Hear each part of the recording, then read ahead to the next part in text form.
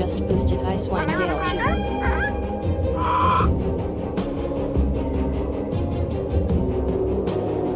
DC Bueller just boosted Donsberry Days. DC Bueller just boosted Star Crawlers. Hi there.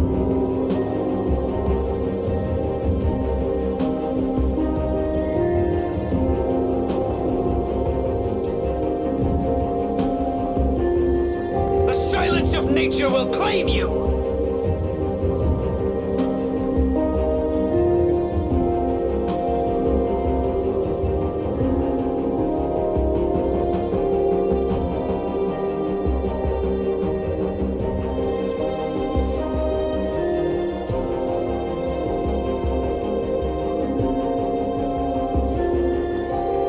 I'm not even unpleasant!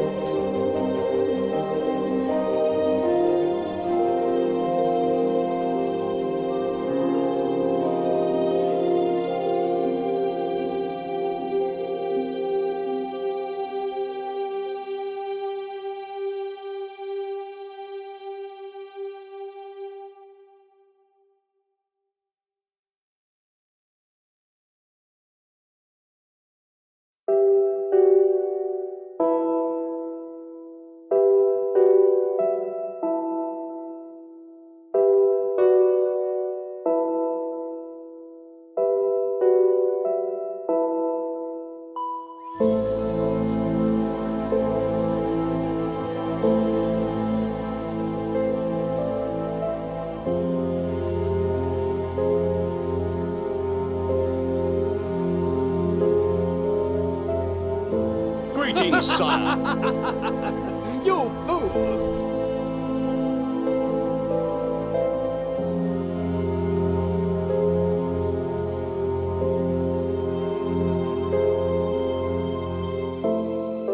Draconic Dude just boosted Zoria. Draconic Dude just boosted Solastop.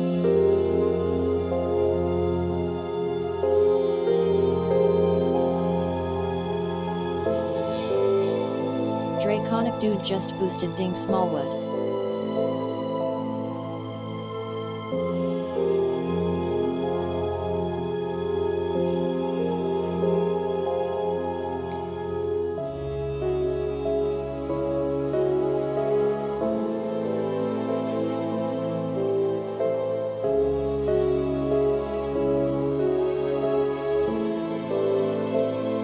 Pleased to see you.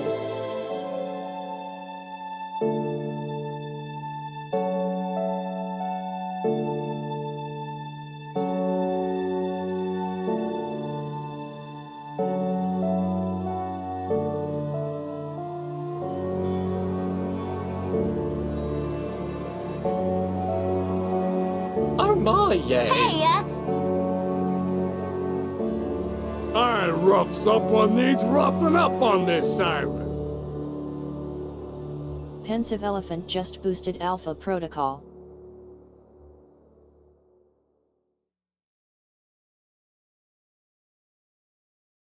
Pensive Elephant just boosted Ding Smallwood.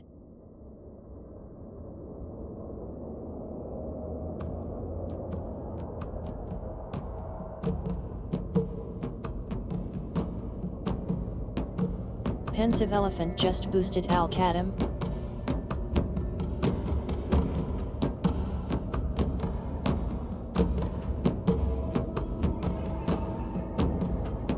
I will not be undone! This world is mine!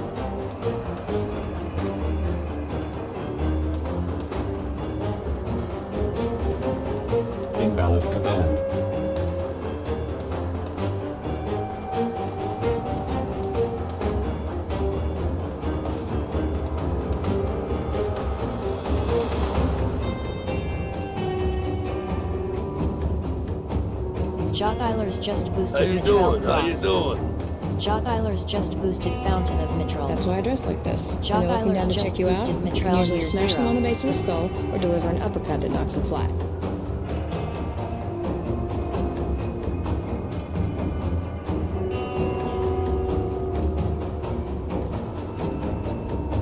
Save game.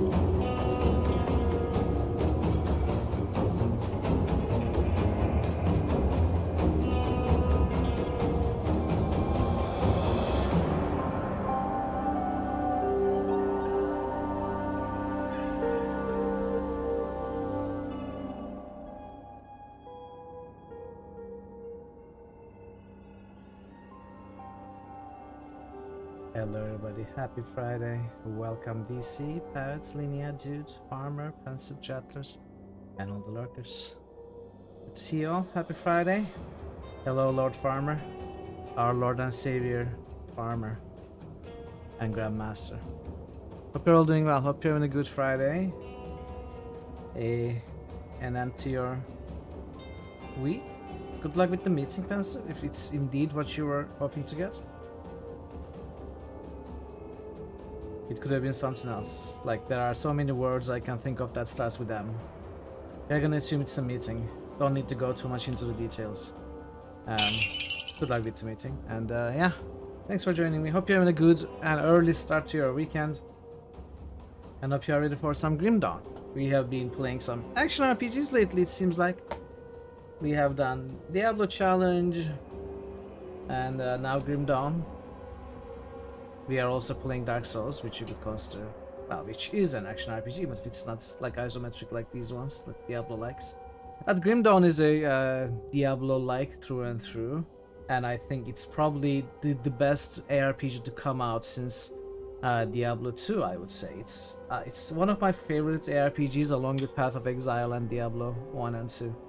It's an excellent game, I think, especially the campaign. Well, let's say the campaign is excellent because there isn't lots of good end game opportunities to just continue playing as much as you like. Once you beat the story and do the challenges on the various difficulties, game is pretty much over for you. Unless you want to try another character, of course, then this game has way more opportunities for you than a classic game like Diablo would, because there are several classes and you can combine them in pairs of 2, and each pair is a class of its own with its own possibilities. So if you want to try different characters, there are lots of them to try. So yeah, it's a great game. I think the environment, the music, the art, the handcrafted maps, it's not procedurally generated, it's all handcrafted except for the end game. There are some procedurally generated content for the end game, I think, but I don't really find them particularly interesting. So we are not going to be focusing on that anyway. We are going to be focusing on the campaign at the normal difficulty. Hey Pi, welcome and happy Friday. Hello, Pi. How are you doing, Pi? Good to see you. How is the work situation, Pi? I hope things have gotten easier since the changes. So we are gonna be playing the normal difficulty. I have the 2 DLCs, the Ashes of Malmuth and the Forgotten Gods. And in 2 weeks, a 3rd DLC is going to be released, Fangs of Amsterdam? No, Fangs of Asterkarn. So a new DLC is gonna be released in a couple of weeks, 23rd. And time will tell. Okay, I hope it does get better, Pi. I hope so. Uh-oh, I just broke my hair tie. Anyway, so I may grab it as well. I don't know. It depends on the I'll price. have the Sierra Madre kill you for me. Oh, New hell yeah. Evil-O-Meter achievement unlocked by Pylorzian. Nice one, Pi. Congratulations. So I'm not gonna promise it will depend on the price, but I think we are gonna be continuing our Grim Dawn playthrough into the 3rd week, because this is not a very short game, and the DLC will release in the meanwhile. And it would be cool if we could also play the new DLC, but you know, just released content might be expensive and I may opt not to buy it. We'll see. Stream streak callback came through. Okay, that's good, Pat. Thanks for checking. So yeah, but we will at least do the main game and the 2 DLCs though. And it's gonna take us a while. Anyway, I'm gonna. We have a lot of things to look at. We have the Moby Games page, and then we have the. There is no manual for this game, but there's a guide on its website which is quite detailed, and we are gonna be looking at some portions of it, not all of it. But we're gonna be looking at stuff like introduction and major features, some of the FAQ, and we are gonna look at what they say about loot, but we are not going to go into too much of a detail. We can look at the character, like character basics and masteries and stuff like that, and we can take a look at these masteries are classes. That's what I call classes. We are gonna take a look at some of the masteries, at least get some idea about them, and then we can jump into the game and start thinking about what we want to play. When you create your character, you don't even choose a class. You choose your class later, and then you choose your second class even later. So we will have plenty of time to think about it and decide. But yeah, let's just start with the Moby Games. The game was released in 2013, and it received its first DLC, The Crucible, which is not much of a campaign DLC if I remember correctly. It's just some in-game stuff. Pensive Elephant has just cheered for 100 bits. No manual, but Mitral's perfectionism won't let him start without documentation. Now, we have started plenty of games without documentation, but you know, this is like a modern equivalent of a manual, some online documentation, so why not take a look at it, and we can pick and choose what we want to look at. Thank you for the 100 bits, Mass. I appreciate it. Yeah, Crucible, I think, I don't remember exactly what it was, but I think it was some end-game content, challenging new arena gameplay modes. I think that comes after the campaign, if I remember correctly. We won't care too much about this thing. I don't find it particularly interesting. And I think this was about the time when I actually... Hey Ash, welcome in. Flight Simulator. Oh, we could also go through Capitalism.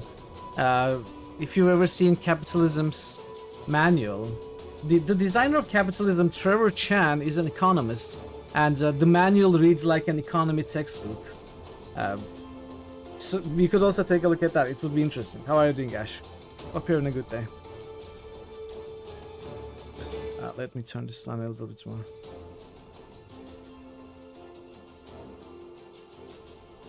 First one got registered, second one triggered the mastery boost one. I don't know. My log here recorded the second Al-Qadim boost and not the first one. Anyway, it's probably a Firebot hiccup in that case, because my log is recorded through Firebot. That log you're looking at is recorded through your bot's system log. Thank you for the 305 stream streak, Ash. Oh, I also forgot. Thank you for the 3 stream streak, Farmer. Very greatly appreciated. Happy to have you all here. And thank you so much, Pat, for 705 stream streak as well. Going towards that big thousands, 4-digit stream streak, maybe one day. We shall see.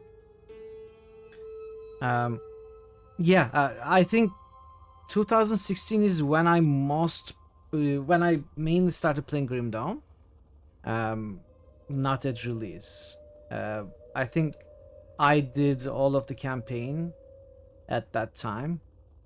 I don't remember much from that time. I came back and played even more. I mainly played the game in 2019 after the Ashes of Malmuth and the Forgotten Gods DLCs were released, and we played with Parrot for a few months, I think 3 months or so, doing all the content, beating all the difficulties, max difficulty, and doing all the bosses and stuff like that. That is when I played the most. But since then, for 7 years, I haven't played the game, and I have forgotten quite a bit of it. Well, pretty much all of it.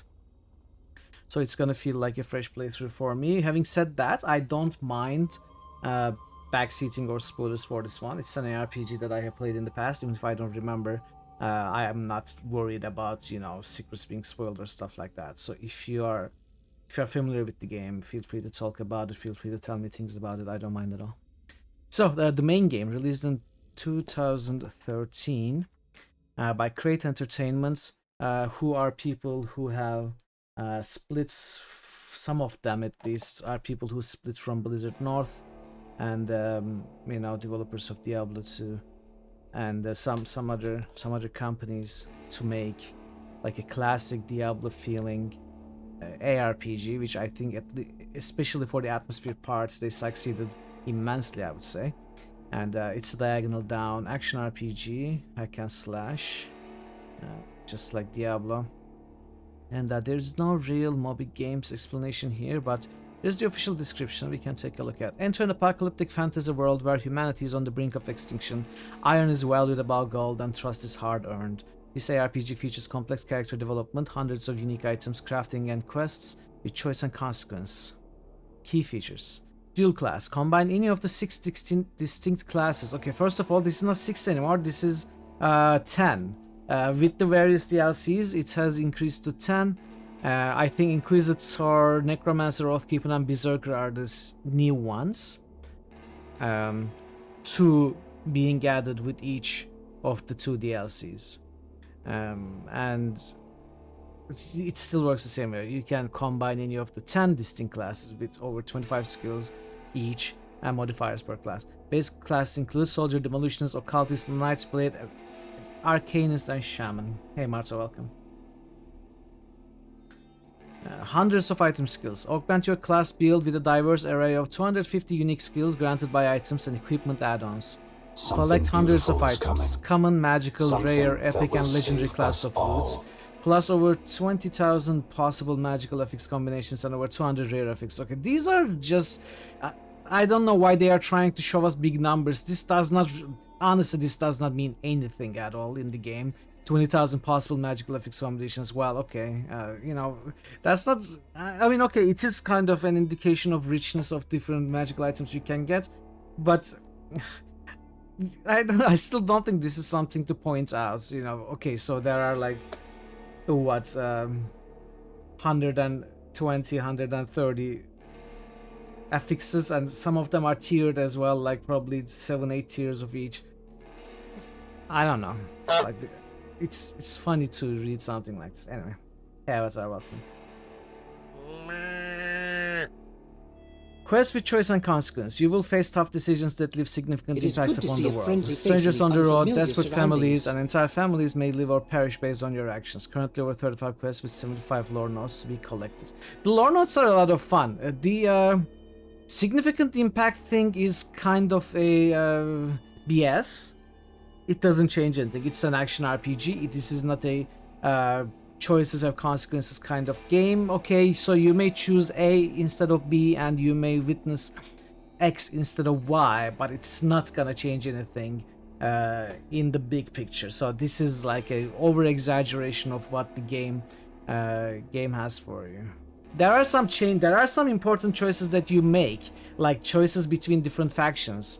But that's gonna change the story a bit, and that's gonna change what kind of bonuses and rewards your character might get. I wouldn't call this a you know, choice and consequence, be careful what you wish for kinda game. Honestly, it is an action RPG, hack and slash, where you kill monsters first and foremost. So there is really no real need to try and focus on the other external side elements that the game might have. It does what it's supposed to do very well, so I don't fully agree with this. But the lore notes, the lore and the handcrafted world, the maps, the monster design, etc., it's excellent. Friendly and enemy factions. Earn favor with human factions to unlock additional quest lines, vendor discounts, and special faction-based items and augments. Some neutral factions you can be turned into allies.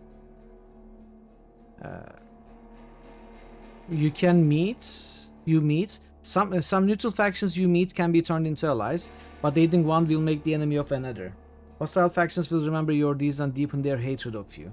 sending out large packs and elite heroes to hunt you down. Devotion. An additional layer of skill customization allows you to acquire bonuses and powerful secondary effects for your class skills. These are unlocked from a giant constellation map with points acquired by finding and restoring destroyed or corrupted shrines hidden throughout the world. The game has some sort of a... yeah, exactly, Paris. That requires faction grinding, so we won't really worry about those. There is some Metroidvania sort of element to this game as well. You need to find either some consumables or some tools to, let's say, fix a bridge or blow open a cave mouth entrance to explore, find and discover and explore some other areas. So there is that element, and in some of those areas we will be getting our devotion points sources. I think this is a very interesting and cool layer of skill customization. It's gonna be very much fun to discover where these are and you know, defeat their challenges and get the points.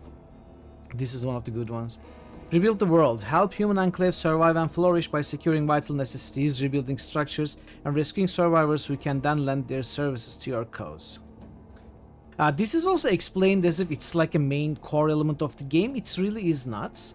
It in the end gives you some new like vendors or some rewards for your character, but it's a very minor thing.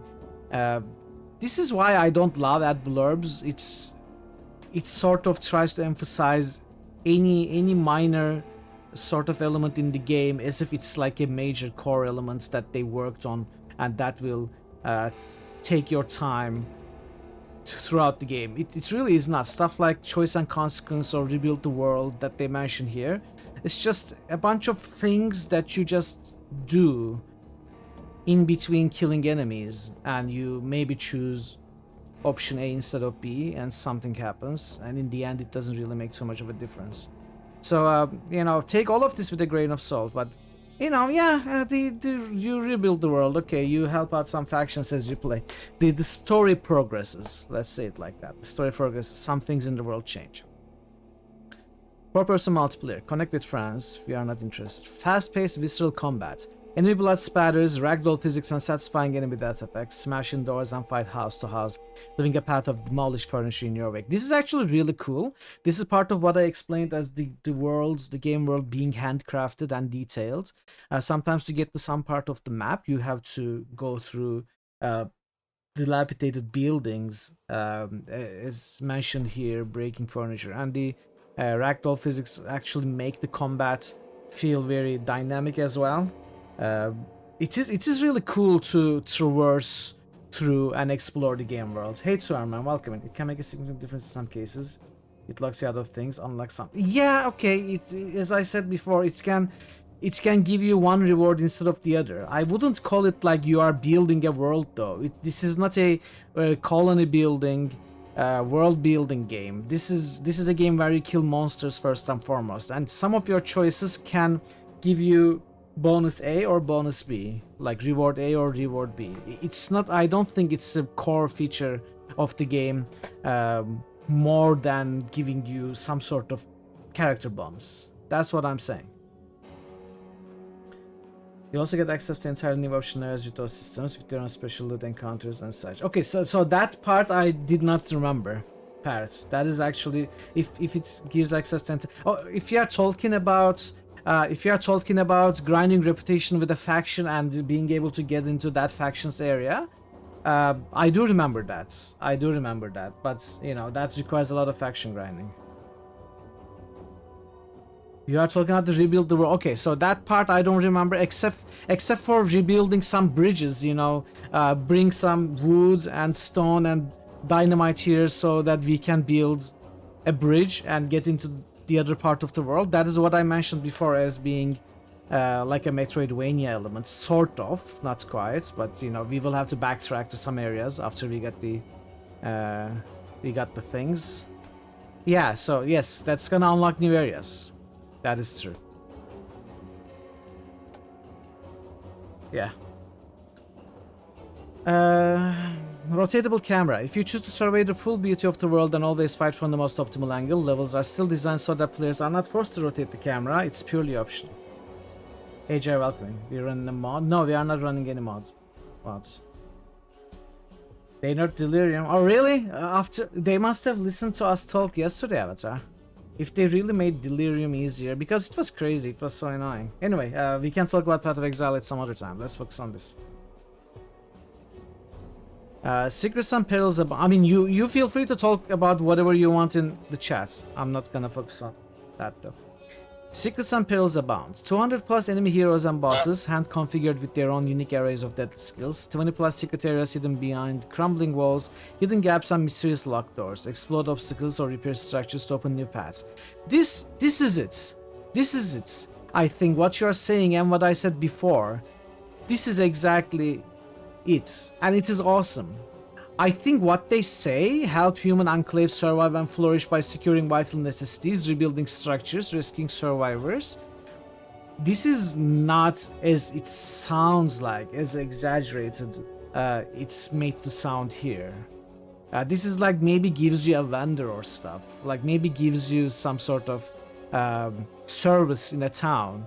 You are not actually rebuilding the world. That's what I'm saying. This is awesome. This is great.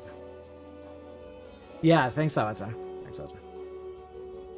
Yeah, I understand. That's what, of course, it's not entirely baseless, but that's the ad blurb, you know. It exaggerates its minor elements as if they are major elements. Same with quests with choice and consequence. I think these are exaggerated stuff. And I'm saying that I love the game. It's an excellent ARPG.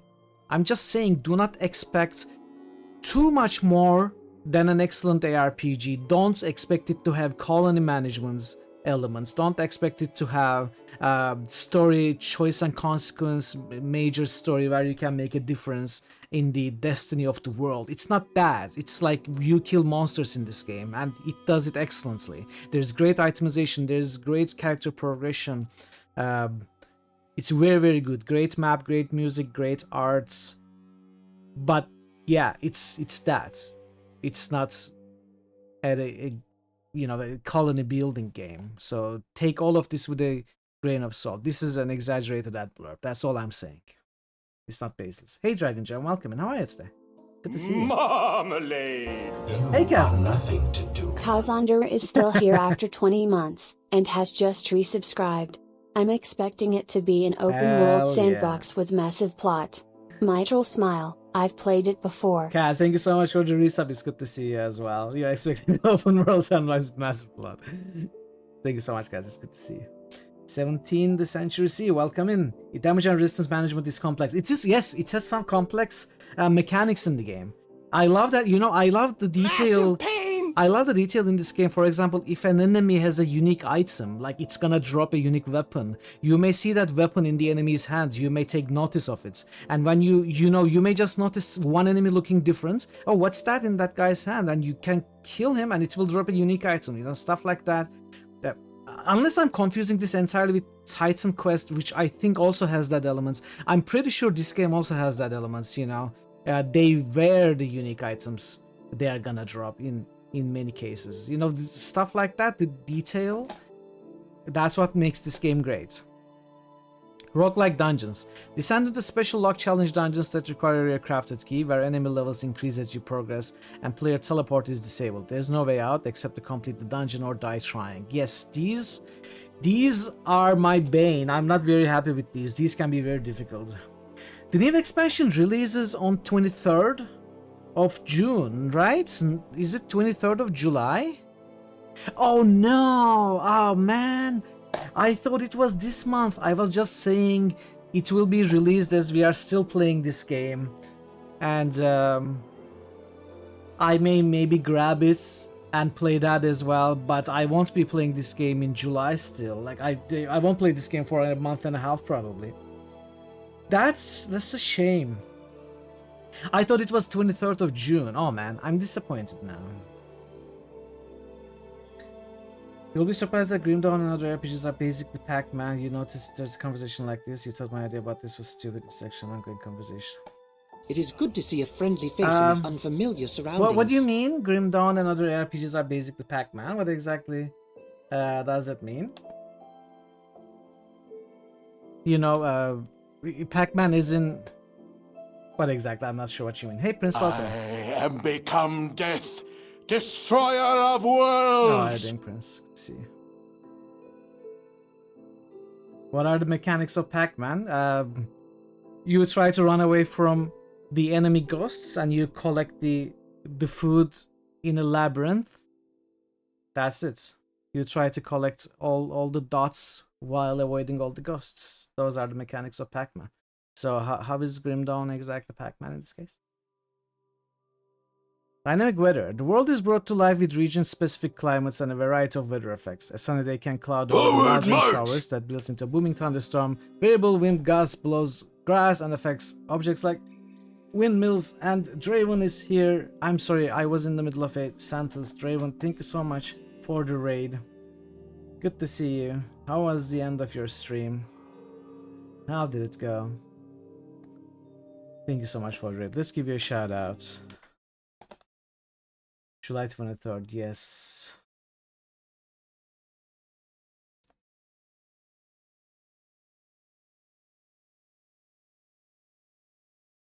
Why aren't we getting a clip?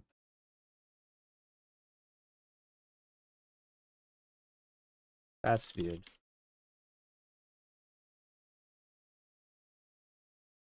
Right, let's climb this tower. How do you do, fellow kids? Life is made fun by crushing your enemies. Welcome, Josephson.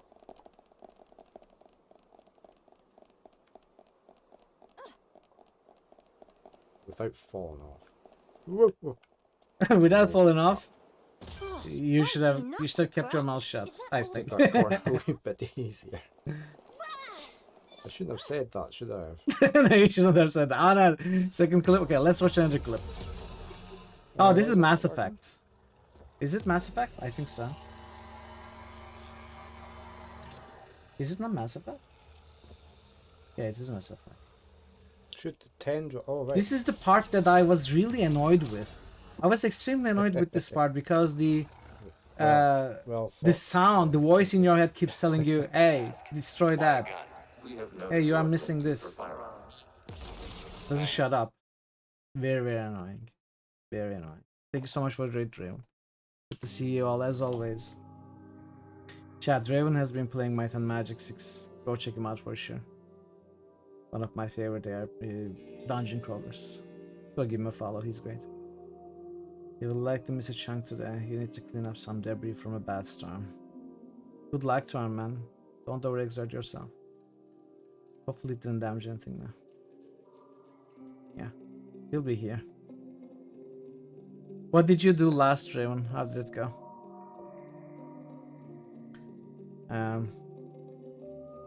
Okay, let's continue. We are just starting Grim Dawn. We are reading stuff about it on Moby Games, and then we are gonna take a look at the guide, then we're gonna jump in the game. Juliana suggesting that the game only tells us once, then leaves us to figure things out. What about constant hand-holding and turning your brain off? Oh man, it's... when it's not giving you time to think after its last hand-holding line, if it doesn't shut up, like it doesn't shut up for more than 3 seconds, it's extremely annoying. It's telling me to look somewhere before I can understand where it wants me to look. It tells me the same thing again. It's... I don't know, there was something about that section that really broke me. I was extremely annoyed with that section, and overall I enjoyed Mass Effect. You defeated Q? Hell yeah. Hell yeah. When I was last watching, I had to get up for dinner, and then I, get prepared for the stream and start. When I was last watching, you were looking for Q. You were hearing his sound while fighting Medusa, and you weren't able to find the entrance, but yeah, I'm glad you defeated it. Anyway, let's continue. Recipe-based crafting. Collect over 250 crafting recipes that allow you to combine salvage components into unique crafted items, and then later use those basic crafted items with higher tier recipes to complete items of amazing power. This is also a very interesting part of the game for sure.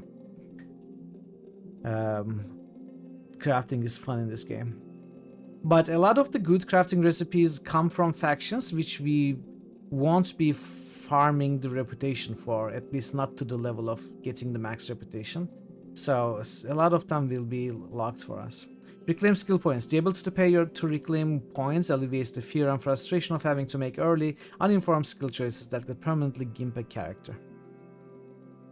Create Entertainment is a small indie studio founded by the lead gameplay designer of Titan Quest, which is why the games look so similar, at least in gameplay. Gameplay-wise, they are very similar, especially how you combine two classes, two masteries in each game.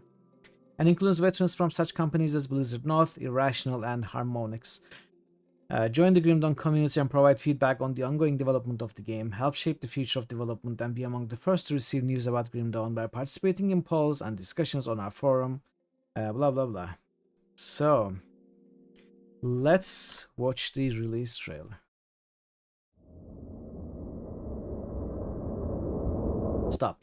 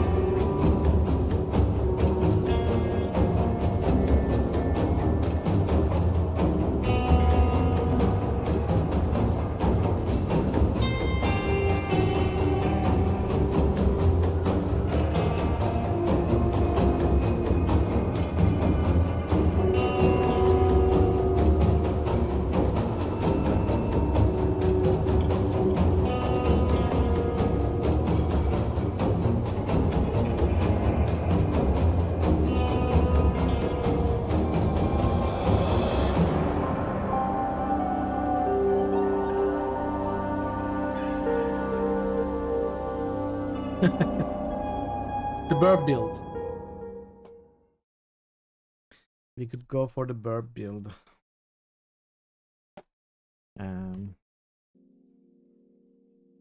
Let's take a quick look at the Forgotten Gods and Ashes of Malmuth expansions as well. Ashes of Malmuth picks up where Grim Dawn leaves off, expanding the world and story with 2 new chapters in the epic struggle to free humankind from the horrors of the Aetherials. Deep within the fallen city of Malmuth, the Shaper of Flesh crafts grotesque living weapons that could deal a final blow to the human resistance. You must forge new alliances as you push forward through the forests, the void, and into the city itself in a heroic effort to end the ethereal terror. Venture into dangerous new parts of the world as you discover unique items, empower your characters, and make difficult choices that have a lasting impact on the people of Cairn. Level cap increased, 2 new class masteries, which are Inquisitor and Necromancer. 2 new story chapters, transform your appearance. Illusionist service NPC enables you to transform your appearance of equipment and customize your ideal look. So yeah, it's sort of a Barbie element into Grim Dawn. Or Transmogrify if you know your World of Warcraft. New environments. I'm not reading these in detail because some of them may contain slight spoilers about main game. 4 factions, 14 constellations, hundreds of new items, item skill modifiers. Transmute and empower your master skills using new modifiers found exclusively on equipment. New nemesis and super bosses, a new roguelike dungeon, This is actually fairly big and long, Pi. I think how long to beat Grim Dawn. Everything about this game is the campaign. It says 21 to 25 hours. It's certainly more than that. I think doing normal difficulty campaign with the 2 DLCs will probably take yeah, I think 40 to 50 hours. So it's like three times, at least 3 times the size of Diablo, you could say. Or even 4 times the size of Diablo, 3 times the size of Diablo 3. You know, it's one of the longer ARPGs. Expanded stash. Stow away precious treasure with a vastly expanded personal stash and additional shared stash tab. Reset your attributes and mastery bar. Find a new type of potion that allows you to reset your attribute points. I'm not. Okay, let's watch. Let's watch. Hey, Sagna, welcome in. Grim Dawn indeed.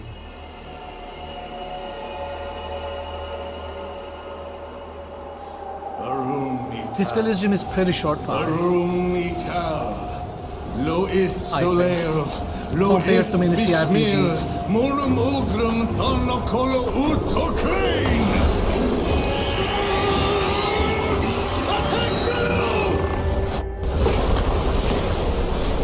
No worries.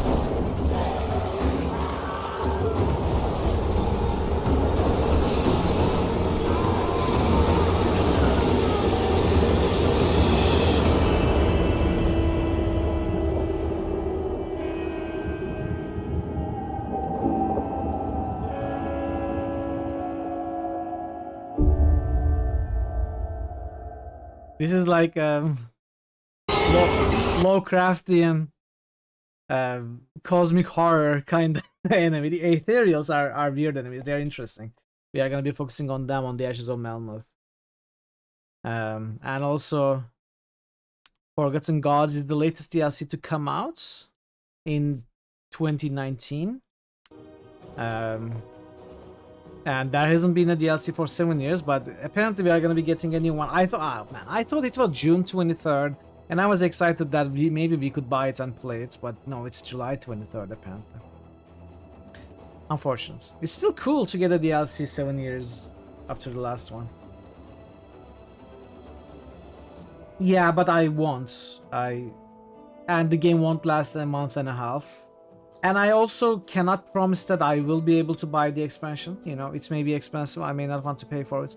So I think we are gonna go with the 2 DLCs that are available, and then maybe do a, you know, if you want to resurrect the game later with the new DLC, that could be something.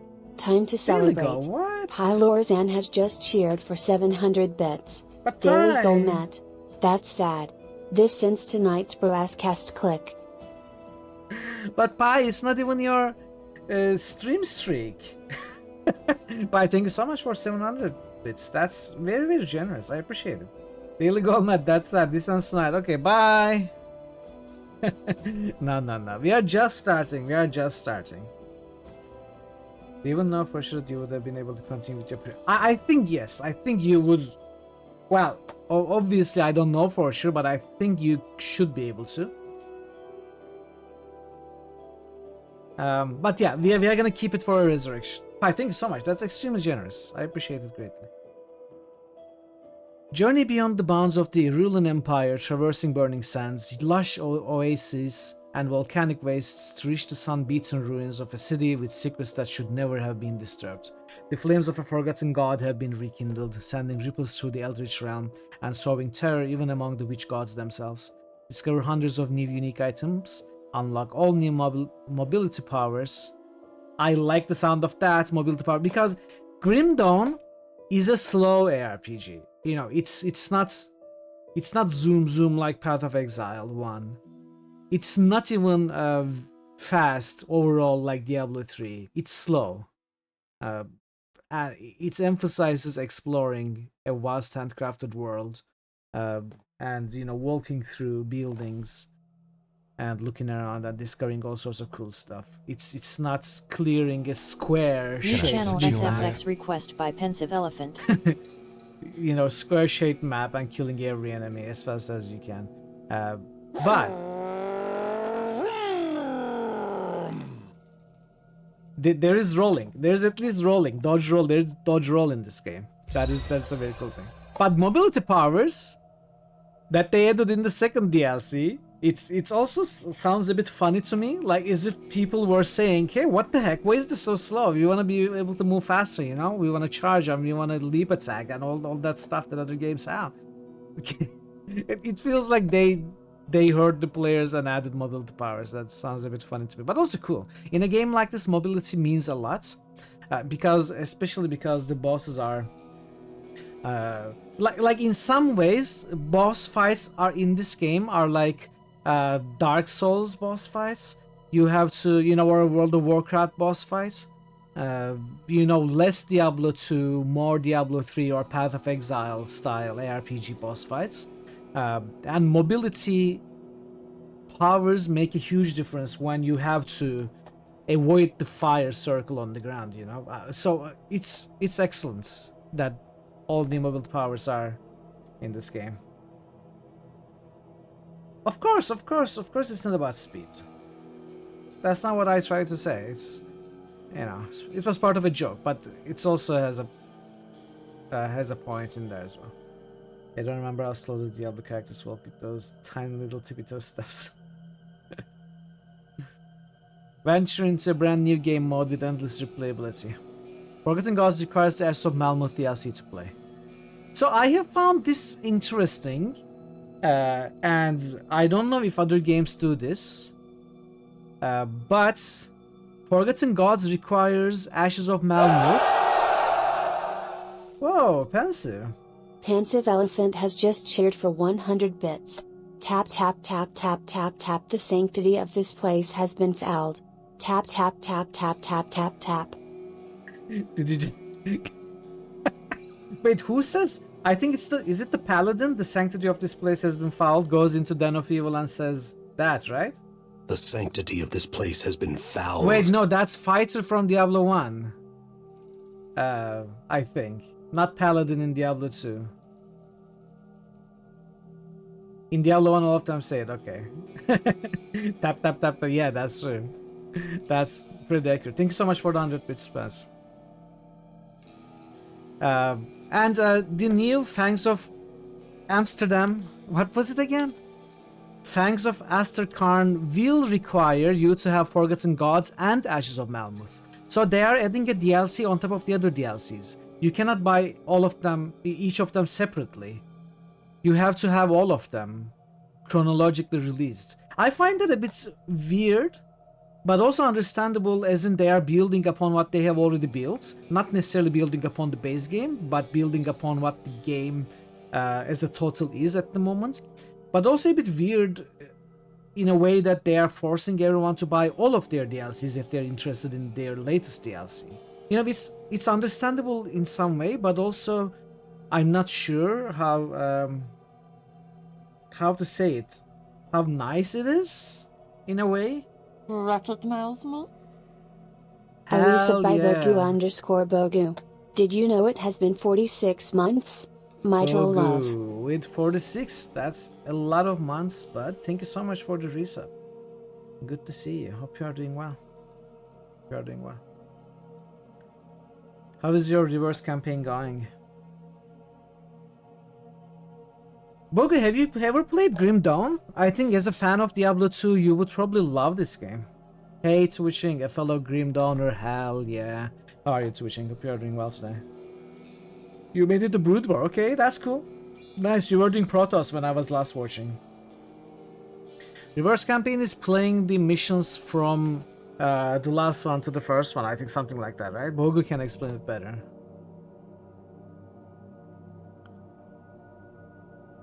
I'm not actually sure how exactly it works. Make a fresh character for the DLC. Yeah, a month and a half. 23rd of July. I think we will be done with the game by the DLC releases. That's a good one. Oh, hell yeah, Dude Pat. has just subbed. You heard about Grim Dawn? They ruined it with updates? I don't agree. I don't think they ruined it with anything. I think the DLCs are excellent. Parrot, thank you so much for gifting us up to Dude and initiating the hype train. Very nice of you. Thank you, Parrot. Going through all the game until then. Yeah, I think we will be done. This playthrough will be done by the time DLC is released, and I won't be playing with the DLC. It's a bit sad, but you know.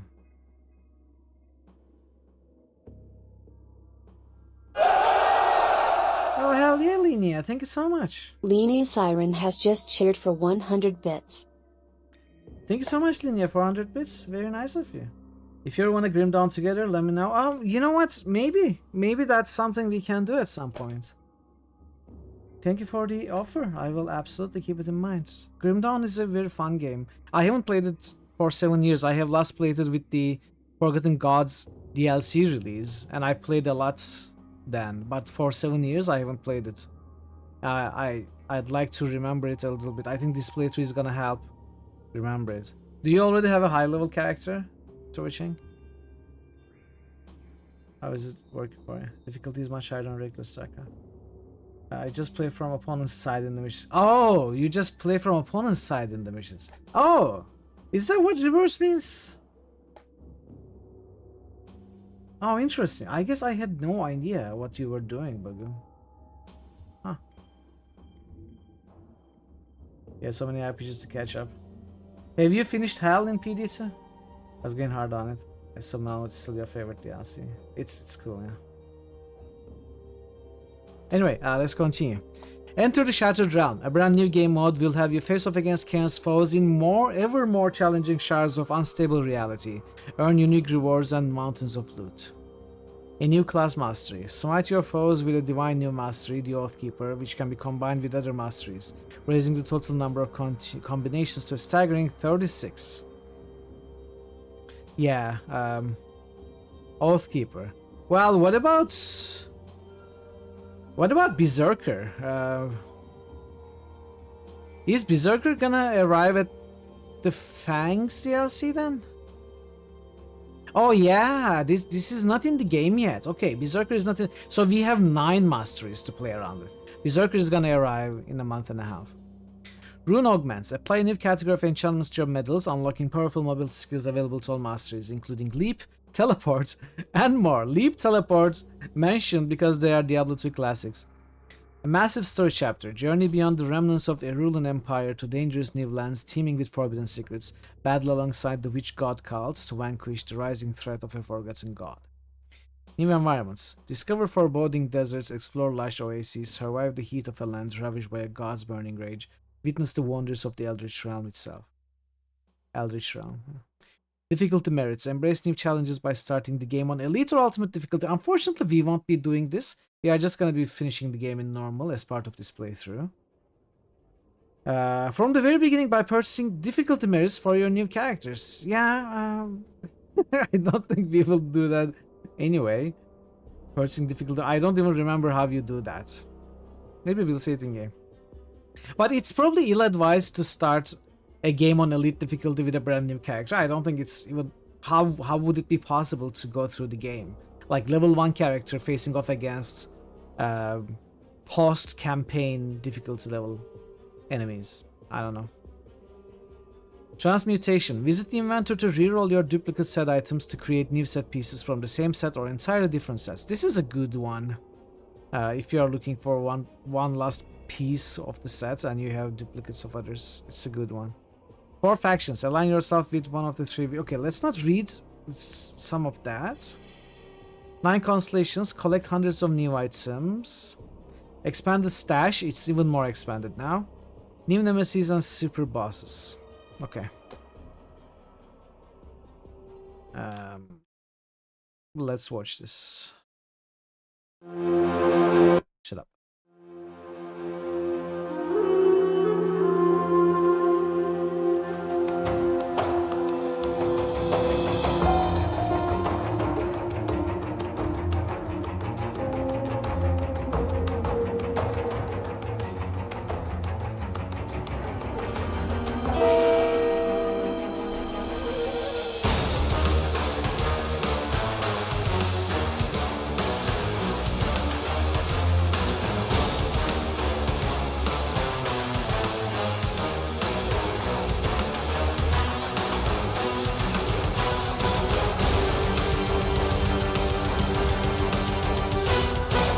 showing off the whirlwind and the leap attack.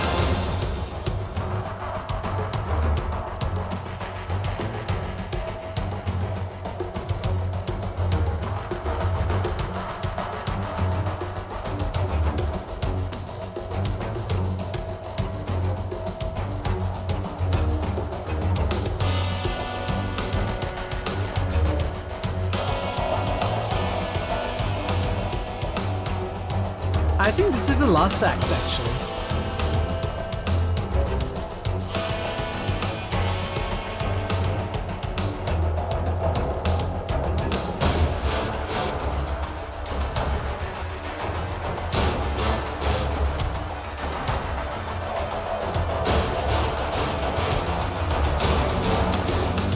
Knowledge is gained through sweat, blood, pain, and experiments.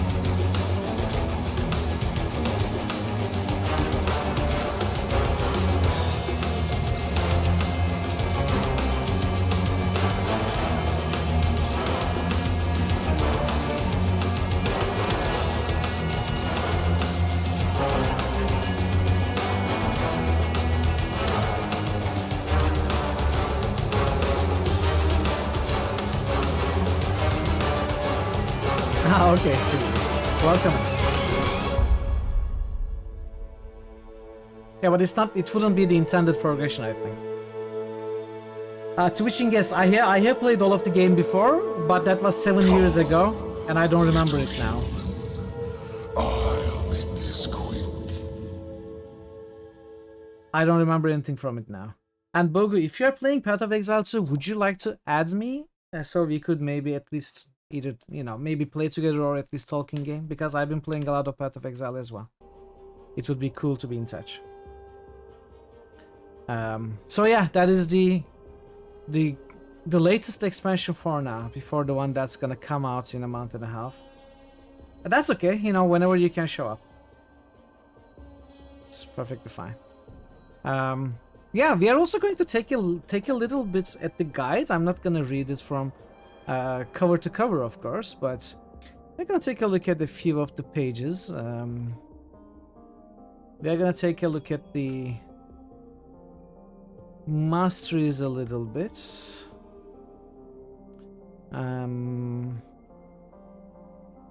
Let's take a look at these pages. Introduction. Grim Dawn is an action role-playing game intended for digital distribution on the PC. It was created by a veteran team of developers, including former members of Iron Lore Entertainment, the makers of Titan Quest. Grim Dawn was built with Crate's own improved version of the Iron Lore engine and toolset, the same technology used to create Titan Quest. As a spiritual successor, Grim Dawn attempts to better perfect the magical formula of exploration, character advancement, and loot collection pioneered by Diablo. Players are thrust into the dark, war-torn world of Cairn, where a once proud empire has been brought to ruin and the human race driven to the edge of extinction. Cairn has become a ground zero of an eternal war between two otherworldly powers, one seeking to use human bodies as a resource, the other intent upon destroying the human race before that can happen. This cataclysmic war has not only decimated human civilization, but is warping the very fabric of reality and, in its wake, giving life to new horrors.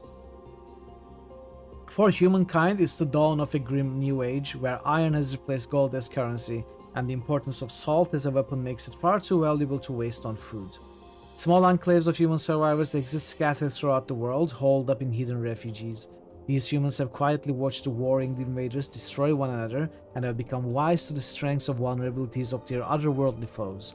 A few survivors have begun to exhibit strange abilities after surviving possession or exposure to the warp. These unnatural powers are feared by some, but give many new hope of launching a resistance to fight the outsiders and reclaim what is left of their world. You are one such individual, blessed or perhaps cursed by the touch of ethereal influence. You have powers and strength beyond that of normal men. It's now up to you to take this fearsome potential and use it against the enemies of humanity. Will you be the one to save Cairn from its grim fates, or is humanity doomed to extinction? You had an interview yesterday, you had a call today that implies you're gonna get another one soon. Hell yeah, bud! Well done. That sounds awesome. I hope it all works out, Bugger. I'm hopeful. Feature list. Dual class system allows you to combine any of the 6 distinct skill classes to create your own customized playstyle. Advance your class mastery to unlock over 26 powerful skills and synergistic modifiers per class. Additional classes will be revealed with expansions. Devotion is a brand new customization system that provides players with another deep layer of character development in Grim Dawn. Devotion points are earned by discovering and restoring ruined shrines scattered around the world. Each restored shrine bestows a point to spend in an extensive night sky of constellations accessible through the Devotion window, where players can augment their attributes and even unlock powerful celestial powers to empower their skills. The vast number of options ensures that players can create characters which are truly their own. Choice and consequence gives you power to shape the world and affect the fate of many. Tough decisions will leave significant impact as strangers on the road, families in need, and even entire villages may live or perish based on your actions. Did we not read a lot of this? This is the same thing that was in the ad blurb on Moby Games. With great power comes great responsibility, and it's not always easy to predict the outcome of your choices in a world driven to the desperate extremes. Faction-based questing lets you improve your relations with different NPC groups to earn rewards, such as merchant discounts, new items, and additional quest lines, as your favor with them increases. However, aiding one faction could turn a rival faction into your enemy. Choose which side you will support. A handcrafted world immerses you in humanity's plight as you venture out into detailed environments filled with reminders of a once mighty empire on the brink of annihilation. Grim Dawn's world strikes a fine balance between handcrafted design and randomization. Challenge and roguelike dungeons test a player's true mettle with increasing difficulty, higher level enemies, and devious traps. Grim Dawn's roguelike dungeons are the pinnacle of challenge with brutal difficulty, entrances that lock behind you and no way to teleport out. You must either survive to the end or perish with them. Refined loot drops result in less junk items. I love that this game has item filtering, by the way. I think it does. I think it has. You can set up your item filters in this game. A little bit of a basic item filter compared to the ones that Path of Exile 2 offers, for example, or Path of Exile 1. But it's still awesome that it has one. Oh hell yeah! Great to see you again. Sintrip, welcome, and hey Bolland. Bolland, you have now been subscribed for 8 months. Darksa Waves Plat Cat Oh no Darksa Wave Time Zone appropriate greetings. Twitch baby soon. Happy time zone, Twitch baby next month. Bolland, thank you so much for the resub. Very nice of you, and I'm glad you're having a good time here to keep being a sub. Hope you're having a good Friday as well. It's configurable in game, yes. Have they loved nothing in all their lives? Lost nothing! Refined loot drops result in less junk items and ensure more consistent rewards from hero and boss monsters. Brutal combat featuring blood spatters, dismemberment, and physics-based ragdoll. Crush enemies into a pulp, blow them into bits, or send them flying over a ledge to their doom. 300 plus hero monsters individually designed, named, and configured with their own special skills provide unique, challenging experiences. You never know where or when these enemy heroes may appear, and even after hundreds of hours of play, you'll continue to find new names you've never seen before. Occasionally, 2 or more heroes can spawn together to create an ultimate challenge. Destructible environments give evidence of your massive battles as you kick through house doors, destroy furniture, and smash crumbling walls to reveal secret passages. Dynamic weather brings the world to life with region-specific climates and a variety of weather effects. A sunny day can cloud over with mild rain showers that build into a booming thunderstorm. Variable wind gusts blow grass and affect objects like windmills and lanterns. Multiplayer. Recipe-based crafting. We read all of that. Controllable camera rotation. Modding. Okay. We read this in Moby Games. Is Grim Dawn based in history and mythology? No, Grim Dawn is set in a unique fictional world that is loosely inspired by the Victorian era, but is not meant to actually take place on Earth, mythological or otherwise. A lot of effort has gone into the development of deep story world with a rich history, unique characters, and intriguing subplots. This setting is to be thematically darker in terms of mood and environment, but don't worry, unlike many games set in post-apocalyptic style worlds, Grim Dawn won't be a burnt-out grey wasteland. A DRM-free version is available from GOG if you are interested, by the way. Does Grim Dawn require an always-on internet connection? No, you can play single-player, offline, or LAN multiplayer. This is an awesome thing to hear in this day and age.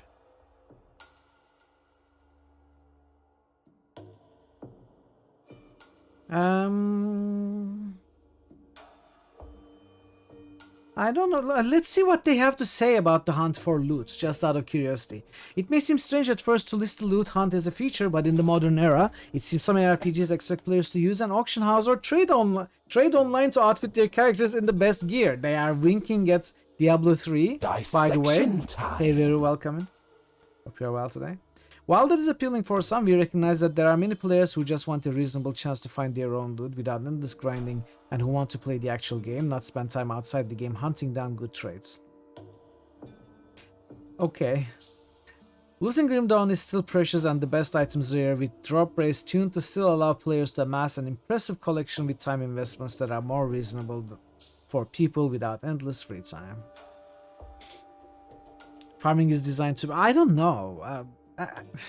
I have played for quite a while, and until the last, the final difficulties, the ultimate difficulty boss farming level, I wasn't finding any of the really good items. I think some items are still, you still need almost endless free time to actually get the best items you want. That I don't know why they I suppose it's fair that they are saying it is more reasonable for people without endless free time, but not necessarily everyone can get them. I think I remember something like, I may be making things up now, I remember like Nemesis level items or something like that. Maybe it was Nemesis level bosses. I remember a little bit about the highest tier of items, which I had not found many of. It's just a feeling that stuck with me, even though I don't remember the game at all.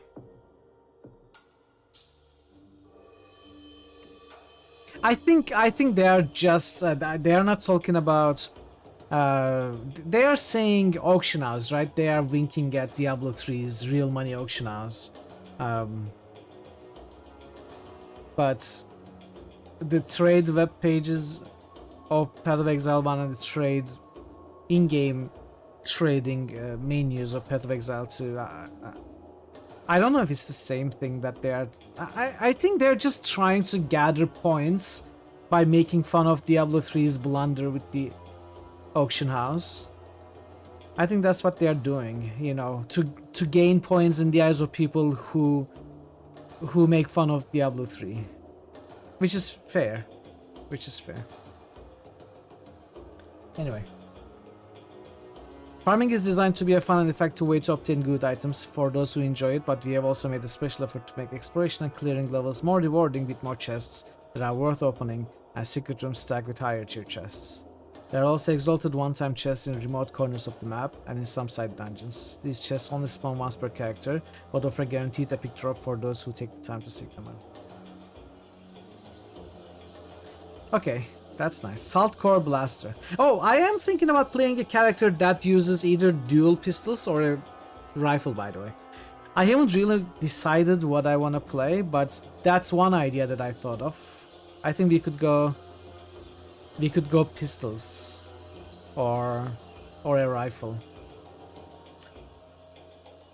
We'll see.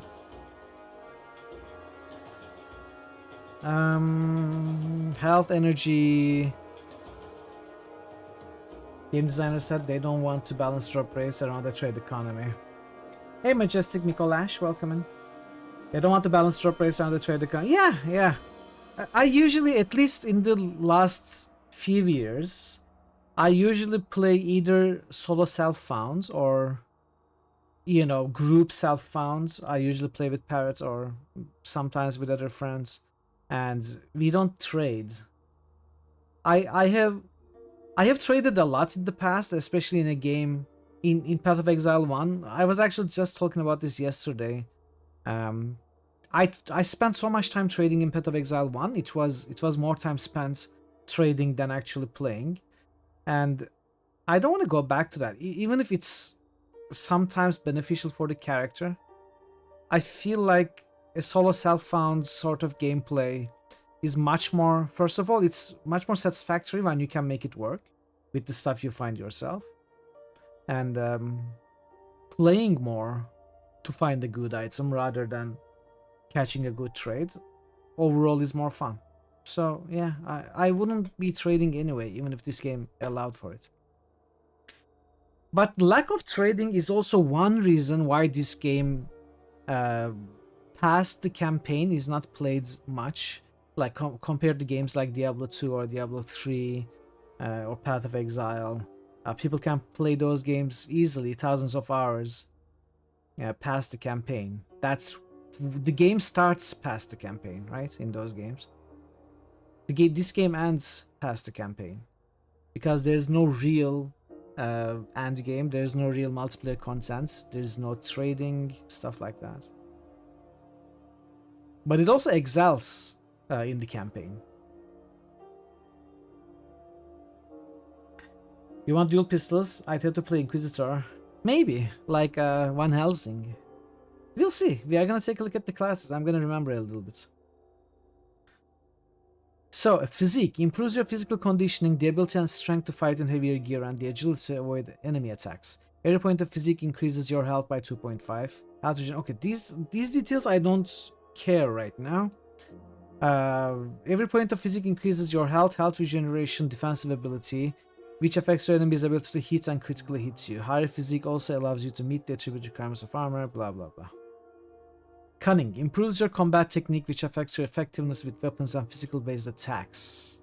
Every point of cunning increases health, your physical and pierce damage. So with a pistol build, we would need cunning more than physique. There's also modding, you can increase playtime a lot. Even a mod that ports. So I think I heard that before. Diablo 2 in Grim Dawn. I'm not gonna add any mods to this playthrough. This is like a pure playthrough. That's how I keep Critical Hits games. But I think I would be very curious to see Diablo 2 ported into the Grim Dawn engine, like as an off-stream game later after this playthrough. Yeah, I've never played this game with mods, interestingly enough. So that's something to look at, yeah, for sure. It's called Reign of Terror. We play some of that mod, it was pretty good. I've never played it. Reign of Terror, I'm gonna try and remember that after I finish this playthrough. We'll have so much fun that even the abyss will feel the heat. New Evil-O-Meter achievement unlocked by SYNTHR0Pi. Undercover operatives with Nora. Nice one, Syntropy. Yeah, of course it's not gonna look like Diablo 2, but it's cool to at least... This mission just got a lot more complicated. ...see the areas and the story of Diablo 2 in Grim Dawn.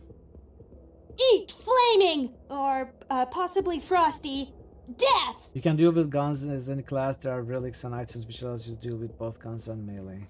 Okay. Cool.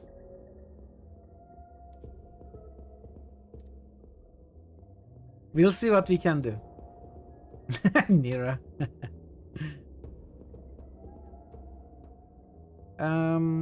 Higher cunning also allows you to meet the attribute requirements of 100 swords and all guns. So we will probably be main cunning and secondary physique, not spirit. I usually don't like casters. Improves the flow of energy into your being. Every point of spirit increases your health, magical damage, magical duration damage, energy generation. Higher spirits also allows you to meet the... Damage types affected by spirit are fire, burn, cold, frost, burn, lightning, electrocute, acid, poison, vitality, decay, aether, and chaos. Okay, we are gonna discover the rests. I'd like to... Okay, I want... This is the last thing I'm gonna read before I start the game. I'm gonna take a look at the basic information about all of the classes. Some of these I know I'm not gonna play. For example, Arcanists. I'm not gonna play. To Arcanists, the manifestation of magic is not some unexplainable mystery or the will of the gods, but a science meant to be unraveled. This pursuit of knowledge drives all Arcanists, always eager to discover a new technique to make their namesake. Arcanists warp ethereal and elemental energy to their will, creating devastating demonstrations of power that rival small armies. However, such raw force leaves little in terms of defense. Demolutionists I probably won't select. Pyrotechnic Masters of the Imperial Army. Hell yeah, 3 streak with Tonil. Welcome Tonil, good to see you. Hope you are well. Demolutionists are part engineer, part sorcerer. They were used to break enemy ranks and breach fortifications with their devastating array of explosives and destructive magic. They usually prefer to fight at range, engaging enemies with guns, traps, and explosives, but they can also be proficient with melee weapons. Nightblades. This is one that interests me. Nightblades were clandestine warriors that sold their services to the great houses of the Empire. Nightblades excel with all manner of martial weapons, but are most feared for the deadly blade magic that is the secret of their trade. Nightblades are not suited to go toe-to-toe with tougher enemies and rely on illusion to close for quick devastating attacks or fight from a distance with phantasmal blades. Now, this may not be very good with the guns, but at least the idea is interesting. Occultist I probably won't choose. Once hunted by the Imperial forces in an effort to control Eldritch power, the Occultist craft focuses heavily on summoning and borrowed powers granted by the three witch gods, Bismiel, Soliel, and Dreek. Their diverse arts include abhorrent curses and spells that inflict damage with poison, acid, and entropic energy. Excelling with neither sword nor gun, they can use either to augment their offense. So far, yeah, that's. Oh, you're joking. Yeah, I know it's like a rogue, but also illusionist rogue. You know, sort of a caster rogue. I don't usually play magic users, but I think this is still mostly rogue. So yeah, it is interesting to me. Occultist versus Ad for the Dark Gods. I don't want to play caster. I don't usually enjoy casters. Now, with that exception, Shaman is an exception. I think Shaman is also partial caster, but Shaman I am interested in. Hailing from the untamed Northlands, Shamans were the spiritual leaders and guardians of their people, claiming an astounding attunement to the wilds and their patron deity Mogdrogan. Shamans are capable of wielding the terrible force of nature against their foes, or even calling upon savage beasts to come to their aid. Shamans excel in the use of brutal two-handed melee weapons, but can easily adapt to other tools of war when conjuring their primal powers. Soldier. I think Soldier is a basic in any martial class combo. Something like Inquisitor Soldier would be a perfect gun or rifle user, for example. And I think I have played Soldier quite a bit in the past. That's why I'm not sure if I want to play Soldier, because I played it so much in the past. Soldiers of the Imperial Army were trained to survive the most hellish conditions that hold the line against the deadliest enemies of the Empire. Soldiers prefer the use of close combat weaponry such as sword and shield, but can also prove formidable with firearms. What a soldier may lack in outright damage output is made up for in fortitude and leadership. Inquisitor. As members of the esteemed Luminary Order, Inquisitors were responsible for protecting the Erulan Empire from the dangers of the arcane and occult. Over the centuries, the Inquisitors gathered countless relics of unimaginable power, but duty sometimes overcomes safety, and some of these relics were studied and in turn replicated for use by the Inquisition. While they excel with ranged weapons, Inquisitors are armed with an arsenal of relics and arcane runes that allow them to be more than capable in close quarters combat. You played Arcanist, some shooty class. Soldier is pretty decent bread and butter. Yes, exactly. You combined Occultist and Nightblade together, doesn't have to be caster. Fair enough. Necromancer.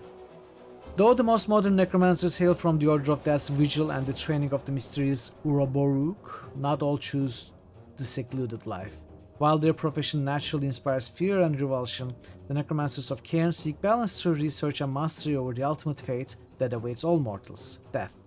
Necromancers make heavy use of conjuring for skeletal minions and sapping the very vitality from their unwary foes, though entering the fray themselves with martial weapons is not unheard of.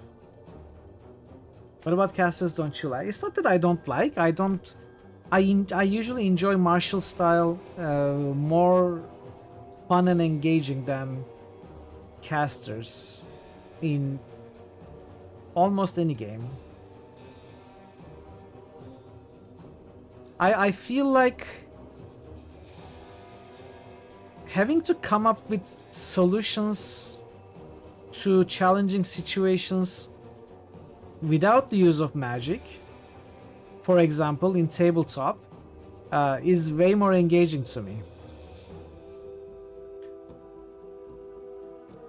I know that's not an explanation of why I'm not playing a caster in an ARPG, but I think that's where it stems from, like tabletop experience. I am playing a Titan in Path of Exile 2. A Titan which has a two-handed mace in one hand and a power shield in the other. So I'm playing a slam build.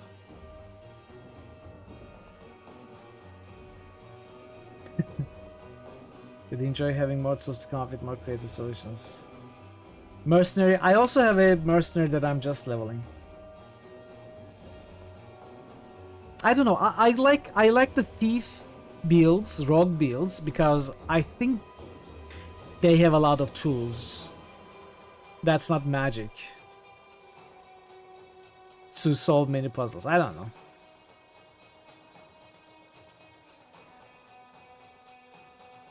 Like, magic can be a cop-out in many cases, I think. Anyway. Obviously, it changes from setting to setting, game to game. But it's just a little bit of a bias against casters and towards martial arts for me.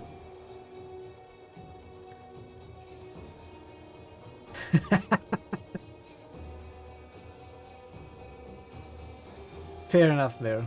Fair enough. Oathkeeper. Whether they hail from the Temple of Menhir or offer their souls to the witch gods, all Oathkeepers have two things in common: unflinching loyalty and zealous fury. Oathkeepers are the guardians of the sacred tombs, keepers of the faithful and ardent swords, and forces of celestial will. They do not merely hide behind the shield or their divine powers. To Oathkeepers, these are weapons upon which they shall spill the blood of the unworthy and exact their righteous wrath. Quest for Glory Spectre still holding. I think that is more true than I'd like to admit. I think Quest for Glory has created this bias for me like 30 plus years ago, where its point and click puzzle design with its RPG class choices has created a more interesting playthrough for rogue thief characters than fighters and wizards. I think it may just be why I like rogues more than anything else. Quest for Glory 4 that I played as a kid, I think. I don't need to read the Berserker, it's not out yet. So I think Oathkeeper is interesting to me. Inquisitor is interesting to me. Soldier is interesting to me. Shaman is interesting to me. Maybe Nightblade? We could go Demolitionist Soldier, something like that. Demolitionist Oathkeeper. You know, some caster secondary class to augment our primary class, something like that. What's my plan for Grim Dawn? Just touching, or you? No, I'm going to finish the normal campaign, including the 2 DLCs. But I'm not going to go past the normal difficulty. I'm not going to farm reputation. We are going to go through the story once. That's my plan. At least for the stream.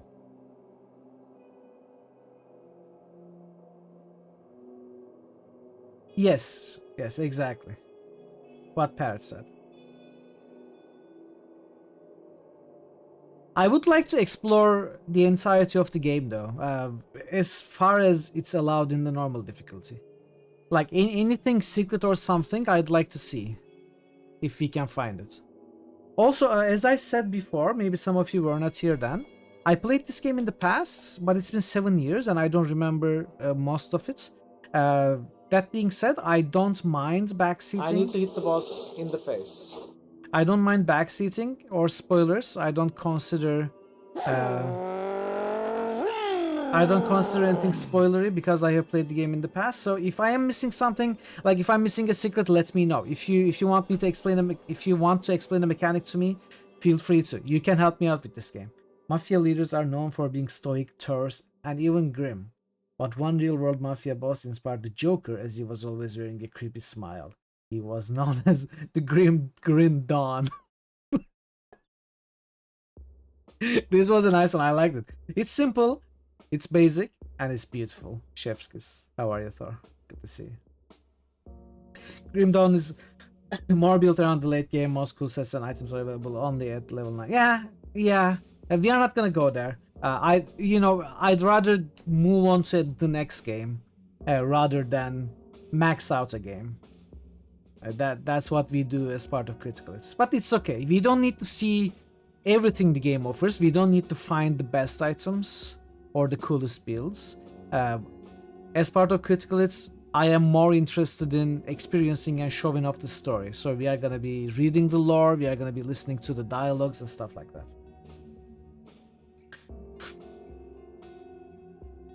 Okay. Alright, let's jump into the game slowly. And try to... Well, we are not gonna select the class for a little bit anyway. Let's start the gameplay.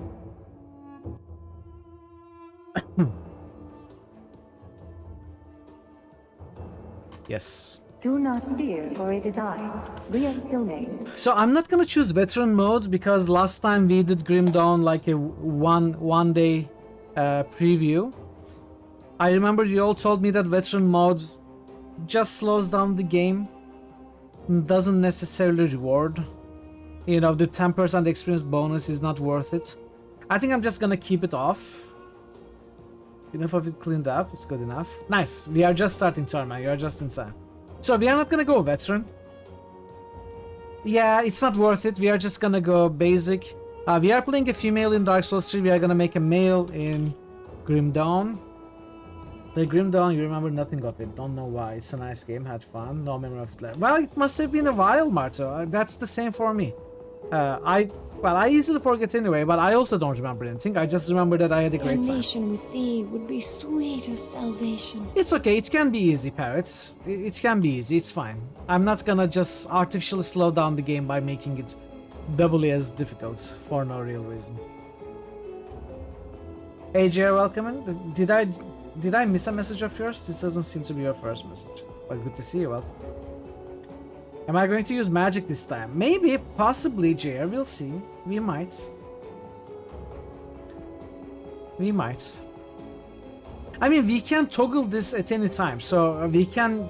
If the game is feeling extremely easy, we can toggle it on. Did I say hello? I'm sorry. I'm so sorry, JR. I'm so sorry. Well, you deserve 2 hellos at least, so welcome again. It's not even double difficulty, some other difficulty increase for a very minor XP bonus. Okay. I think I'm gonna start with it disabled, maybe later we'll... let me start the timer.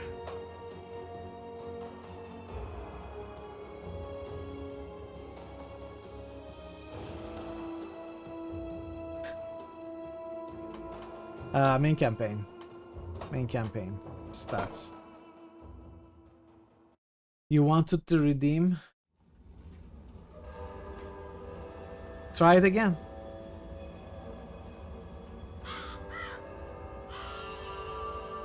We paid a heavy price. No, Torman, I don't. But the trap worked. You seem surprised. It's been a while since we've had a win. How long will it hold? I've never entrapped a being like this. But the bonds hold, for now. How do we dispose of it? I'm just a witch. You're the soldier. If it bleeds, I can kill it. How do you kill a spirit, though? Hey, Thason. While it's bound, the spirit may perish within. If it escapes... It's listening to us. Hey, Obajo, welcome in. What are you? We are not really preparing now. Why have you invaded our world? Your world. We exist. The Emperor rewards the storm. You were corrupt gods. You're part of the golden way, and now we return to reclaim what by right should be ours. I've heard enough of this rubbish. Let's hang it.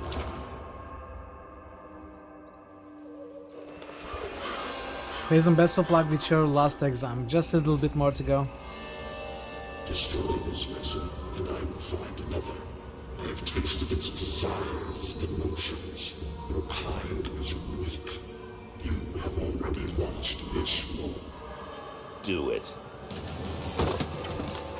I don't think he spends time on Twitch anymore, Buggy.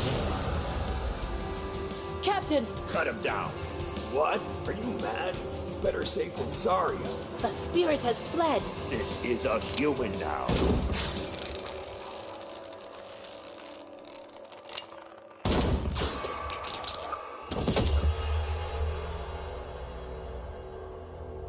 The captain is correct.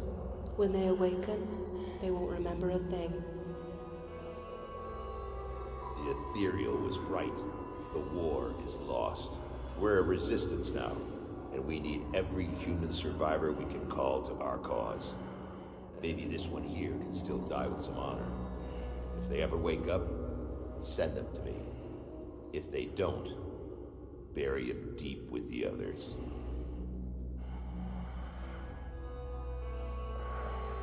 So Hobojo, it's coincidental that this game got chosen with Critical. It's so close to the DLC. This is not really a preparation for the DLC. This is like a regular Critical Hits game selection. It just happened to be at top and got voted in. And I don't think we will be playing the game when the expansion is in a month and a half. I will be playing the 2 DLCs that are available, yes. The Forgotten Gods and the Ashes of Malmuth. Turn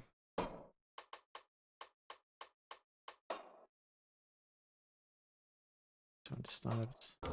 Okay. Still drawing breath, I see. You're one lucky bastard, I'll give you that. Best go speak to Captain Bourbon right away. He seems to have a plan for you now that we've spared your life. What happened? How did I get here? You were possessed. So we strung you up. Seems the spirit fled your body before your life ran out. I'd have left you to hang, but the captain had other plans. He sees some purpose in you, and I'm not going to argue.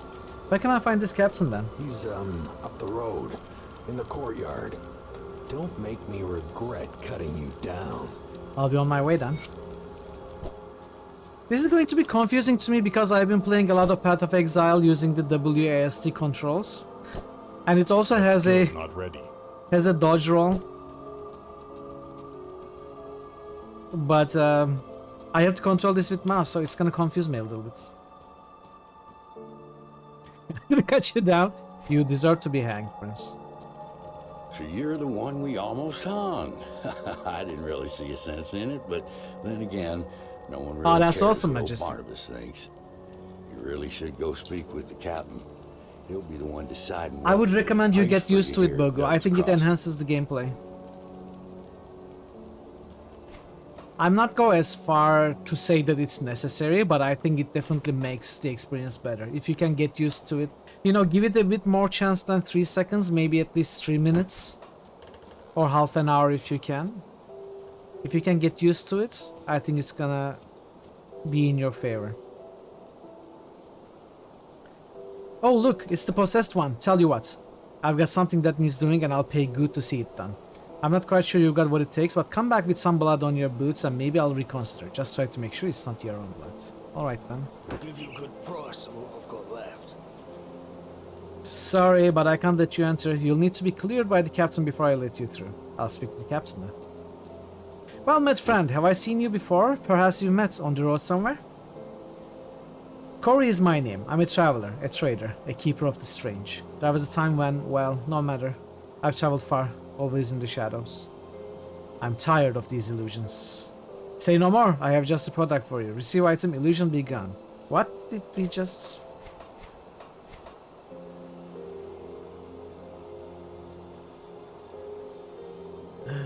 Greetings, I'm Lancel and I've traveled the world in search of one worthy of my collection. Are you such a one? I'm tired of these illusions.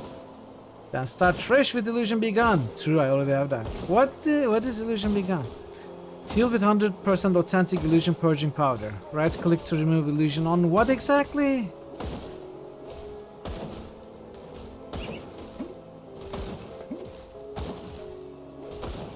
You can apply glamour illusions. Okay, so that's gonna come in handy later. You're not looking too bad for someone just come back from the brink of death. You were taken, possessed by the same creatures that have been reanimating these zombies here. Normally, I'd have burned you with the rest. Hey, Naf, welcome in. But Almost missed your lost message. too many people to the dead.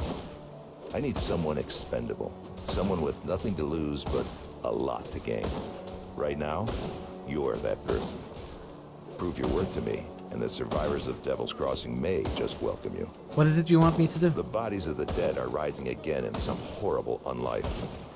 Corpses don't just get up and move around on their own. They don't? Something is reanimating our deceased with ethereal energy. We have observed the dead for some time, and they appear to be flooding Lower Crossing from the burial hill, just beyond town. I want you to go to the burial hill, find whatever is controlling these abominations, and destroy it. Such a familiar experience that I had so many times. Yeah, I don't think he takes damage or deals damage. Where can I find the burial hill? You will need to fight your way through Lower Crossing. Once you've crossed the stream on the far side of town, there will be a beaten path leading up to Burial Hill. I know I'm asking a lot of you, but I'd be asking a lot of my people to welcome you with open arms too. Help us Is it a in lurker? our Yes. hour of Thanks for the need, lurk, bud. and I will open Devil's Crossing to you. I'll find what's reanimating those corpses.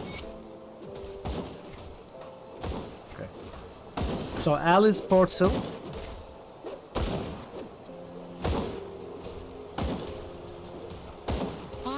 You must be the Taken.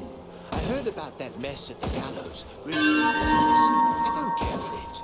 I'm quite eager to learn more about you, but you really should speak to the captain before wandering too much around the camp. All right.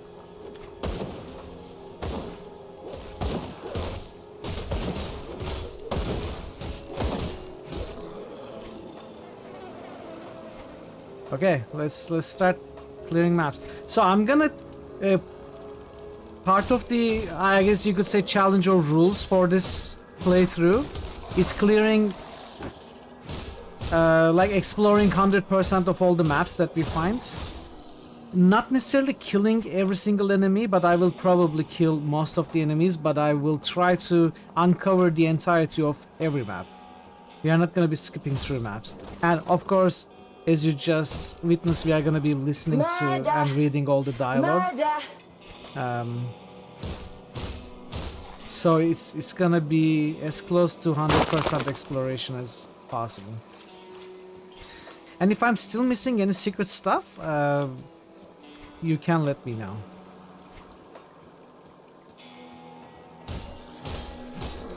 I mean, I would love to kill. Hey, I have these urges. I want to kill. I want blood.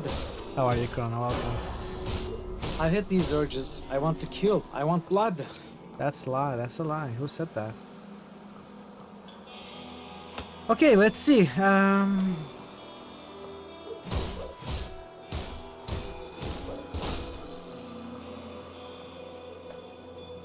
Righteousness shall prevail!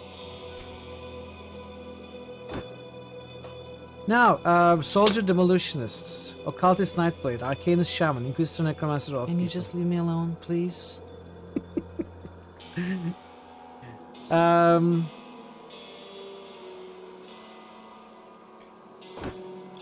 So let's take a look at Oathkeeper's first skills. Safeguard. In the hands of the trained Oathkeeper, a shield. Oathkeeper is sort of focused on the shields. The first active also requires a shield. Building up charges increase potency of the bonuses. Charge into battle with prayers on their lips, righteousness in their hearts. Increases the intensity of your attacks with every strike. Physical and burn damage.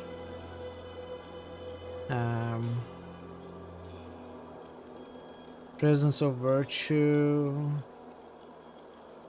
Offensive ability, internal trauma, bleeding. If you could also think of something like single gun plus shield build. If you want to dual wield guns, increases the easiest, yeah. Yeah, I know we'll get a second class, Obojo. I'm planning around it. Sort of. I don't remember the classes very well, but I'm at least aware that it's gonna happen. We could also think of a shield and gun, like Oathkeeper, Soldier, Oathkeeper, Inquisitor. I don't know how well it would work. Can I help you? Permission to backseat? Sure, Pencil. Backseating is allowed. Yes, you can respec in this game. I don't know if you can change your classes entirely. You forgot? That's okay. If you remember, you can ask. Captain America build with Oathkeeper. Is it the shields? You throw your shield, it hits enemies, comes back? Like Crusader in Diablo 3? Yeah, I don't think you can change your class.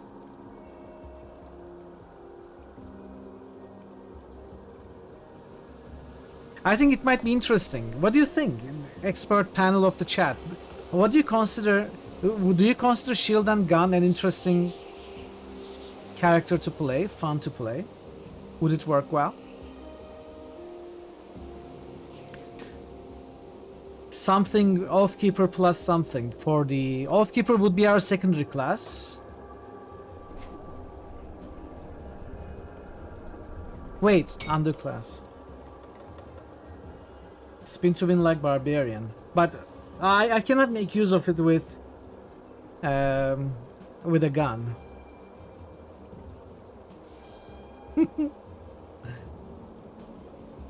You can't attack with the shield while attacking with a gun. Yeah, but shield would be our defensive option. Yeah.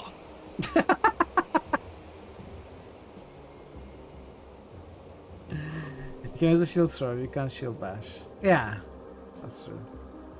Nightblade Oathkeeper. Nightblade Oathkeeper? Maybe. I mean, melee dual wielding bonus.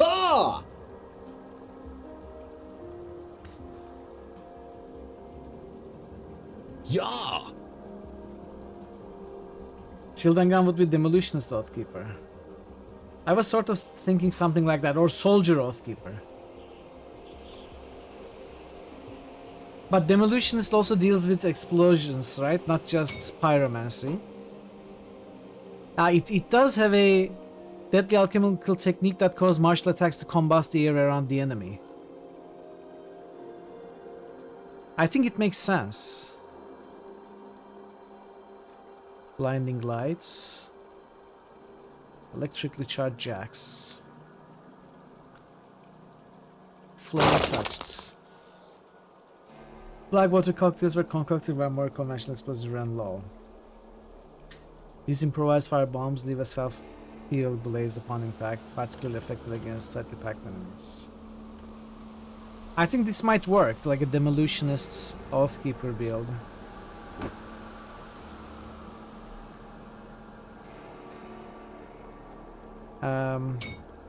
What about Inquisitor? It does start with ranged weapon bonuses, which is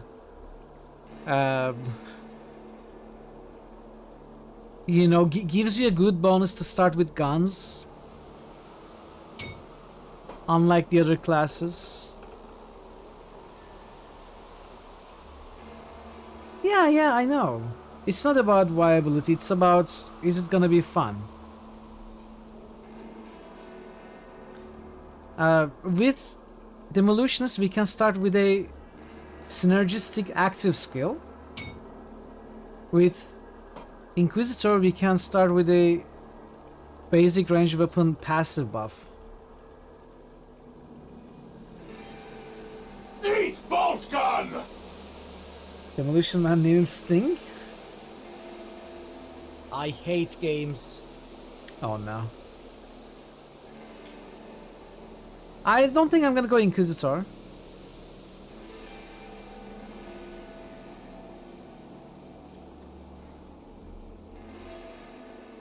This is a very good passive bonus though.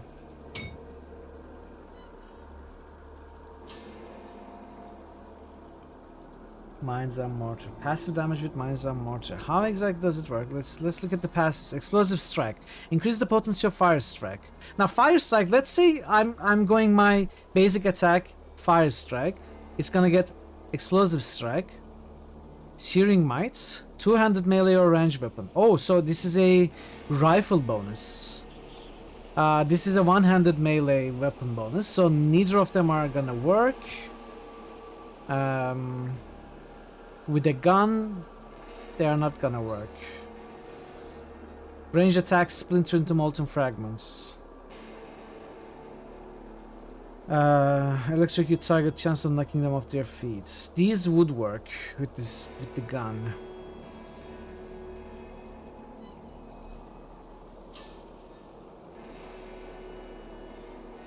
These are bombs, but these are all active abilities. Mortar trap. Place a mortar that will continuously lob explosives into the air until depleted. So you put down trap. Honestly, I don't love the trap gameplay. One-handed works with a pistol, yes. It is harder, yes, it is harder. Yes, it says one-handed melee. Exactly. I don't know about traps, honestly. I think I'm gonna pass on demolutionists. This does not buff the gun skills as much as I hoped. This is a good active skill, but that's about it. Trap! Trap! Stop! There's a trap! A trap! Then there are traps. What is this buff? Alzuin's eternal flame once brought life and healing to the world, but betrayal and torment twisted this gift into a weapon of vengeance. Those sworn to Alzuin's receive vigor in battle and fiery retaliation upon their foes. So when you are hit, you retaliate.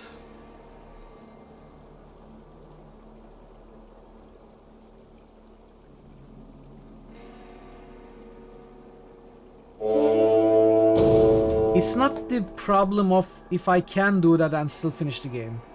The concern on my mind is what do I want to play. This is not about beating the game there. This is about finding something that I will enjoy playing for the next 40 hours.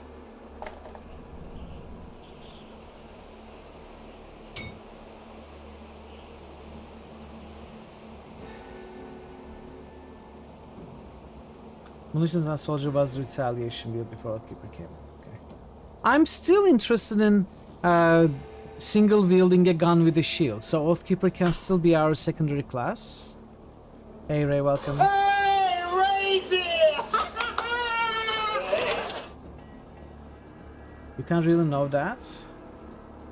I mean, I can know that a little bit because I have played the game in the past and I have an idea in mind. And I'm looking for what active and passive abilities work synergistically with that idea. So this is melee, we are not interested.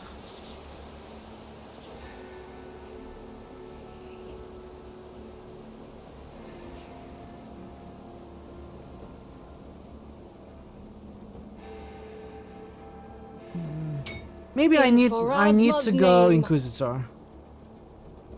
Because it's the best one for guns, basically. I think we may go Inquisitor, Oathkeeper. You know what? Let's start with Inquisitor, and by the time we are able to get our second class, we will have decided if we wanna go rifle or 2 pistols or pistol plus shield or something like that. But I'm gonna go with Inquisitor for now. I think it's gonna make sense.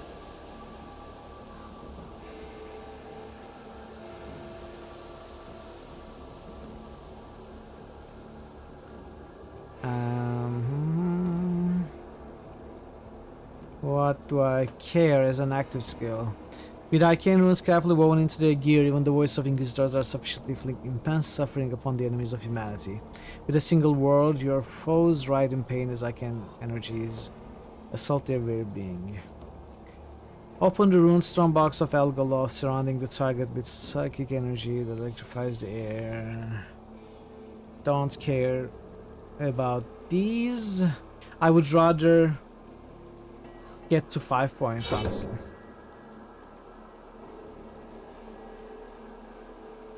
You got this game, never played it? It is really cool and fun. It's a great ARPG. It's probably one of the best ARPGs. For me, it's one of the best ARPGs. Up there with like Diablo and Path of Exile.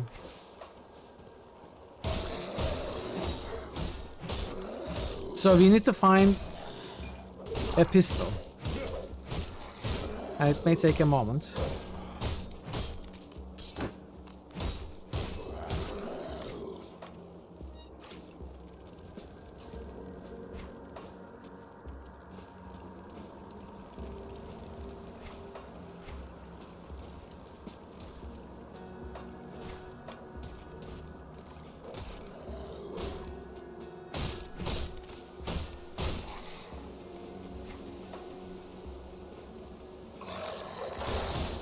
Several months? No.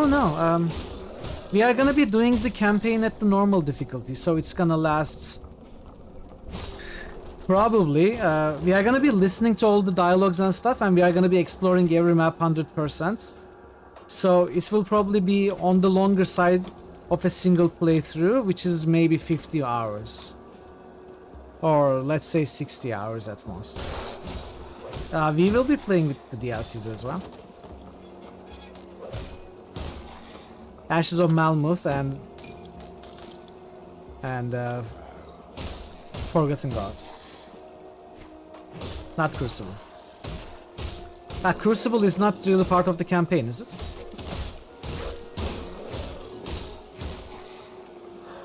I mean, if I am still playing this game somehow in July when the DLC comes out, then I could consider, depending on the price, I could consider buying it, but I think we will be done by then. 8% chance to attack. Fireball.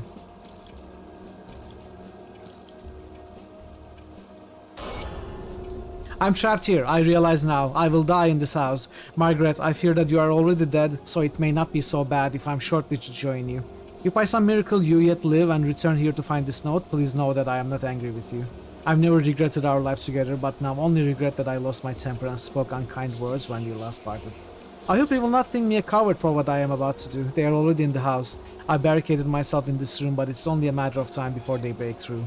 All I can do now is choose the manner in which I face death, and I would rather die a man than be changed into one of those horrid things or eaten alive. I will love you always, Francis. No, but you are right. It's not that I am not interested in the new DLC. It's probably that our playthrough will be done by then, and I will have moved on to a new game. That is the biggest reason why we probably won't be playing it. But if by some miracle we are still playing this game on 23rd of July, then I think it's not out of the realm of possibility. Hey drummer, welcome. Harbor Master's log. Autumn fogs are appearing early this year, but traffic remains unusually high. There's a steady flow of small craft coming down from Malmuth and other townships that to the northeast. Some of these boats are barely afloat, burdened with what looks like people's every possession. These travelers, sometimes entire families, bring with them strange tales of wars and the unnatural. Bunch of hogwash rolling up the south townsfolk. Can't complain though, keeps the dock busy. Most are westbound, trying to get as far away as they can. The lads at the docks are starting to lose their nerve. Some have talked about setting out west themselves, but I've assured them this is all nonsense and will pass. Youth are easily caught up in the energy of the moment.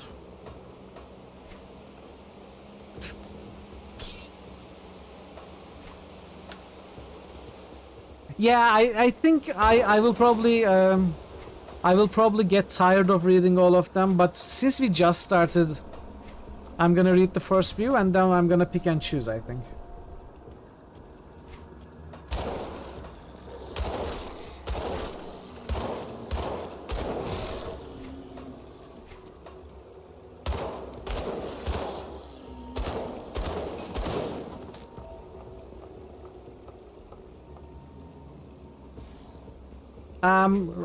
I am making a character that has skills that support gun usage. I think we are gonna go gun plus shields, like single gun plus shield. But I may also consider either using a rifle or two guns, dual wielding guns. So I have not 100% decided on what I wanna do. I just know for now I want ranged weapons. And you choose 2 classes in this game. One to start with at level 2, and the second to combine with your first class at level... Was it 8, chat? Some of you may remember. I don't fully remember. I think it was at level 8. And the combination of your 2 masteries make up your actual class. And the first mastery we have chosen is the classic gun user. Shouldn't be so aggressive. The second one, I haven't decided yet. Might be a demolitions expert, might be a shields defense expert. You'll see. Was it 10? Okay.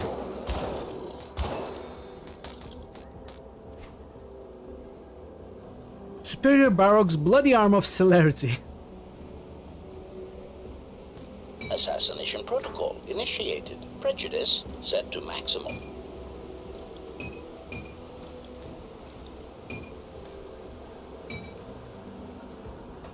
Okay. Multiclassing in this game is really good. Yes, I agree. Same in Titan Quest. I don't know if... also, let's put points in cunning. I don't know if having 2 guns helps us right now. Well, I'd rather have a single one, honestly. Meat bag.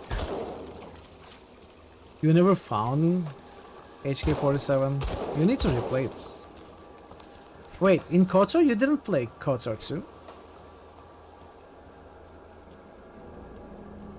It would look cool, but I think it's actually hurting my DPS to have a trash second gun in my offense.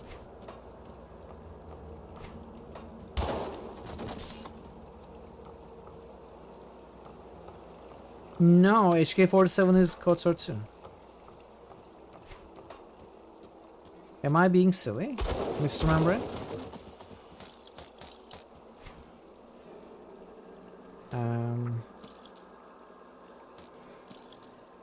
Rid me of this Fremen demon.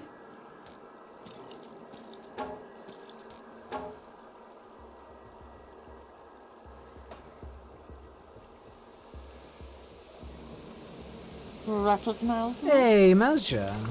A resub by Mazja. Did you know it has been 13 months? It's been 13 months, Mazja. Good to see you. Welcome in.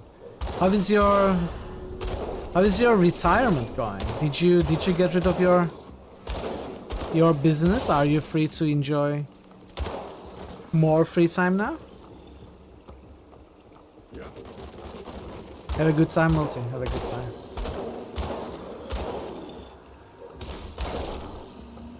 Corona gifting a sub Sounds to like a Hobo good Joe. idea to me. Welcome. Hobojo83 just subscribed. Hobojo. Corona, thank you so much. As generous and kind as ever. Hobo Joe, enjoy your sub.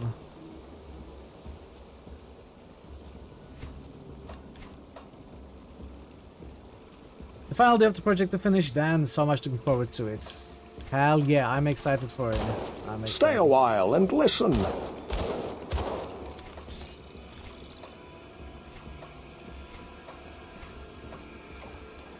It's gonna be great. Thank you so much, Chrono. And again, thank you, Mazja, for the resub.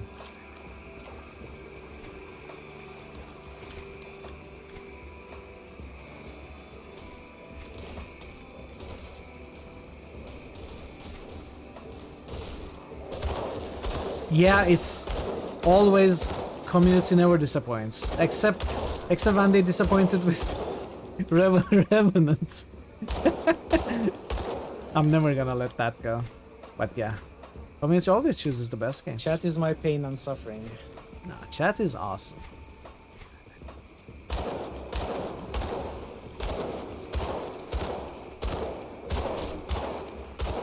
We all come from a trial.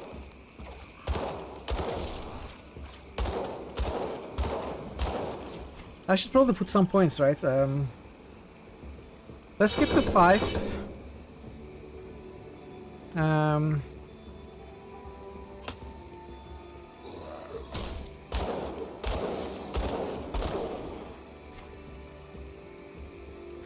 Why didn't you like Revenants? Revenants... I mostly had a good time with Revenants. Because it's janky in a way that it's a lot of fun, but especially the enemies respawning as soon as you leave their spawn points. If you take a step back, they respawn. They will have respawns. There is a mechanic like that in the game. And one particular level gave me so much problems thanks to that respawning mechanic. It just ruined the entire game for me.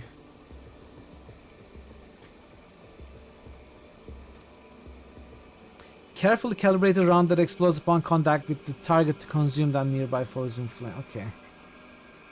I think it's a good idea to max this.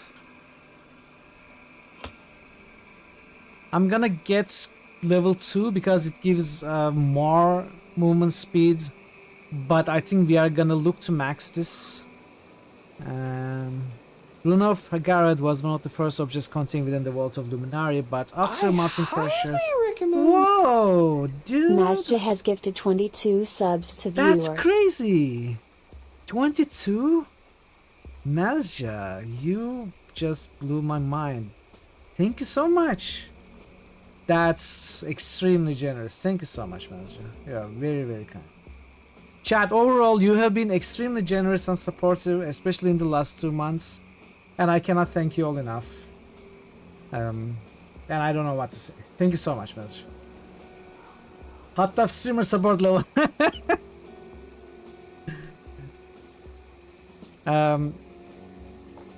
Runes of Agara takes 1 second to arm, skill with player bonuses. Icicles initially 20% reduced damage before reaching their full strength as they expand outward. Hype trains are rolling, it is. That's a great emote. Oh, Thor with a big sacrifice for Disco Elysium. We are gonna take a look at that. So this is like a... This is another trap that you set on the ground, like a mine. I don't really want that. Want something like that, at least not yet. What was this? Electrocute damage, lowers defense of the enemy. This is something we can use. But for now, I don't like putting points in active skills very early. I think putting points in passives is way more useful at first. Trap, stop! And keeps it simple. There's a trap! A trap! For an Inquisitor facing off against some of humanity's greatest foes, sometimes a single shot or well-placed critical strike is all the opportunity they have, and the only one they need. So this activates off of critical strikes, and does more stuff. So we are gonna try to get the 10 and put 1 point in this, I think. So, oh no, undo.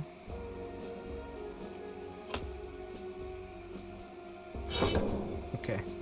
For now, this is gonna be... Hey Martin, welcome and enjoy your sub. And XCOM, enjoy your sub. It's good to see you. Okay. Let's continue. I love passive skills, chat. You know, whether it is Dungeons and Dragons or Dungeons and Dragons based or another fancy with more 100 Pensive bits. Elephant has just cheered for 100 bits. That train won't drive itself. Chugga chugga chugga chugga. Chugga chugga chugga chugga. Choo choo. Choo choo. Thank you so much, Bess. Thank you. You know, whether it's a complex CRPG or a simple ARPG or tabletop RPG, I love passive skills because you put 1 point, you activate them, and then you forget about them. You don't need to think about using them. They are always used. So you will probably see me focusing more on passive skills in this game too than active abilities. I'm just, you know, sort of enjoy it more like that. We're all going to die out here. Calm down, where are you from? I was staying with a group of survivors down in the Devil's Crossing, you know, the old prison. But supplies started running low.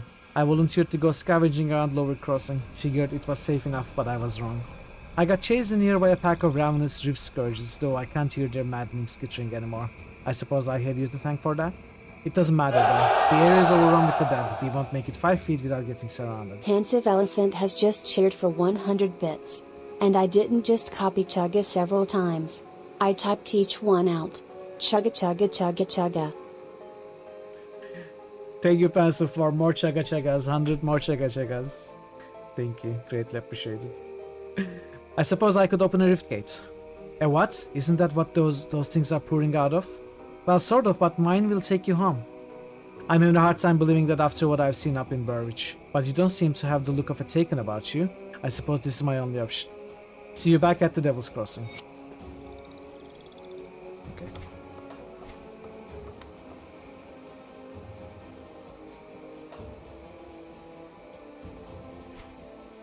Alright. So, we have explored all of this. Chugga chugga chugga chugga chugga chugga chugga chugga chugga. Members only. Oh hell yeah, Marcel. Parrotwise has just gifted a sub to the community. Chrono. Chrono37 has just cheered for 100 bits. And I didn't just copy chugga several times. You I certainly typed each did not one copy out. it. Chugga chugga chugga chugga. You certainly did not just copy it, Chrono. Thank you so much. And Parrot, thanks for gifting a sub to Marzo. Thank you, everybody. Thank you for the hype train. So much support. That's crazy and awesome.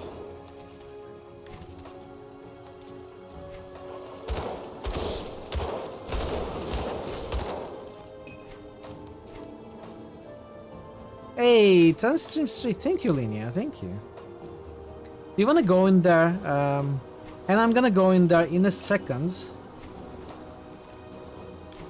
This is another entrance. This may be also an exit.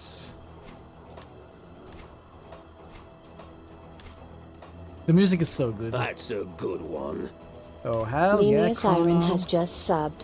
Hype train is already over, Chrono. You can stop now. You can stop now. Linnea, enjoy. Courtesy of the ever so generous Chrono.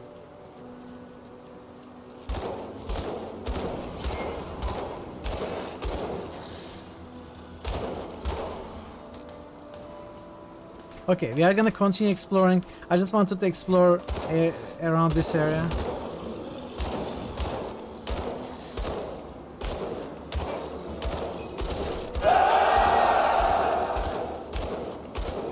Handsome Elephant has just cheered for 100 bits. Eom clap, eom clap, eom clap, eom clap, eom clap, eom clap, eom clap, eom clap, eom clap, eom clap, eom clap. Eom clap? What does it mean? Am clap, am clap, I am clap? Pastor, thank you so much for 100 more bits. Hype train is over, folks. You can stop now. Okay, why am I back here? I want to empty my inventory. Okay, I'm Inquisitor's Creed Entry 1. I'm currently en route to the village of Burwich in order to investigate a number of strange incidents that have been reported in this area. As dusk is drawing near and the swamps of this region are said to be hazardous to travel at night, I've reluctantly taken up lodging at a small squalid tavern in Lower Crossing. Perhaps I'm weary of my hurried travels, but I feel as if there's a strange pressure and electricity to the air. I'm almost akin to the still before a thunderous summer gale, but yet the sun shines and not a cloud is to be seen. Everything seems as it should, but in my gut I feel that something terrible will soon come to pass. As I was packing to resume my journey to Burwich, my assistance was urgently requested at a lodging camp in the Old Grove west of Devil's Crossing, where strange animal attacks have left 3 lumbermen listless and pale.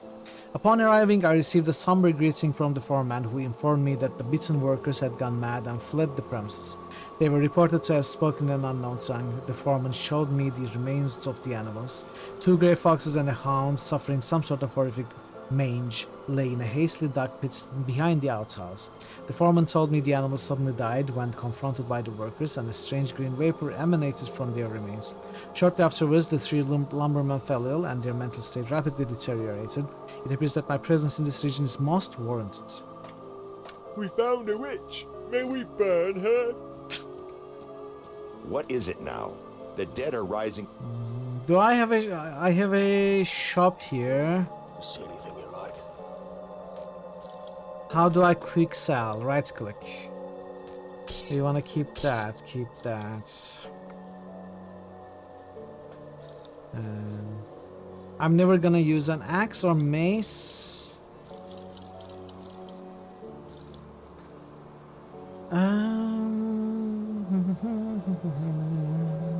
Do I want the muskets?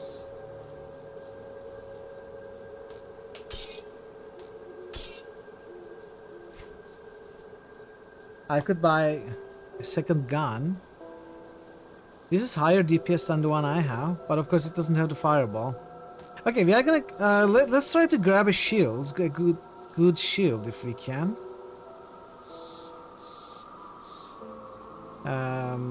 Lower block chance. If we can find one with a higher block chance. This is okay actually. Actually, I'm not gonna buy. You know what? I'm not even gonna buy. We are gonna find a drop soon enough. I think I clicked on the wrong thing. Life-giving water.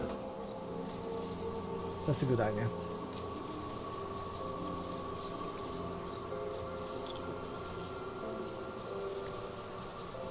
So it was brought up before. Martin, since you just brought it up, do you think you are going to be able to continue to the next DLC with the character that you already have? Or do you think you are gonna... You think there's a possibility that you are gonna have to create a new character?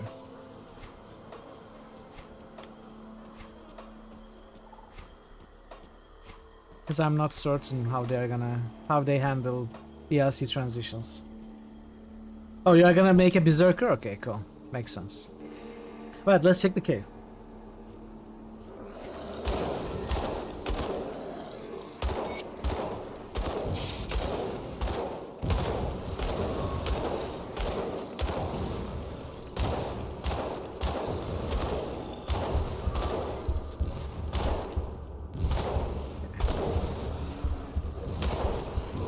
I'm dead.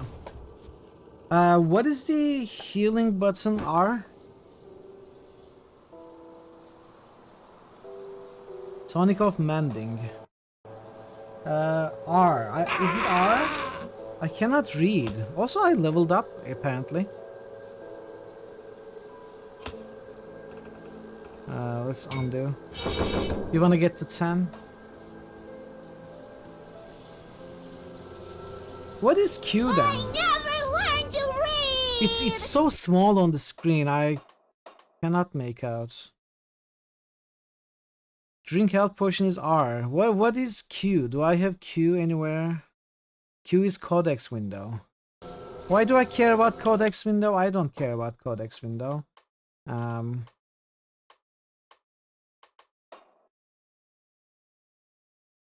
Let's do it like this. QE for these. Or not. I changed my mind. The codex should be R. Health is Q. Energy is E.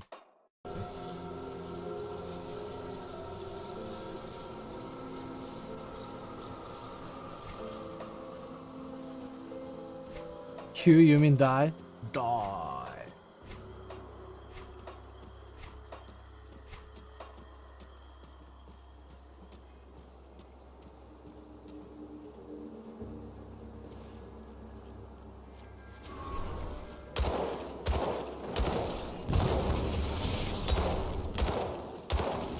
Okay. That was a lucky fireball.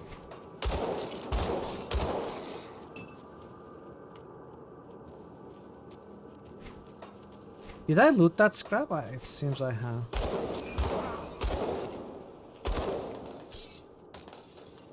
Work. Join. Good luck, Parrot. Die. Join. Die.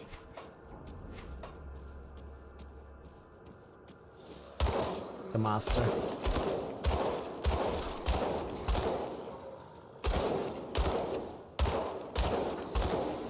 Oh! Play with me. A shield drop, but I cannot pick it up now.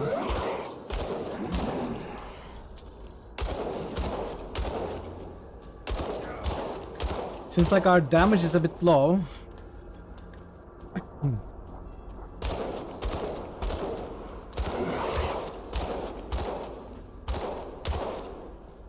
Am I too far away?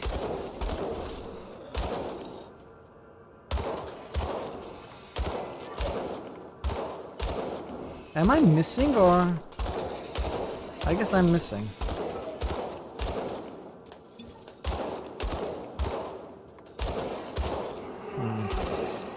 It seems I had just one healing potion.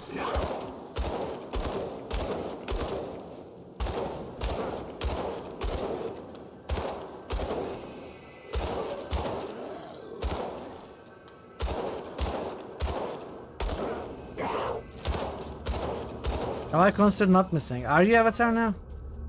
Oh, Avatar also said one of his famously unhelpful lines.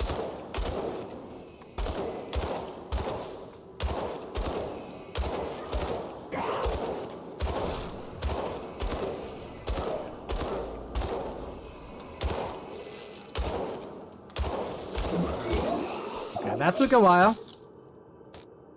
That took a minute or 10. Let's put that on.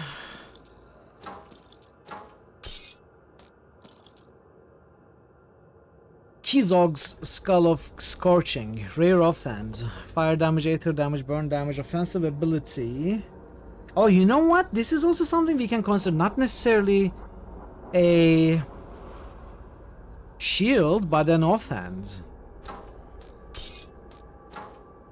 I think it could work. Offensive ability, fire damage, aether damage. Let's see how it's gonna work.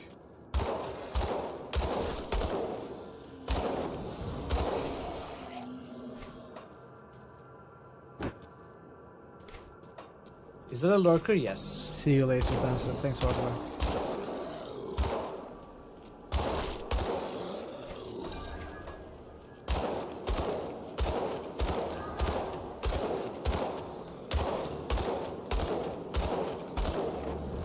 So is there any mastery that is that boosts the power of your offense?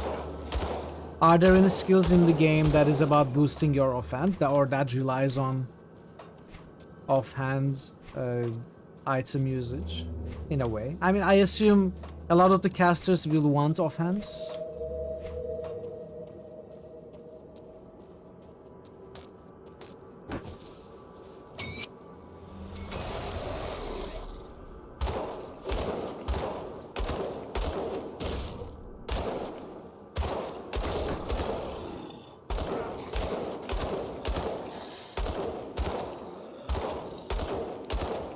Offense are just statistics, okay.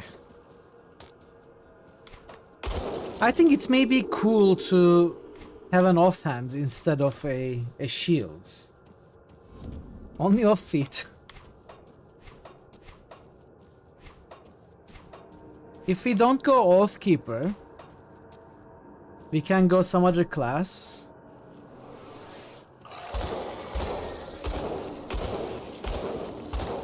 And we can greatly boost the power of our gun with an offhand.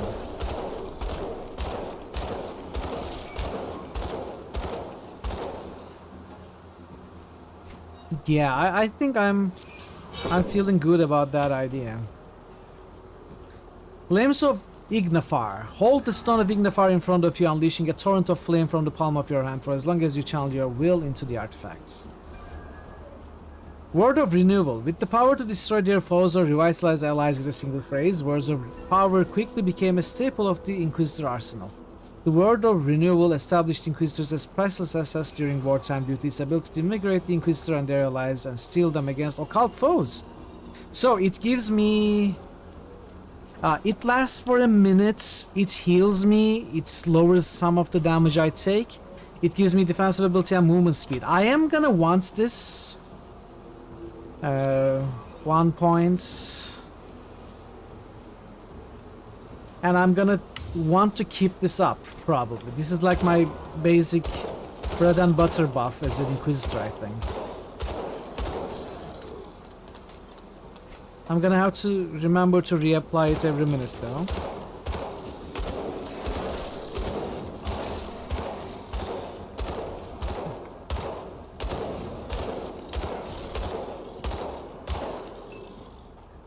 Okay, that's a gun. Now fireball has been good, but if I can find something that attacks faster, both of these weapons attack faster, but this is not necessarily better. It gives casting speed. This gives bleeding damage and extra damage. These are still weaker than the one I have.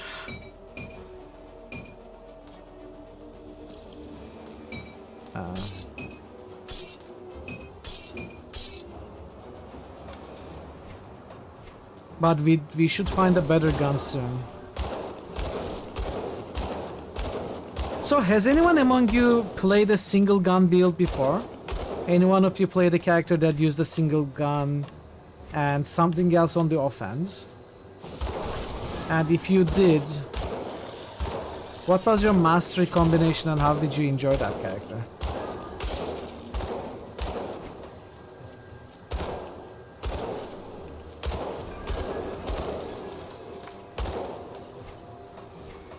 Right now this looks pretty strong to me, but of course it's still very early game.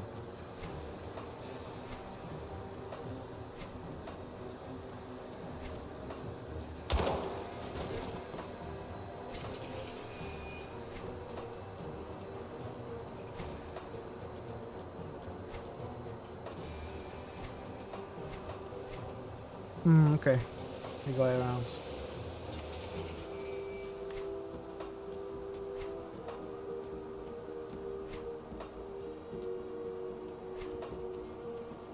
You're an Arcanist Inquisitor. You use the gun and offhand. Okay.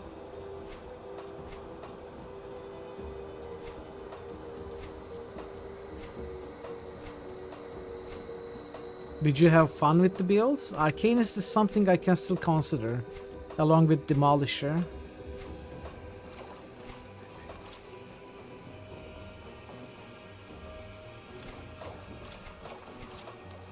I think Soldier is a bit too cliche, and I have played with Soldier a lot, so I probably don't want Soldier. And if I'm not gonna use a shield, I probably don't want Oathkeeper. I could also go Shaman, I think, as my secondary class.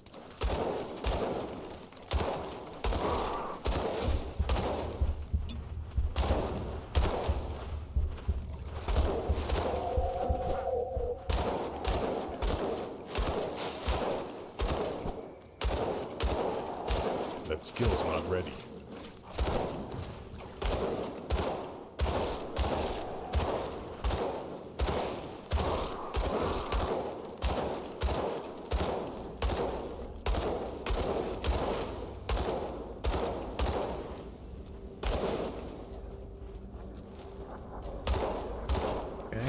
So we are in a dangerous domain. I'm not 100% sure what that means. Maybe it means I shouldn't be here.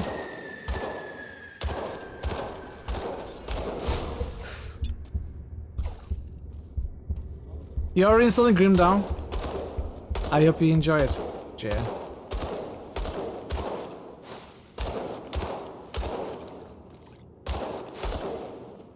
Soldier, Shaman, Storm Warder. Kind of ridiculous but fun. I can barely deal any damage to this thing.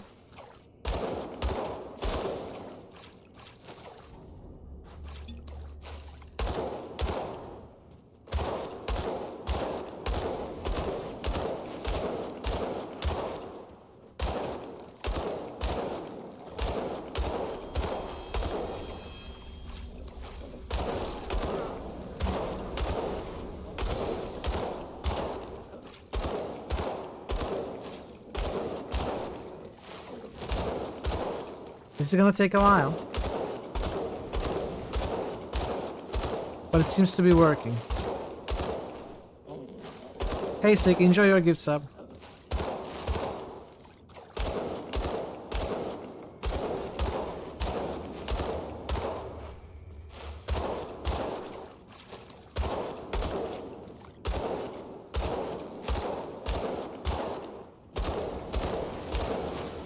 Ooh.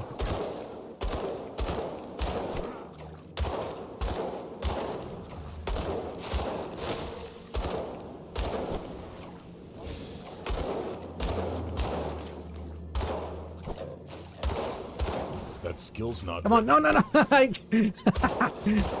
Oh, it took a while, chat. What the heck? Was I even supposed to be here? You should be. Aggressive Bernard, slightly chewed buckler. Wow, that's a lot of points. I'm dying.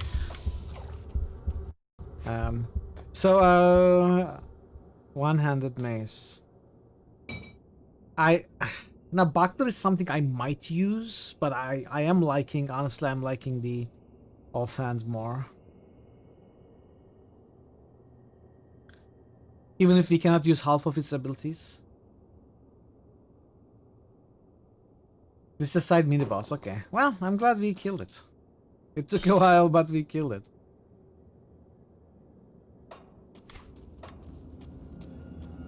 Your weapon is great for poison acid if you recall. Oh, no! Can't do that yet.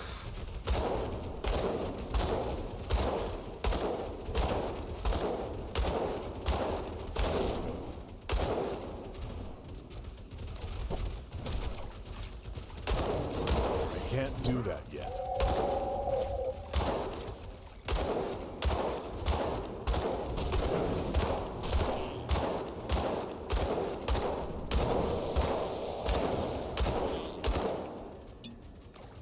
Okay. Let's cheese a little bit. If you got this opportunity. Oh man, I should have shot the boss first. That guy was keeping the boss there. That skill's not cheese.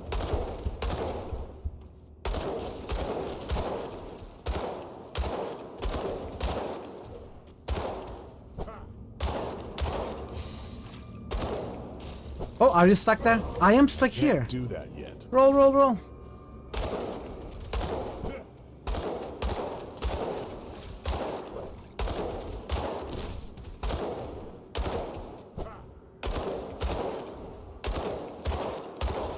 My chance to hit seems to be quite low against these guys.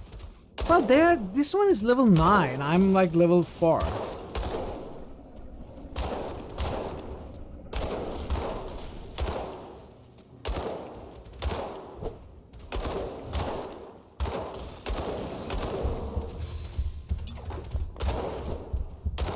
I can't do that yet.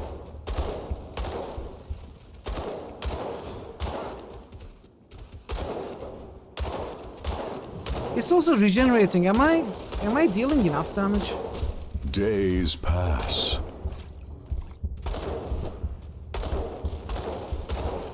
That skill's not ready. Ah.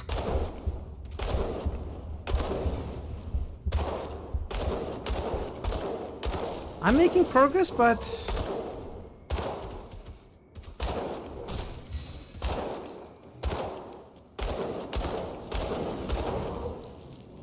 that skill's not ready.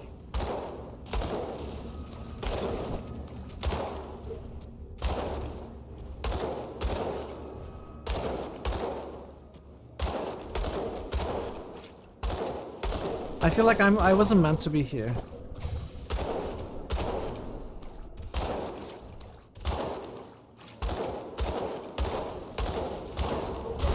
That skill's not ready. I died. Oh man, he was about to be dead.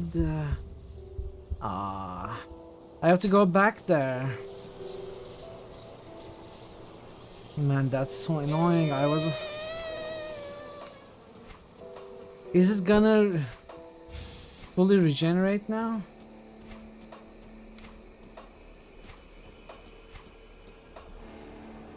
So unfortunate.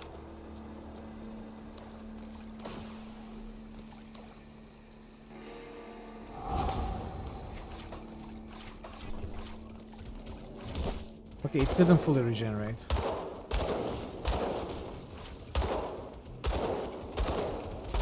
I can't do that yet.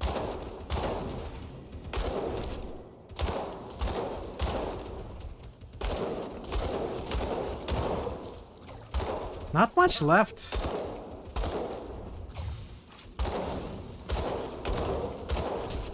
Can't do that yet.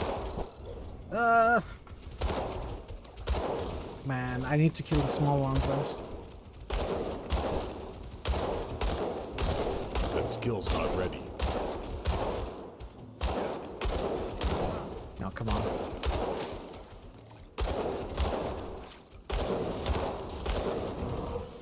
Come on, dude, die already. This is ridiculous. Okay, small one is dead.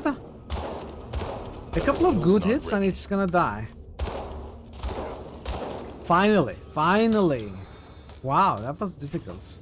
5 levels higher than us. Oh wait, I was level 7? When did I hit level 7? I have lots of points here. I can't carry anymore. My inventory is full. Okay. I was higher than I thought. And there was much rejoicing.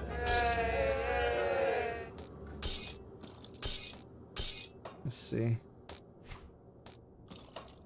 My inventory is full. It's a beautiful day, and I found my lost kitten. Now what is an upgrade for us? Magic offhand. What we have is better. No better guns. Don't care about these. This requires physique. Magic chest armor with physical damage retaliation. No. Okay, pants is an upgrade. This one. Energy regenerates per second, pierce resistance. I think what we have is better. The belts, physique cunning spirits, 10% cunning. I guess this is what we want. And hats, physique energy regeneration, but this one has 4% offensive ability. This one is also higher armor. I'm gonna keep the one I have. Also, probably some physique to be able to wear the heavier armor, but mostly cunning is what I'm thinking is good for us. That's the 3, a Barbie. It's pretty awesome, Drew.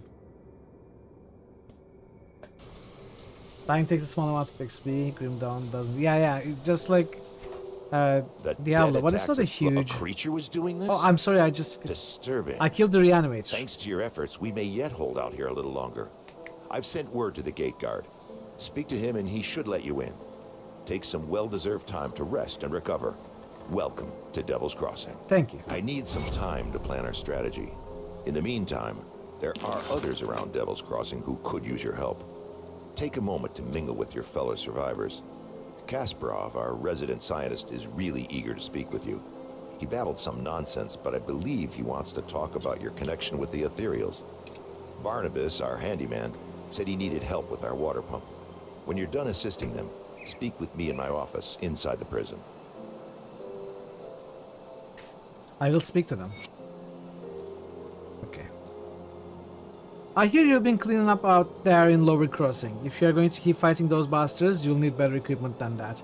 Here's something you'll likely never see again in this world, stranger. Something for nothing. Take some iron coin off my hands, I don't need it no more. Why are you helping me? You see, they killed my Annabelle back when the village was first overrun. Ain't nothing gonna bring her back, and if it tries, I'll put a bullet through its skull. I got nothing left but revenge, so I pay good iron to those willing to put down those abominations. Take Faris, Julius, and Negan, for instance. Used to be all good men, defenders of the Empire, now nothing more than a shambling fiend stalking the swamplands of the White Mire. Slaughter them. Put them in the dirt like they ought to be, and I'll give you some more iron for my stash. I'll put them down. See anything you like.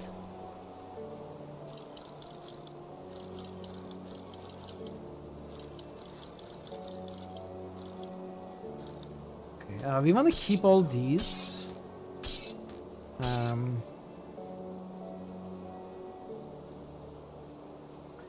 I think I'm gonna get rid of this. Well, we are gonna gain access to our stash right about now, right? The captain send you over? He must have done quite a service with the dead if he's got hands to spare for old Barnabas. Let's get to business, yeah? Our wind pump's broken down again and we're running low on water. We're all out of parts, so I can't fix her up. Can always melt down what weapons we have, but I'm not too fond of being fired in my sleep. I'll need scrap from Lower Crossing. Where can I find it? Is this not scrap? Impressive. We hadn't had much luck scavenging for supplies on account of the dead swarming Lower Crossing. You seem to handle them well enough, though. I'll get the wind pump up and running in no time. Devil's Crossing will have safe drinking water again, and it's all thanks to you. First class is on me. Glad I could help. Well, good news is, I got the water pumping again. The only problem is, it smells like a sewer. Only about a tenfold worse. Well, I haven't smelled something this rotten since... Since when? Since I've cleared out a den of slith, ages ago. They're loathsome reptiles, make their homes in swamps and dank caves. They secrete a nasty poison into the water that makes it drinkable for them, but nearly always fatal to us. I bet good iron there's a nest in that cave that fuels our pump. I'm too old for all this spelunking, so I need you to go down there and kill it. How do I get to the cave? This key will open the cellar in the shack behind me, right by that accursed rift gate. It connects to the bowels of the prison, which should lead you to the cave. Find the slith matriarch that's likely polluting our water supply, and the poison should clear out on its own. You do this, and all the Devil's Crossing will be honoring your name with every glass. I'll take care of the slith. Okay. That's where we need to go, but let's talk to this guy first. Welcome to my workshop. I saw you fighting the dead out in Lower Crossing, and I dare say you were absolutely brilliant. Evidently, cutting you off that noose was the best decision the captain made that day. Ah, where are my manners? I'm Kasparov, scientist and inventor. What brings you to my humble shop? The captain said you wanted to speak with me? Rift gates, yes. The ethereals use them to get around. I was working on a way to close them, but then you stumbled through ours. We have never seen a human, possessed or otherwise, pass through one before. Not a living one, anyway. It was then that I realized that we could put these portals to use. There is something about you that is attuned to the rift gates, and I intend to replicate it. Wait, what? You don't remember anything, do you? I may have taken some liberties while you were out cold. It was just a few tests, a blood sample or two, nothing major. The results were curious. It appears that your body is still teeming with residual aether energies. Don't worry, you won't be growing any new limbs. Probably. But I'm going on tangents here. I believe that with a correctly tuned pulse of aether energy, we can replicate this phenomenon in a controlled manner, as in without the need for pesky possession. I've been working on just the device to do it, but it needs power. For that, I require aether crystal fragments. Aether crystals like these? Excellent. These will do perfectly. I'll just place them into my device here, and... Oh my, that's not right. Not at all. That pulse, it wasn't supposed to go off. Oh dear. 1, 2, 3... Yes, my fingers are still intact. Really? Did it reach you too? How do you feel? I feel stronger. Ah, very good. I'm sure a little more aether in your system won't do you the slightest harm. Okay, maybe it was a lot more. But you look fine. Fitter than ever. A real shame about the prototype, though. Showed such promise. Perhaps if I had more fragments. Not Tiberium crystals. Oh, I think we're done here. We've been so preoccupied with this Riftgate business that I completely forgot about my apprentice, Starlet.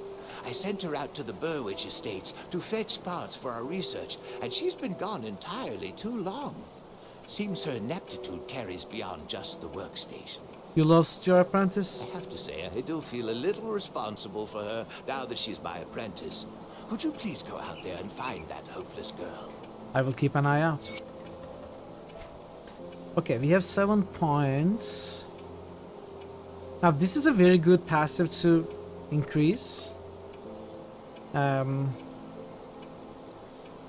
The next passive we would get 10 points ahead at level 20, which would be 10% chance to be used, pass through enemies, chilling arcane energy, so it deals freeze damage. It's good to have.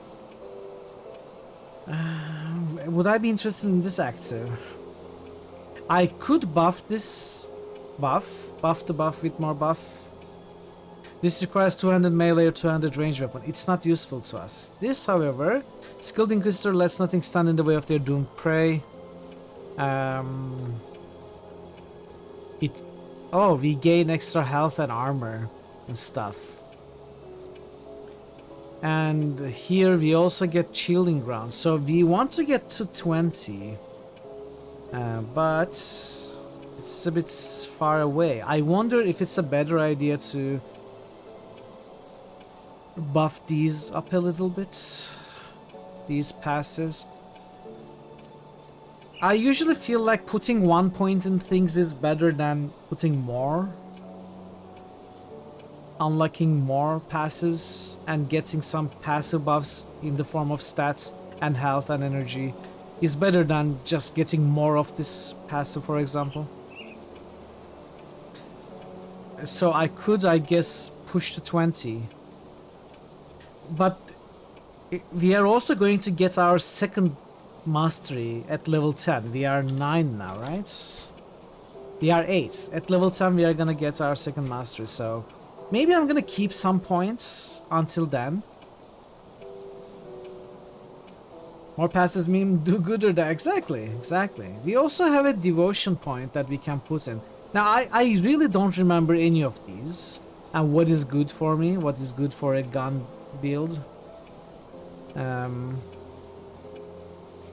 I guess without any better opinion of anything, we gotta choose from these bonuses: defensive ability, health, offensive ability. I remember green had some good things. We could also try to go for, like, choose something that is very far ahead and try to fulfill its requirements.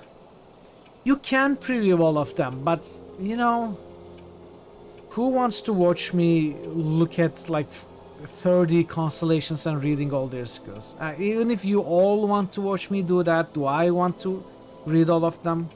I don't know. All of you do, make it so. I mean, I don't know if I do want. Let's look at these. Let's look at these, like the and ones. Blind Fury, 100% chance on critical attack. Internal damage, bleeding damage, slower enemy attack. I suppose that is true. Whirlpool, 30% chance on attack, which is a higher chance than critical hit, so this activates more often than this. Although it would depend if we were a critical hit build, I suppose. This deals cold damage, frostburn damage, slows the enemy. This is a good one, for example. Whirlpool. Arcane Currents, 25% chance on attack. It summons something. No, it carves an eldritch symbol that rapidly emits currents of arcane energy, which deals aether damage, elemental damage, crit damage. Hydro to the far left might be something worth working towards. Okay, we are getting there. I don't like the Hydra, it's so two-faced. Will of Rathosh, 15% chance on attack. It deals vitality damage, aether damage, vitality resistance, life leech resistance. My life leech resistance, I assume, boosts our ability to leech life from enemies. Elemental Seeker, 100% chance on attack. Conjure an eldritch creature of pure energy that seeks out and burns nearby foes with its very presence before returning to the aether in an explosion of energy. So every time we attack, we also summon an elemental seeker which seeks out an enemy, deals elemental damage, and then detonates, dealing more elemental damage and stuns. Ah, interesting. Yeah, exactly, Torment. Exactly. I know I spend a lot of time planning these out, in the past, but I don't remember the specifics now. It reminds you of Path of Exile skill tree. I think it's safe to say Path of Exile skill tree is like 5 times more complex than this, but there is some similarity for sure. Hand of Altos, 100% chance on critical attack. It deals a lot of lightning damage, electrocute damage, reduces target's elemental resistance.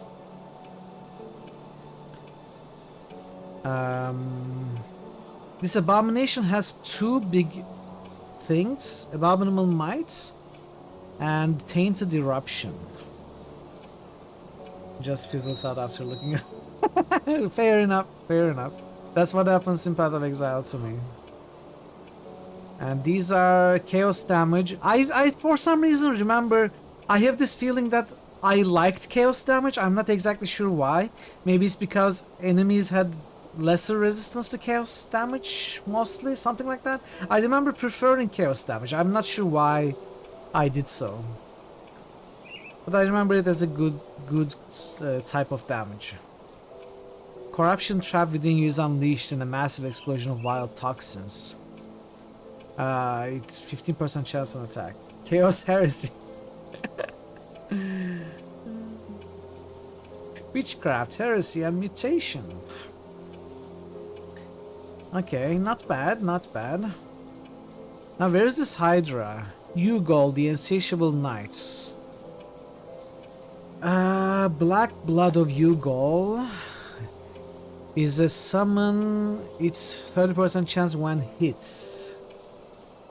Yes, damage the big thing if you one of the challenge maps in. I don't know, maybe that's why I remember it as a good thing. Kazandar. Eldritch Fire. Where is this Hydra? Can I search? I cannot search. Hydra to the far left, you said? Hydra. So it's not far left. And it doesn't have a big node. It has range weapon nodes, physical damage, slow resistance. So this is a path, like a middle pass-through, which it gives you red and green, and this is something we are gonna want because this is range weapon buffs, which will give us red and green, and red and green works towards this and Rathosh, Altos, Rathosh. We would need purple for these ones that I looked at. So red and green works towards this left bottom area. By left you mean right? No, oh, right of the torch. Yes, left of the middle. You're right. Yeah. So what is the torch? 30% chance on attack. Meteor shower. Okay. So I think what we need to think about is, for example, if I put 1 purple here, even though it doesn't look like I want purple, if I'm gonna go this way, with 1 purple I could unlock Falcon, for example, and with 1 red I could unlock Rat, with 1 green I could unlock Bat. I have half a mind to put on green because if we are gonna work towards Hydra, we want most of green, and we could get bats, which gives us vitality damage and bleeding buffs. 20% chance on attack is vitality sap. So this is life leech. 20% attack damage converted to health. I think this is a good starting passive. Honestly, I think Bat is a good first constellation to work on. We could also go Guardian's Gaze for purple. I think that's what I'm gonna do. I'm gonna go for Bat first. Yeah, okay. We will do that. We will do that. The captain said you are good to go. Don't start in trouble.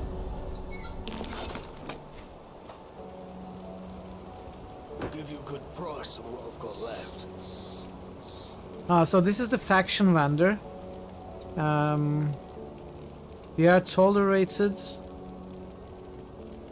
This is respected. This is friendly. We are not even friendly yet, so we cannot buy anything.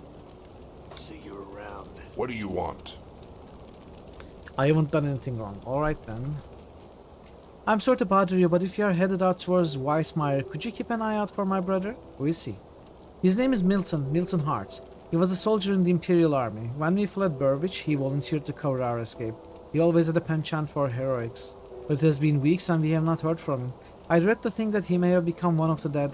He always wore an amulet I gave him years ago to keep him safe. Now I fear it may be preserving him in undeath. I wish nothing but for my brother to be allowed to rest in peace. Will you do this for me? We last saw each other at Sudden Hollow in Whitemire, so I'm afraid he's still out there. I will do what must be done. Well, I'll be damned. You really came through for me. Drift took me back to Devil's Crossing just as you promised. You're welcome.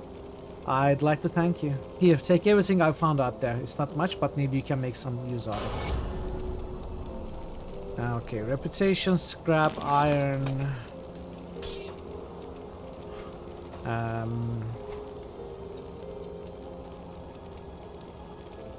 I could go 20 right now, but not be able to put in this or this. We would require next level, and next level I will choose a new master. So I'm gonna hold on to these points still. Let's put one more physique, I think.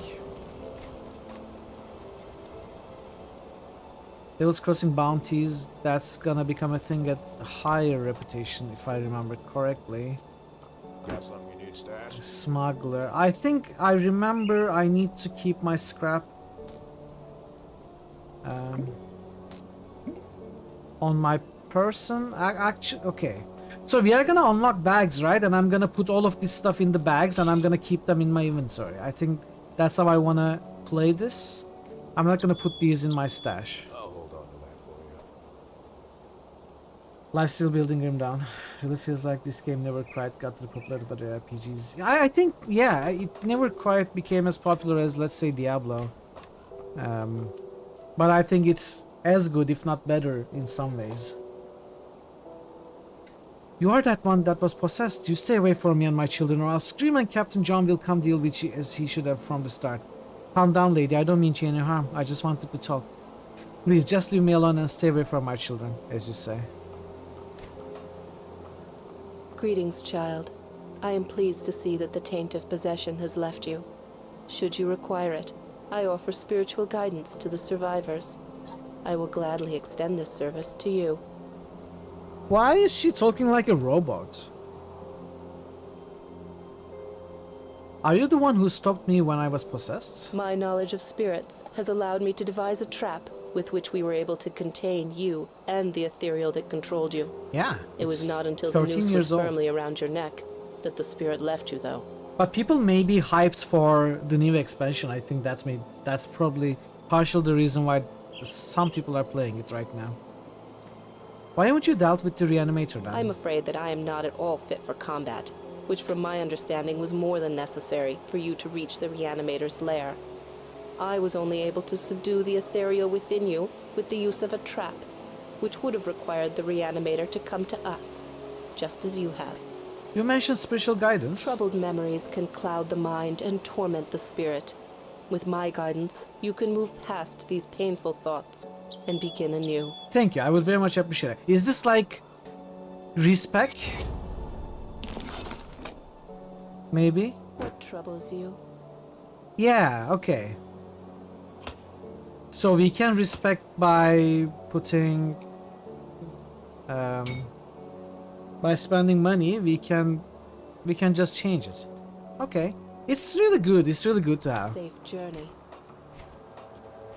It's awesome to have.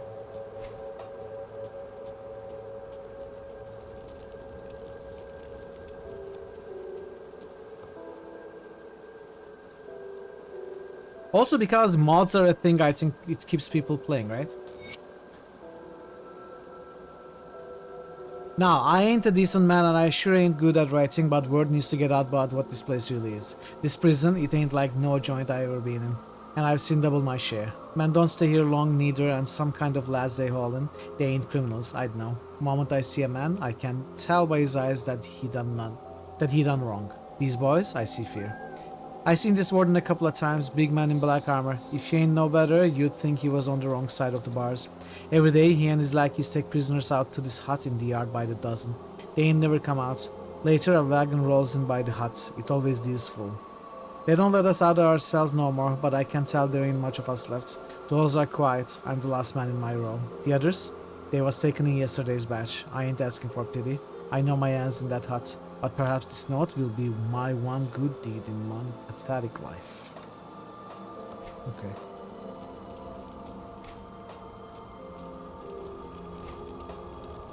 Okay.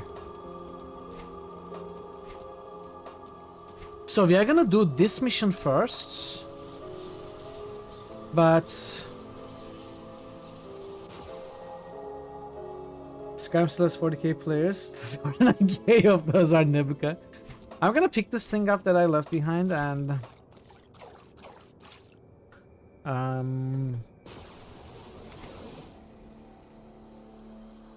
okay. We are gonna continue from here. I can continue from this rift gate anyway.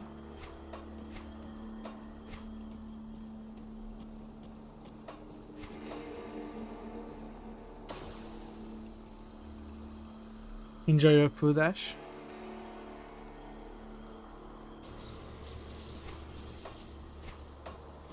We can do this mission now. Now I'm gonna take a very quick break. I need a bio break, chat. So let me find the entrance to this place and then I can take my break and then we can continue.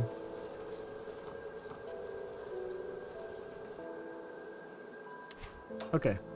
Let me pause here. Chat, I appreciate your patience. I'm gonna run the ads as I'm away, but I'll be back probably before even the ads are over. So I'm gonna be back in 2-3 minutes or so. And we can continue and stick around. I will see you very soon. What is a good word here? Once. I see once. I see gents. Genital. Nice. Vernon left a DVD in his safe. Snooky! My Snooky!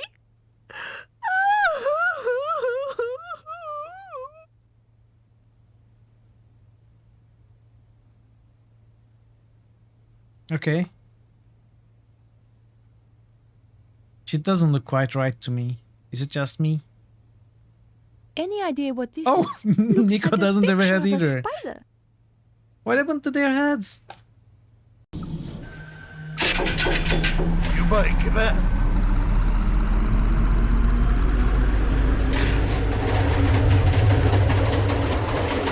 I hope you're not scared of roller coasters.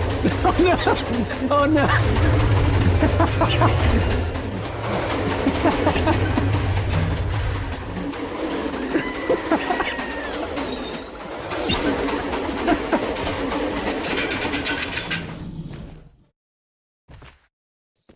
Okay. Nothing here. Then that means we are taking this road. It's called the horse. Josephson just Come on, worsted on the Pebbles. rain-slit Hey-ya. precipice of darkness. Episode 1. Josephson just worsted Thulhu saves Christmas. Who put the house there?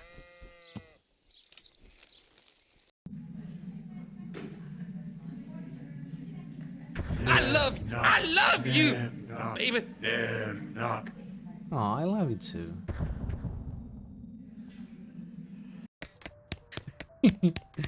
Come on, baby, don't fear the reaper. Da, da, na, na, na, na. Don't fear.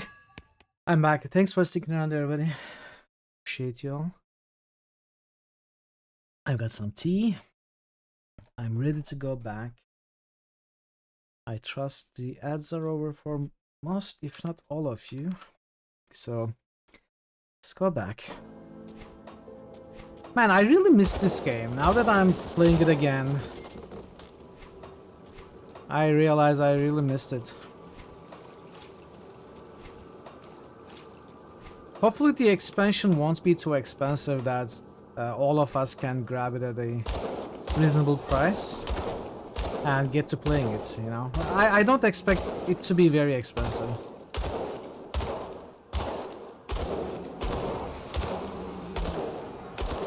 But we'll see. I'm very curious about it.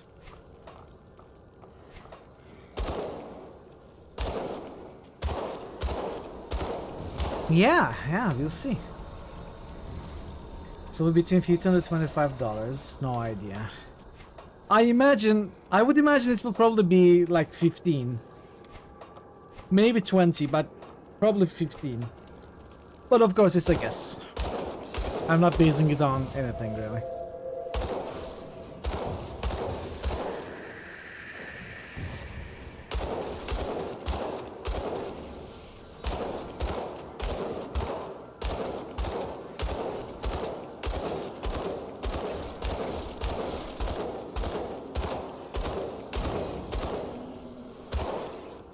I need a better gun.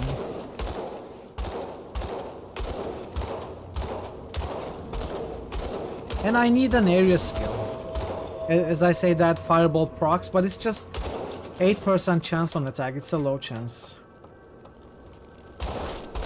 Free up microtransactions, yes, that is a good thing. Sometimes microtransactions can be overwhelming. Though, I do have the utmost respect for GGG. Microtransactions and cosmetics are the biggest portion of their income, as the game is completely free. So I don't have anything against that either. But sometimes it can be too much for sure. Hey, nice historian, welcome. Estonian, sorry. It's not historian, I misread.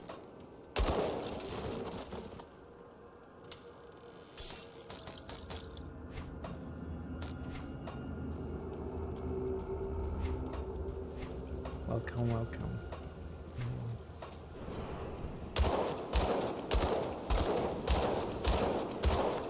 Okay, these guys are a bit hardy. I think my weapon is outdated by far now. I need a better gun.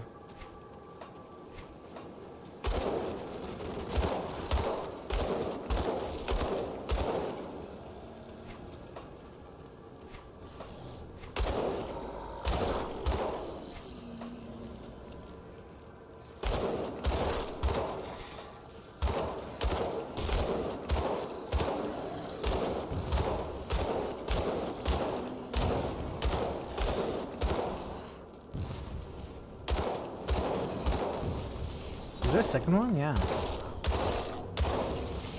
I should probably rotate the camera more.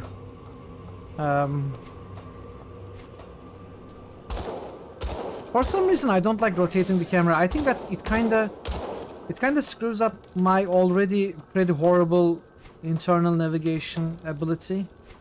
If I turn the camera, it completely messes up my navigation. I don't even know where I entered from. I never turned the camera in, let's say, Don't Starve either. It always confuses me. But I think it's maybe,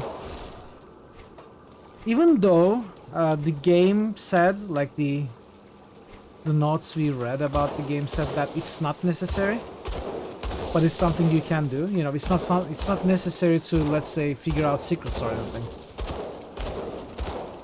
It's designed in a way that not even turning the camera one degree throughout the game won't cause you to miss anything. It can be something you do, and it can make the experience sometimes better, I think. But you know, if it wasn't for me completely, you know, getting confused. Don't Starve is extra confusing. Yeah. My Friday is nice so far. I've been having a really good time with the game, having a really good stream. Nothing to complain about. How is your Friday nice this time? Don't Starve is extra. Yes, it is. Playing in sort of top-down game when you rotate the camera 2 degrees. I have no memory. Exactly. Exactly.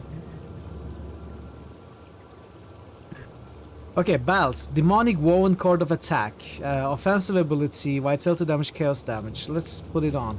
So our weapon deals fire damage. I'm not sure how this works. So if this belt boosts vitality damage, does it mean it adds like 15% of the fire damage that we deal, or does it have no effect on our fire damage? So is this like gain 15% of vitality damage as a, 15% of your total damage as vitality damage, or does it mean boost your vitality damage by 15%, and if you have no vitality damage, then tough luck, it's not good for you. Just tired after work? Hope you managed to get some rest. It only boosts vitality damage, okay. So it's not useful for us, but, it still has 21 offensive ability. And this thing does not even have fire damage bonus. It does have elemental resistance. Rune of Kalastor. So what is this something we have? Because it's a rune. It is something we have. It is the summon thingy. It's a trap, like it's a mine. It's a concussive rune. And this buff stats, but I'm probably not gonna be putting points in that, so it's okay. This boosts fire damage and does not boost offensive ability, but I think I prefer it. This gives cunning, spirits, and spirits. I will keep offensive ability, I think. Cunning is damage. This thing does not have physical damage, only fire damage.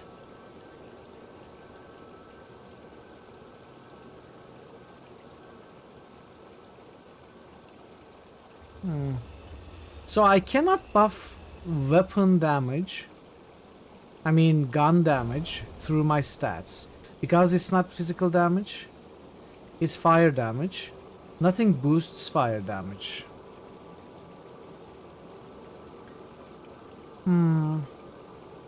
Okay. If I was using a sword or something, cunning would boost its damage, I think. Maybe there are physical damage guns. Maybe it's a thing with the Francis's gun. Spirit boosts elemental damage. Where does it say though? Bonus magical damage. Is it also elemental damage? Spirit also increases your capacity for paying maximized damage of magical attacks. It says bonus magical damage, but I assume elemental is magic, even if it's not magic. Like fire damage here is clearly not magic, right? It's explosion, gunpowder, and fire. Completely physical. But I guess it counts as magic damage because it's elemental. Okay. Alright. So I will want to put points in spirit then to be able to deal more fire damage.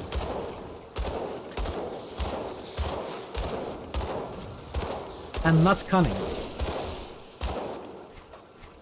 Why do I want cunning? I want cunning for...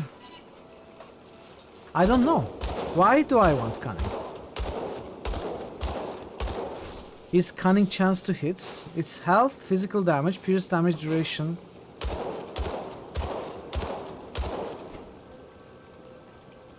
Okay, if we find a gun with a physical damage, cunning will be good, but if not, I've been putting points in the wrong thing.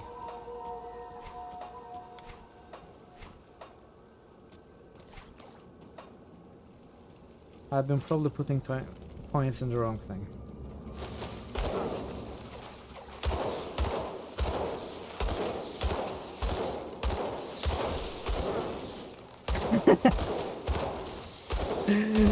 you always I don't know why yeah. I do the things I do.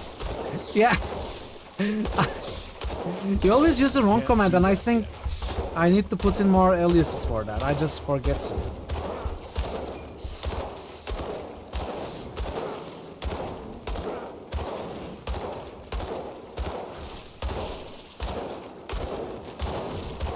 Yeah. There are physical guns. You can find items that convert damage to different types. Okay, cool. I don't think it's a huge problem, even if, you know, we did not really need this much cunning and there's no way that it's going to be useful later. It's not going to translate the bonus damage and we cannot even respec it.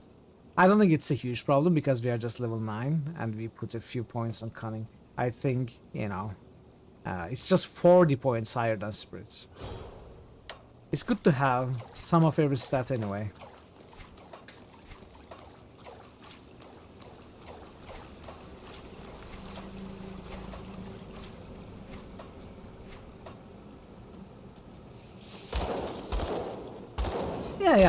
Yeah, exactly. I completely agree. But early game it makes a difference, you know? Early game it makes a slight difference. Like, if this weapon we are using had physical damage, we would be dealing 1.5 times the damage that we are dealing now. So it is a slight bit of difference, especially early game.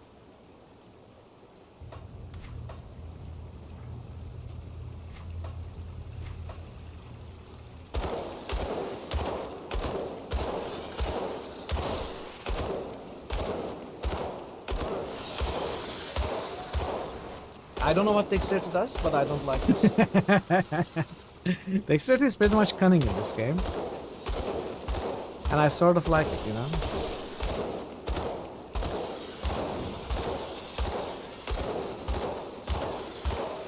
Food ration. Now, what was food ration? I don't remember. Did it give you tonics or something?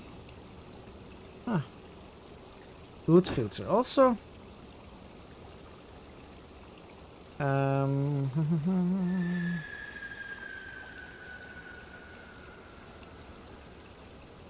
Okay, we want to see everything for now.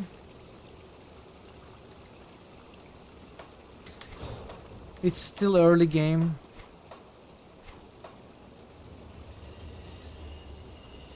Yeah. Very important for damage after time mitigation. Okay. So it's mainly physique, right?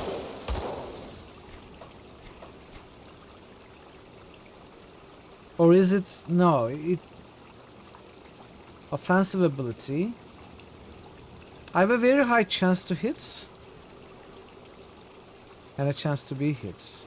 Offensive ability is affected by skills, items, and cunning. So, okay, I knew there was a reason I wanted cunning for this character from the... from when we read it. It's affected by your cunning. And defensive is influenced by your physique. Okay. Okay. Cool. So we will want them. We will want pretty much every stat.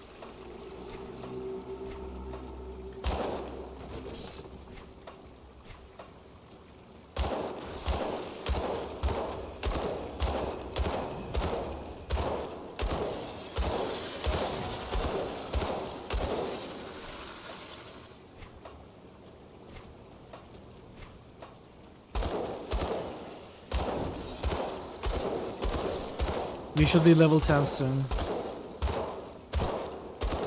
That skill's not ready. Wait, they started charging. Yeah. Yeah. I think we are gonna put points in every stat. Maybe spirit not as much, especially if we find the physical damage dealing gun. I can't do that yet.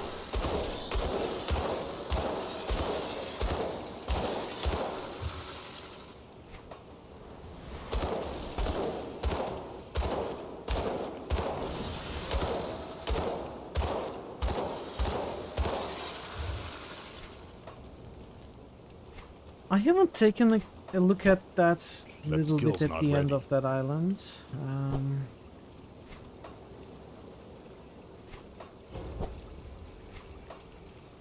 I keep holding spacebar to start sprinting after dodge dashing. I can't do that yet. But of course that's not in this game.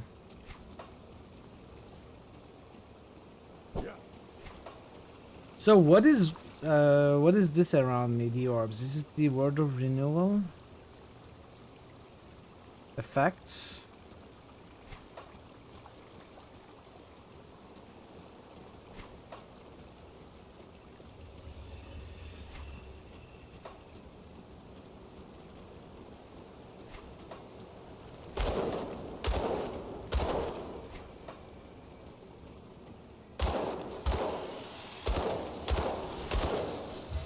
Yeah, okay, it's the word of renewal.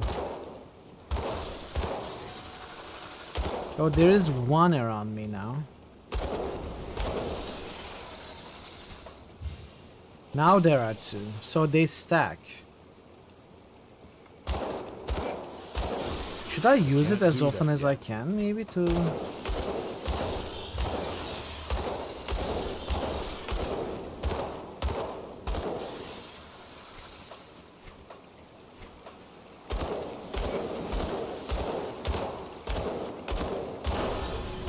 Alright, level 10.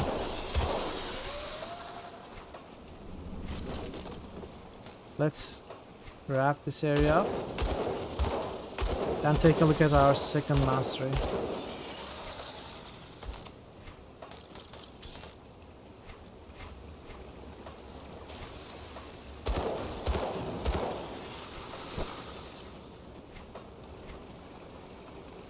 Offensive ability. Offensive ability. Vital damage, chaos damage, they are useless. Vital resistance is okay. But lots of offensive ability is probably better. I'm just gonna put on this magical instead of that rare, I think. This gives more offensive ability. I'm gonna keep the defensive one. Yeah, okay. It's fine. Okay, so what do we wanna combo with? You could also go like Necromancer and get summons in front of us and shoot from behind. Get the summons do the tanking for us. Now, I initially considered Oathkeeper, but I was planning gun plus shields. Now I'm planning gun plus offhand.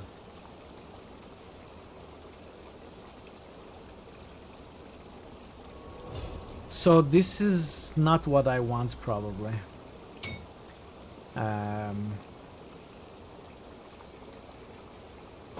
Shaman. This is a 200 melee, 200 range weapon bonus. You approve summons? I do. I do know, yeah. Necromancer could be interesting. Or could be safe.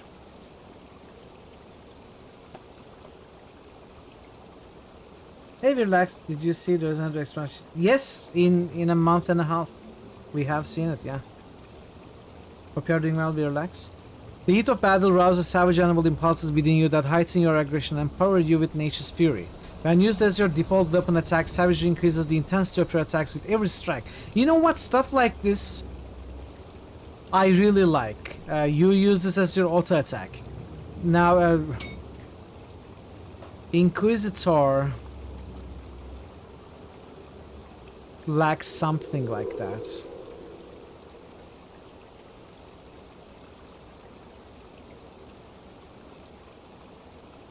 These are not like that. These are big active abilities.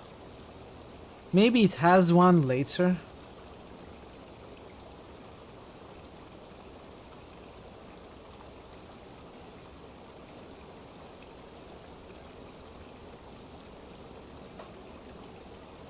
So Soldier also has one. The biggest reason I like Soldier is Cadence. It's an amazing default weapon attack to have at level 1.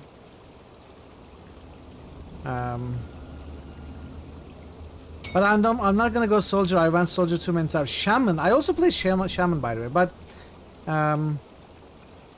I think Shaman could work. I think it could work.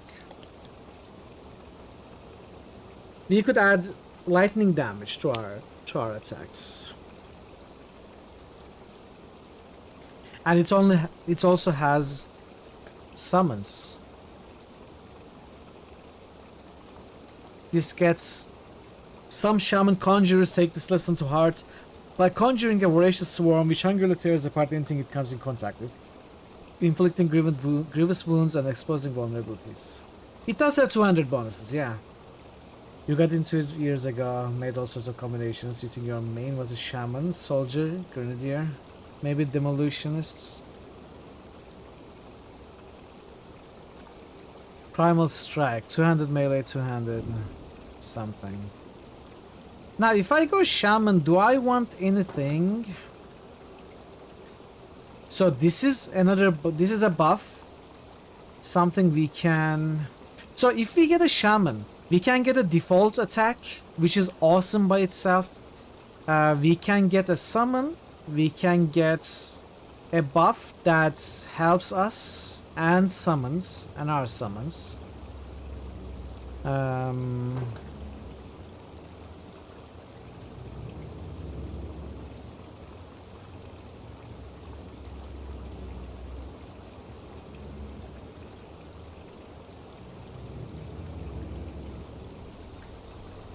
The last passive of the shaman's default attack also gives attack speed.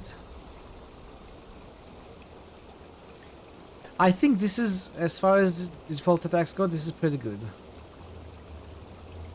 Another summon, it scales with player damage bonuses. I think a couple of summons, some buffs, and the ability to strengthen your default attack is very strong when combined with Inquisitor. That's what I feel like right now.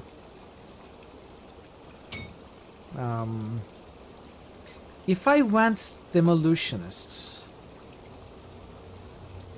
we could use this as our default weapon attack, and we would be buffing fire damage.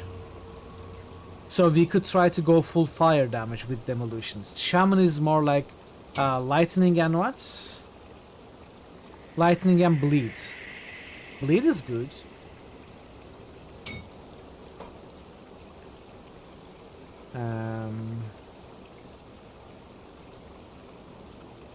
Now this is another fire damage buff.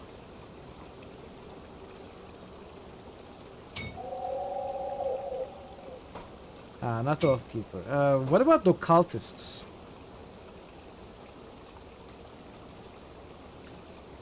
Occultist has a Raven Familiar. Has a Chaos Damage attack speed buff, which is good. Occultist Inquisitor Gun User sounds a lot like Van Helsing, right? Maybe we go Van Helsing. Even has the hat. Well, it's not quite the Van Helsing hat, but it's similar enough.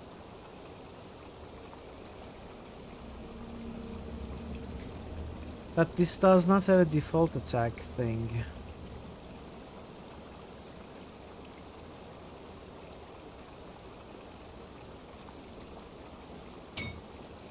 Hans Helsing. Shouldn't we just play Van Helsing? We could if it gets selected. Van Helsing is an ARPG game and it was fun when I tried it.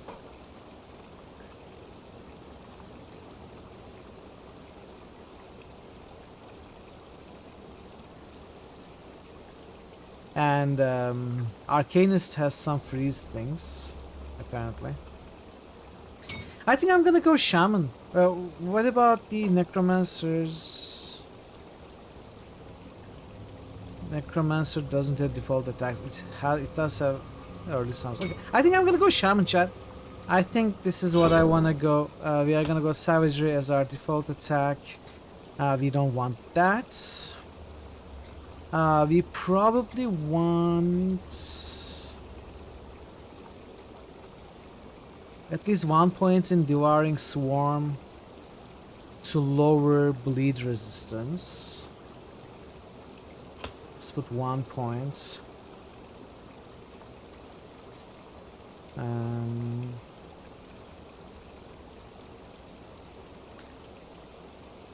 I want this thing. It's so far away though.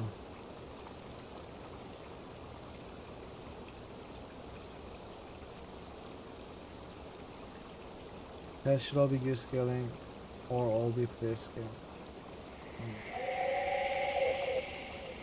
Maybe I don't want Devouring Swarm actually.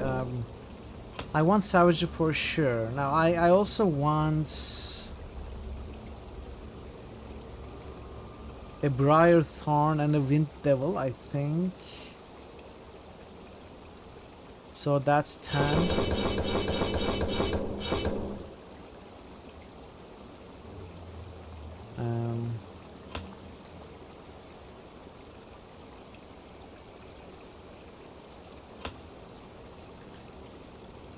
Okay, let's start like this.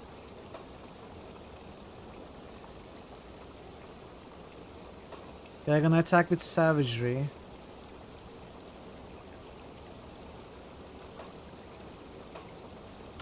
That skill's not ready.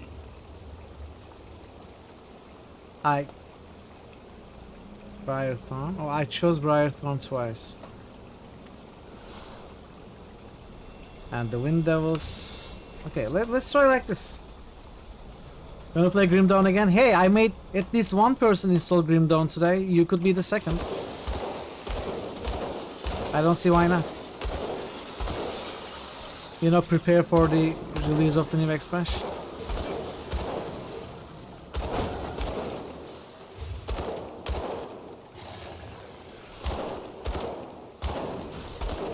That skill's not ready.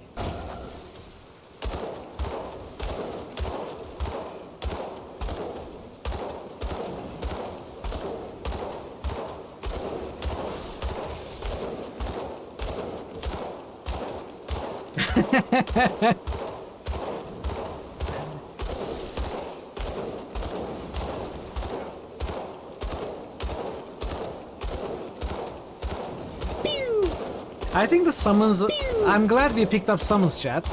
I don't think I would enjoy Necromancer, but I think Shaman is going to be fun with our shooter.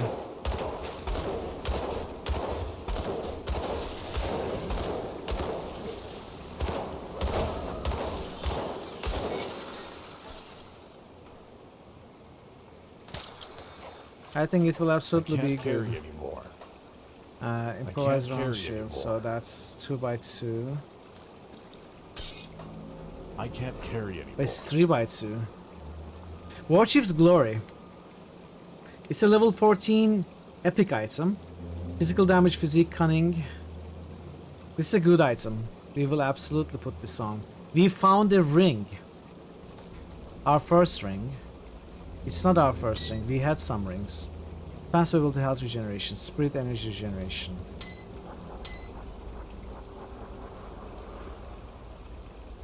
Dungeon Siege. Dungeon Siege is a bit of a problem to run, that's true. You quite like Necromancer, then you're a lazy good son. Yeah, it's a good fun, you know, playing summon based. It can be fun. We want that here. We want that here. Okay, I guess I'm going back to empty my inventory. That skill's not ready. Do these have durations? I think they die, right? They don't time out.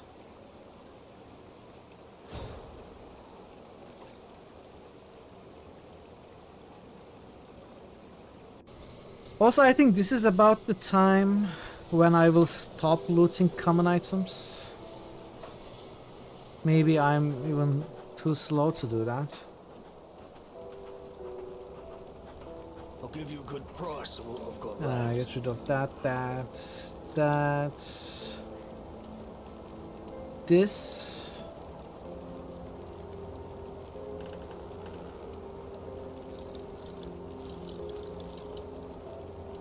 all of these.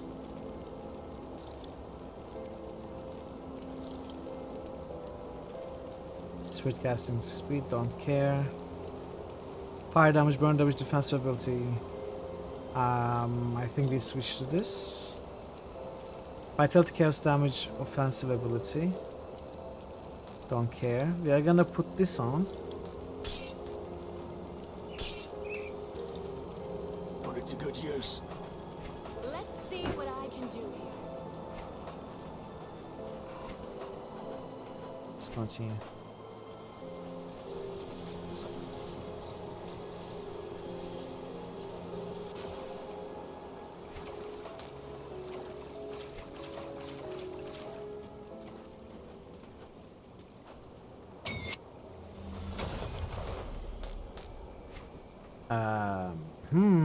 So bonus to pets is good for us now. This is overall a huge upgrade for us regardless, but bonus to pets is something we need to start looking for now. Epic heavy boots requires level 14. Well, we are gonna consider that at level 14, I guess. Physique, offensive ability, defensive ability, health regeneration. We want that, yes. Okay. Alright. Those are some good items. What is going on? Look at these rares randomly dropping from crates.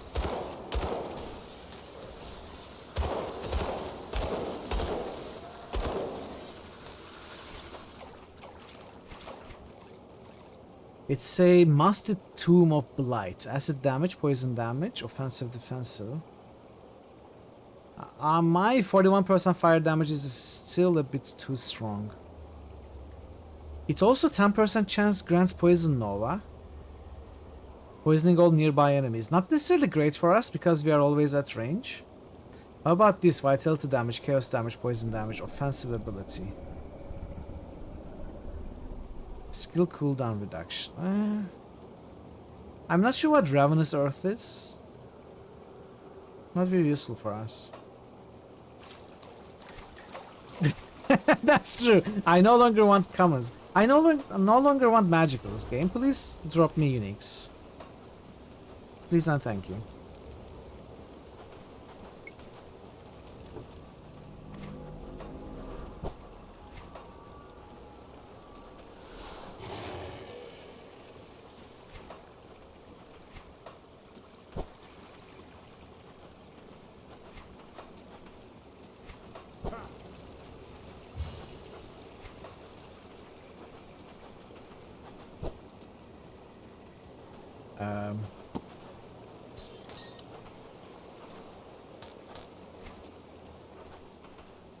Clove Fetish, that's an amulet. That's 7% offensive. We want that. Defensive attacks. Oh, this okay. This is an upgrade over our other ring. Probably put a little bit of a point. Put some points in spirit, maybe. I don't necessarily want to bring it in line with physique and cunning, but maybe 2/3 of them. So actually, it is around the point of 2/3 of.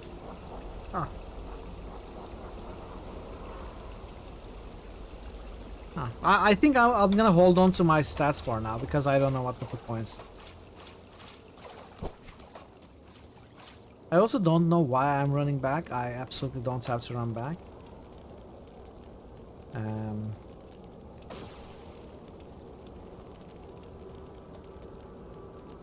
Yeah, absolutely, Storm, man. That's what I'm thinking.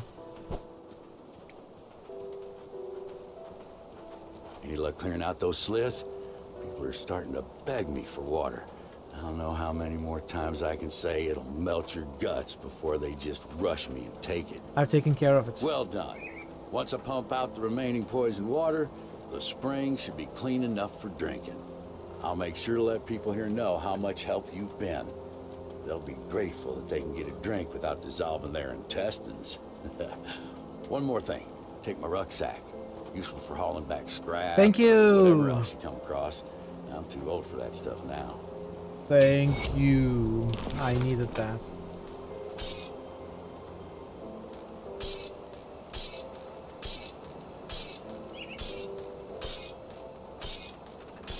At some point we are gonna start using some of these up, but I think this is, from what little I remember, this was actually getting to be quite complex with like 40-50 different things, which also combined became better. So I don't remember when I'm gonna start using them. I don't think these are worth using. Both because these are not very strong, also because these are not very strong. They are gonna change and we are gonna find better ones. At some point I think we are gonna take a closer look at those. For now I'm just gonna hoard them for now, I think. Yeah, I know, but let's see what I can I don't think it's very much worth it to worry about it right now. See you around. Most strong, not yet, maybe later. Good, you're back. I've heard good things from both Kasparov and Barnabas. You're a real asset to this community. Most good. Thank you. One of my scouts came back with news making our next move clear. The dead are heavily concentrated in Burwich Village to the north, past the swamps of Whitemire. There must be a reason why. Perhaps the ethereal behind these attacks is there. We can't know for sure without investigating deeper. How can I help? You've proven yourself quite resourceful thus far. Your ability to secure rift gates for human use could be a turning point in our situation. With all the activity around Burwich, there's bound to be a rift gate. If you can capture it, that will give us a solid foothold in the area. How do I get to Burwich? Follow the road north through Whitemire. Though in the current state of things, you'll likely have to leave the road behind well before you reach the village. Keep pressing north and you will eventually reach the outskirts of Burwich. It's surrounded by a palisade wall, so you'll have to find a way inside. Once you've secured the rift gate, return to Devil's Crossing. I'm ready. We all come for Mithril.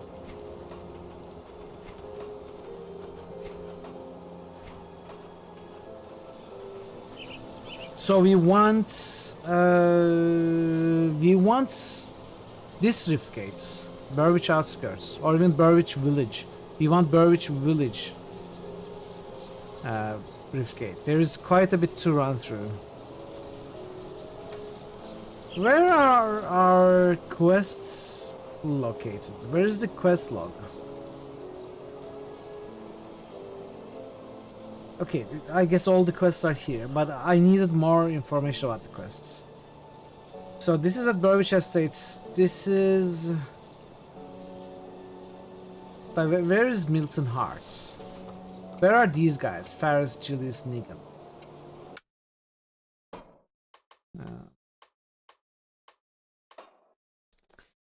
Quest log. Codex? Is it Codex? Maybe Codex.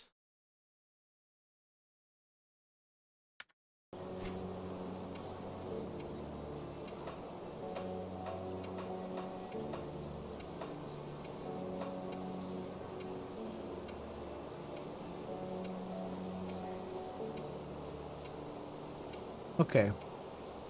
So these are Lower Crossing. Starts at Lower Crossing. Southern Hollow in Whitemire. Okay, yeah. Yeah, but at least it gives the names of their... Like Southern Hollow, for example. That's where we are gonna do one of those. And Lower Crossing is where we are gonna do the other.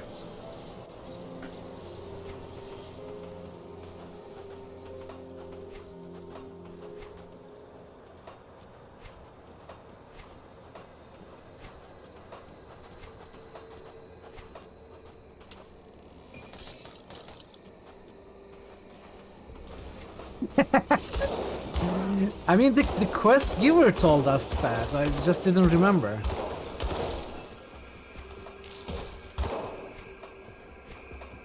I want the game to tell me where everything is. I want the game to do everything for me. You know, I don't want to play. I just want to watch the game complete the quests.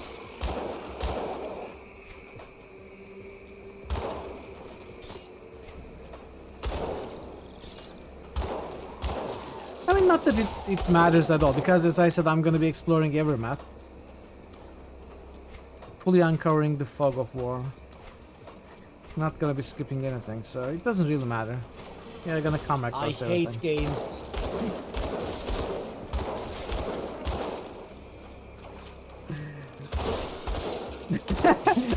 I'm also viewing my own stream, I guess. Maybe I just want to watch. Maybe I don't want to stream. Maybe I just want to watch streams.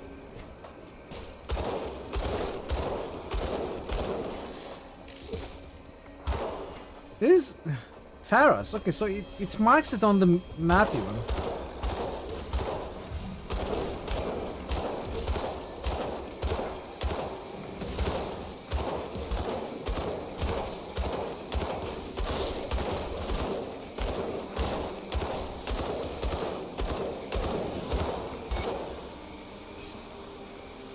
Hey Zul, been working hard the whole stream trying to finish out your Friday. I want to say hello and well met. Well met, sir. How are you doing? It's good to see you, Zul. Good luck with your work and the rest of your Friday.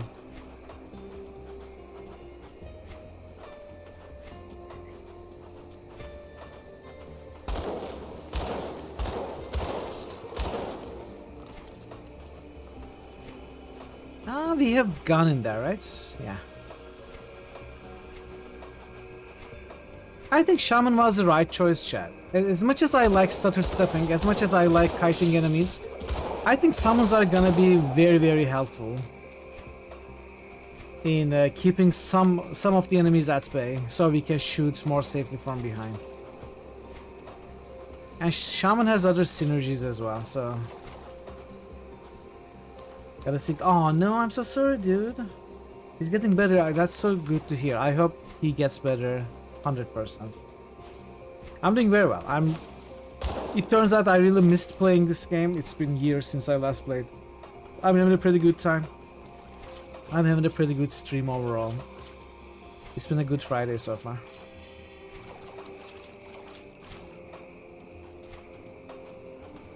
Whitemire, okay. So there are two entrances to Whitemire. I bet this is also an entrance to Whitemire. Let's check it out. Let's see if it also pushes into the Whitemire territory or if it's blocked.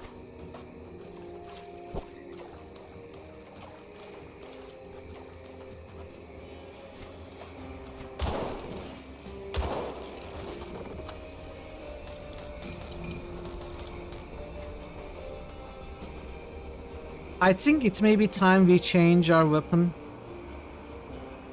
This is so much more damage. It attacks faster, it deals way more damage. We are gonna lose our 8% fireball, but I think it's okay. It's perfectly okay.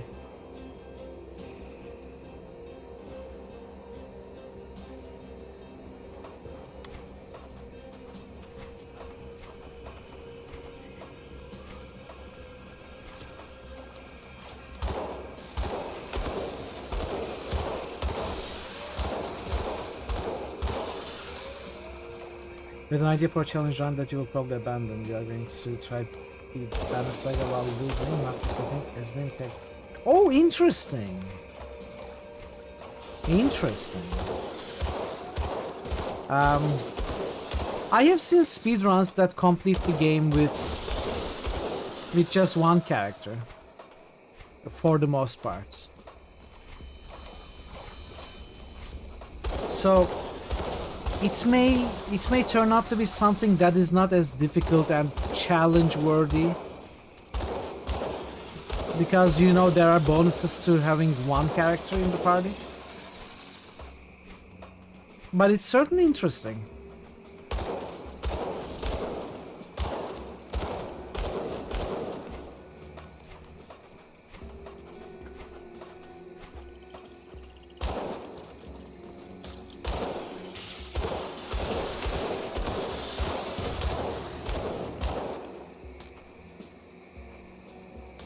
What was the slit necklace quest item? Let's put it here.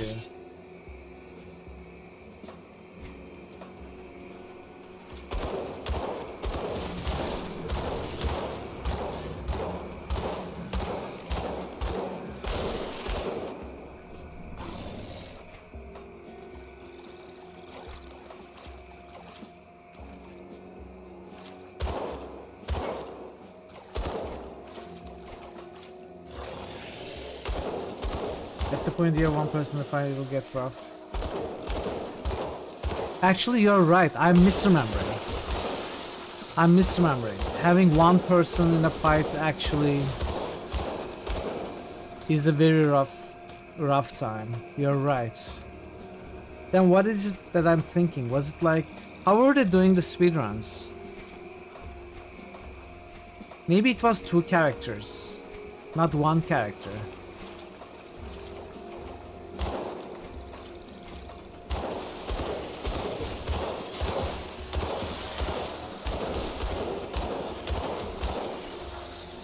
But I 100% remember they were using a single character for some encounters.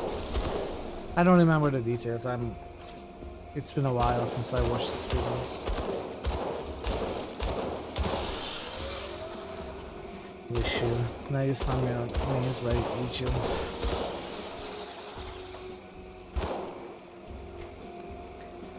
Okay, now do we want to go? I think I want to go. At this point, I want to go 20 Inquisitor, I think. It would be great to go 20 Shaman and get the summon buffs. It would also be great to go 32 Shaman and get Storm Touched. But I think I'm gonna forget about those right now. I think 20 Inquisitor is more important for Vigor and Chilling rounds.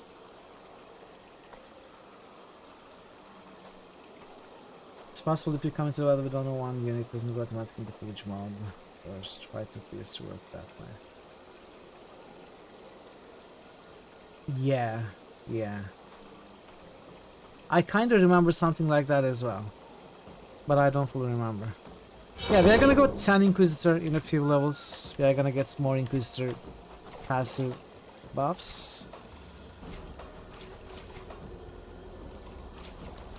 Also, Inquisitor stats give you 2 physique, 4 cunning, 3 spirits. Shaman is 4 physique, 3 cunning, 3 spirits. So cunning heavy, physique seconds, spirit lasts. I have returned. Welcome back, Ash. Welcome back. Which makes sense. Your whirlwind summons do not scale with pet bonuses. They scale with player damage bonuses. You mean Wind Devils? Yeah, it scales off player damage bonuses. Briar Thorn scales with pet bonuses. You're right. But we are gonna be focusing on our damage a lot. And Briar Thorn is like a tank, I think. In my mind, at least. Briar Thorn is a tank.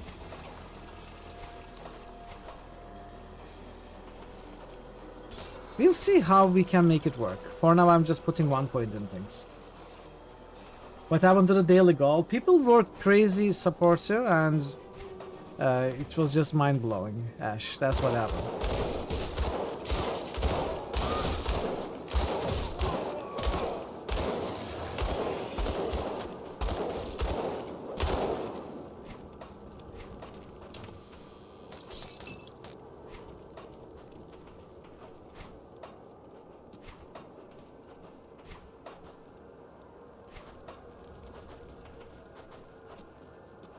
Please stay your weapons, stranger. We are no outlaws. We were captured and put to work here in the mine. I hope you are here to set us free. You are slaves here. So it would seem, and nothing is worse to a rover than being confined. We are part of a rover band that set up camp in a secluded part of the Whitemire, hoping to avoid trouble, but trouble found us anyway. They captured 4 of us, but young Larkin and 2 other men who were here already died from overwork. They just left their bodies down here with us.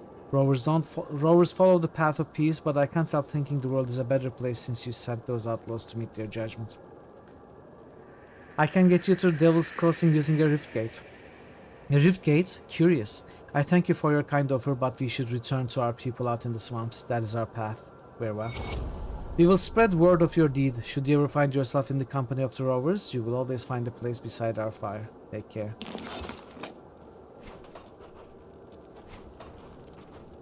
Put 1 point in every skill. Maybe not every skill, but I like putting 1 point in everything that I'm interested in before putting points in other things. Well, I think that's actually a bias or like a habit that I have because of Diablo, because Diablo has plus X to all skills sort of stats on items. So putting 1 on something can have like A lot more value than just 1 point, depending on your plus or skills things. And I don't remember if Grim Dawn has that. I think it has that.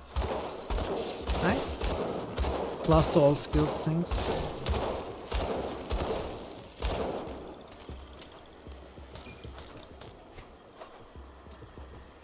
One is a lot more value than one. Yeah, exactly. You don't simply look at one and say it's one. Now that one can be 2, it can be 5, it can be 0. It can surprise you.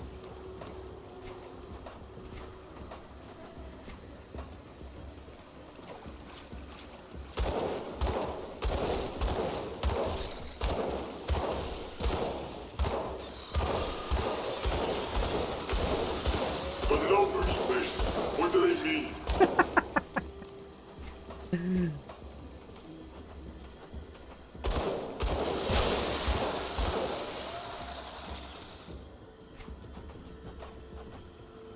Zero to 1 is an infinity percentage boost, much better than 1 to 2. Exactly.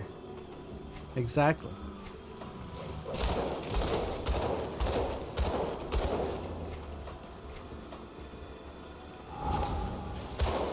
Savage Totem. I think we are gonna get a boss summon here, yeah.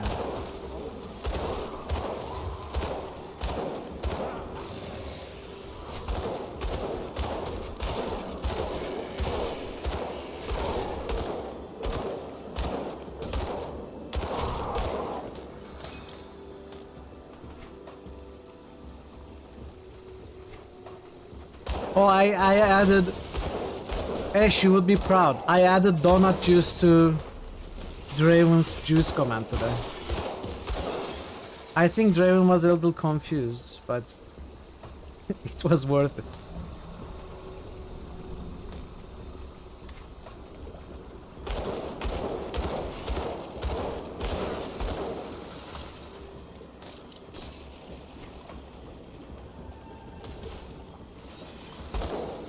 You don't think Grim Dawn has any plus to all skills? If it does, they are very rare. It has a... Yeah, we saw mastery items for sure.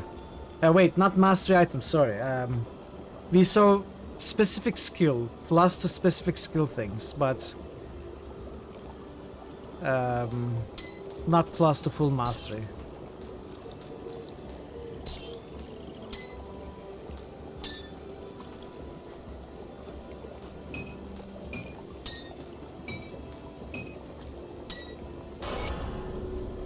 Dirt-covered notes.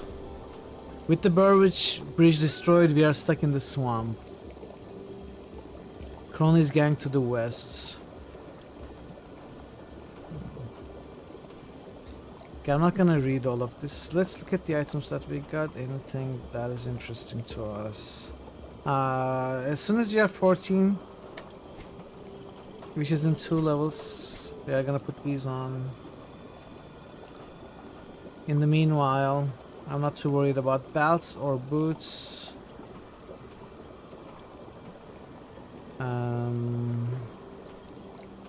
I think I switched to this.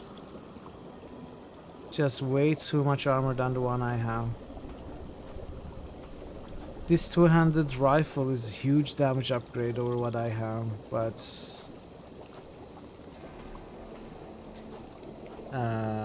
this is not very good anymore, because this is not fire damage anymore.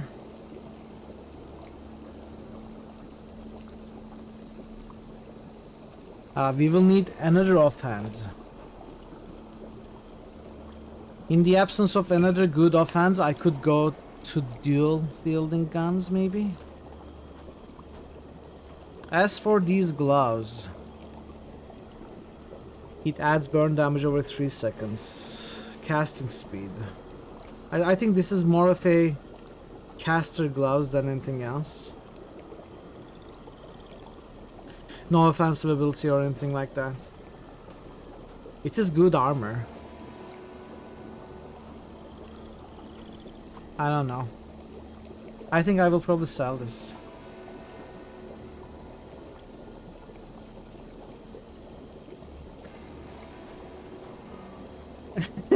Oh wow, you deserved it. You deserved it, Vera. Plus necromancy skills, yeah.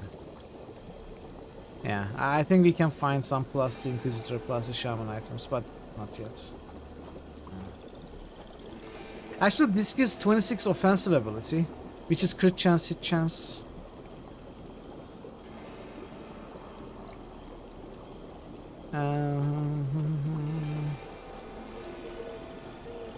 Nah. Actually, I think I may just... for now, I think we could just go a rifle, you know. Until we find... let's keep the better gun here.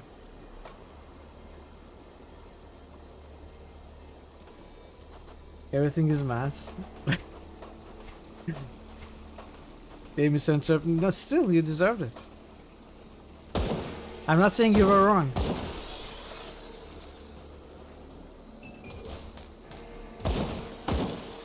Wow, rifle is pretty slow. 1.4 instead of 1.7.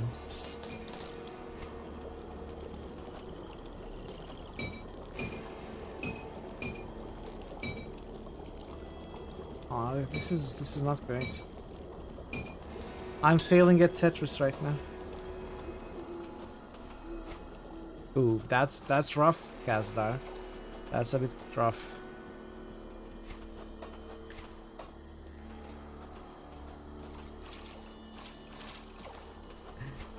Everything could be maths, that doesn't mean they are experts at math. What if they ask the same of you? And you are supposed to be the math expert.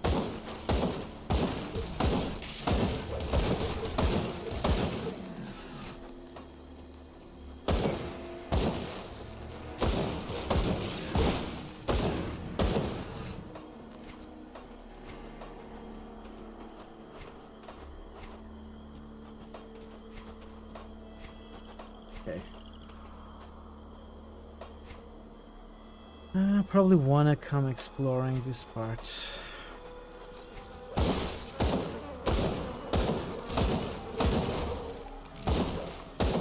A pretty slow rifle.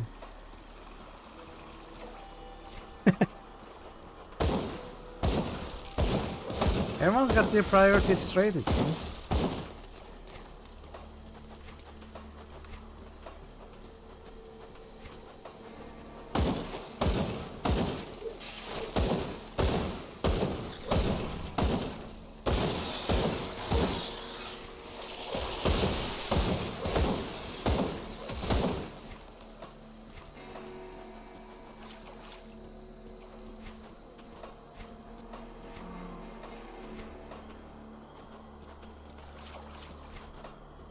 So these wind devils, I don't think they can be targeted.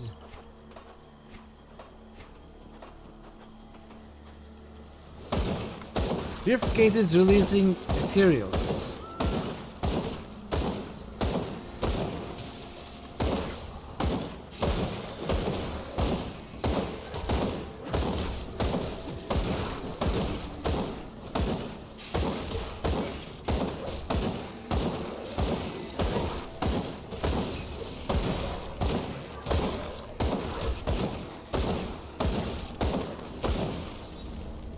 Okay, that's it.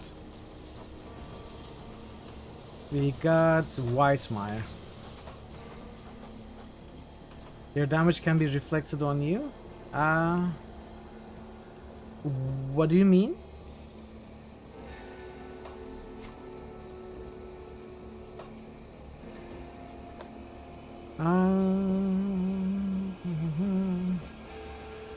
It deals electrocute damage.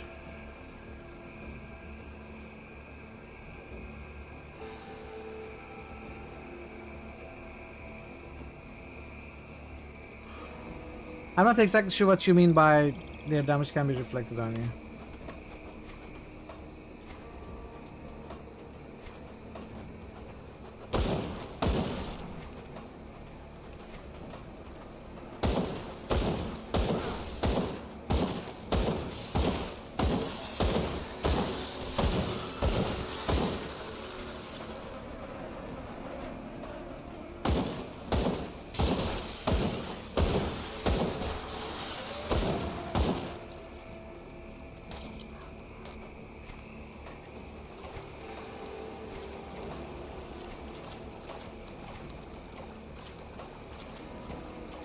Their scaling pets cannot be targeted, do not take damage. Where does that reflected damage for them go?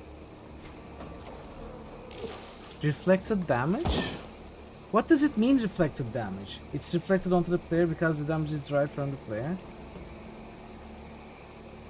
Oh, you mean if an enemy... Okay, now I understand what you mean by reflected. If they attack an enemy which has reflects damage modifier on them,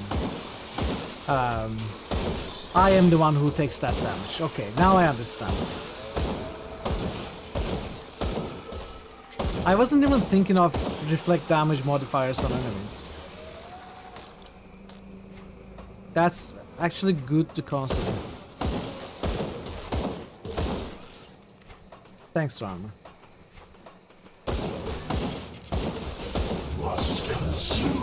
Enjoy your food there.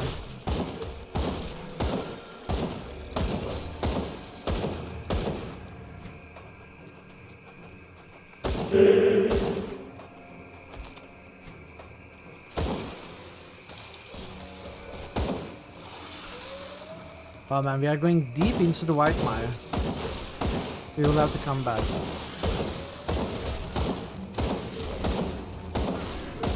All the way from the other side. Also, our inventory is full now. I should probably go back.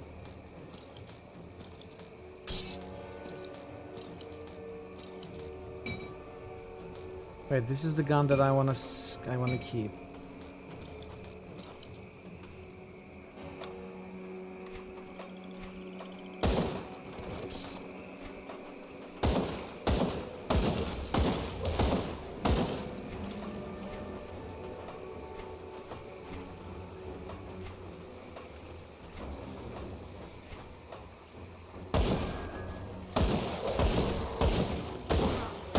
Am I hitting?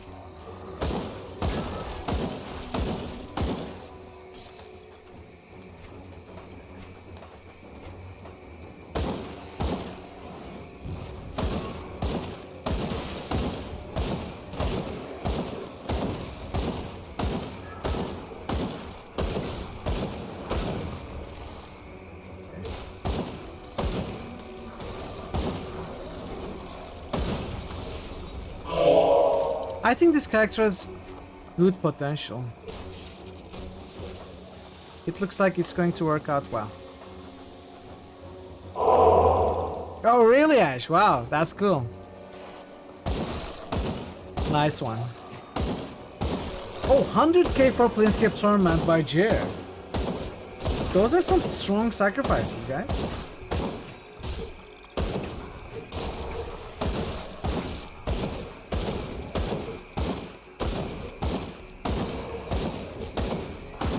Crazy sacrifice. I should probably do them on stream, you know? Out of stream.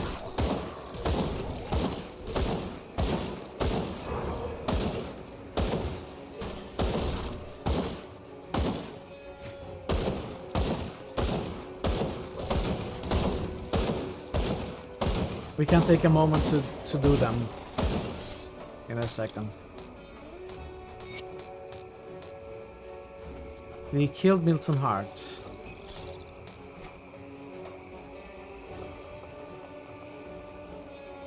Yeah, Disco is being left behind. Do you have? Don't you have some accumulated points? I mean, you are to be fair, you are not the only one who has been supporting Disco, but it hasn't gotten any sacrifices for a while.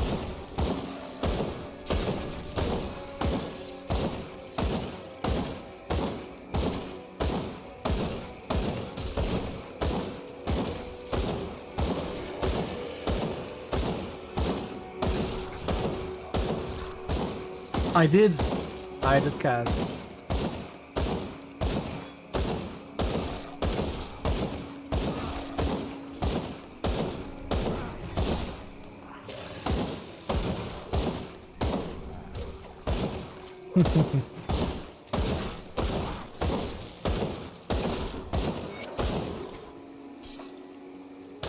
Okay, I cannot loot any of these. We are gonna have to. Oh man, we have lots of things now. Okay, let's go and let's clear our inventory. Oh hell yeah, Might and Magic 6. Or basically Might and Magic 6, 7, and 8. Okay, before we do the inventory clinic, I'm gonna do the sacrifices on stream because these are some strong sacrifices. Let's go. First of all, oh, you already sacrificed points for disco today. You're right. I had forgotten. Okay, so 10,851 for disco by 10,851 by Thor. If I could type your name. Disco at the top for a little bit. It's gonna change. 5k for Wrath by Veru. And Torment takes it over big time. 100k by Jer.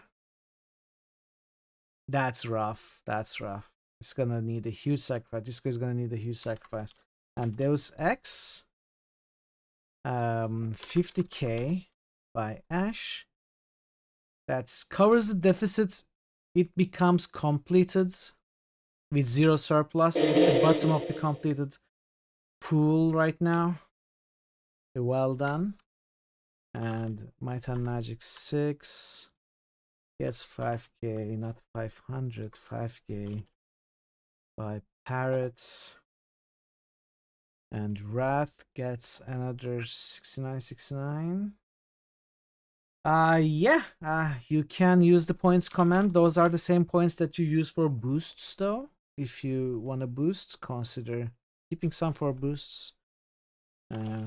Phase and sacrifice 69 for Wrath. There we go. Let us announce the completion of Deus Ex Resurrection Ritual.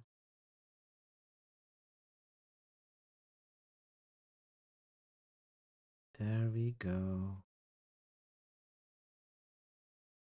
Pretty cool. Thanks for all the sacrifices. Let's continue the game.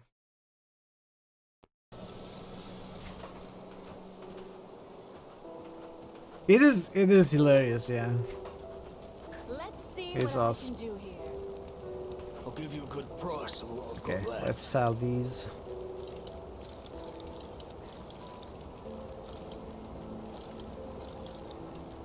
I don't think we want this.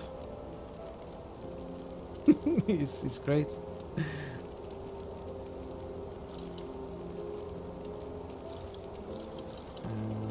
Weapons, melee weapons, we don't care.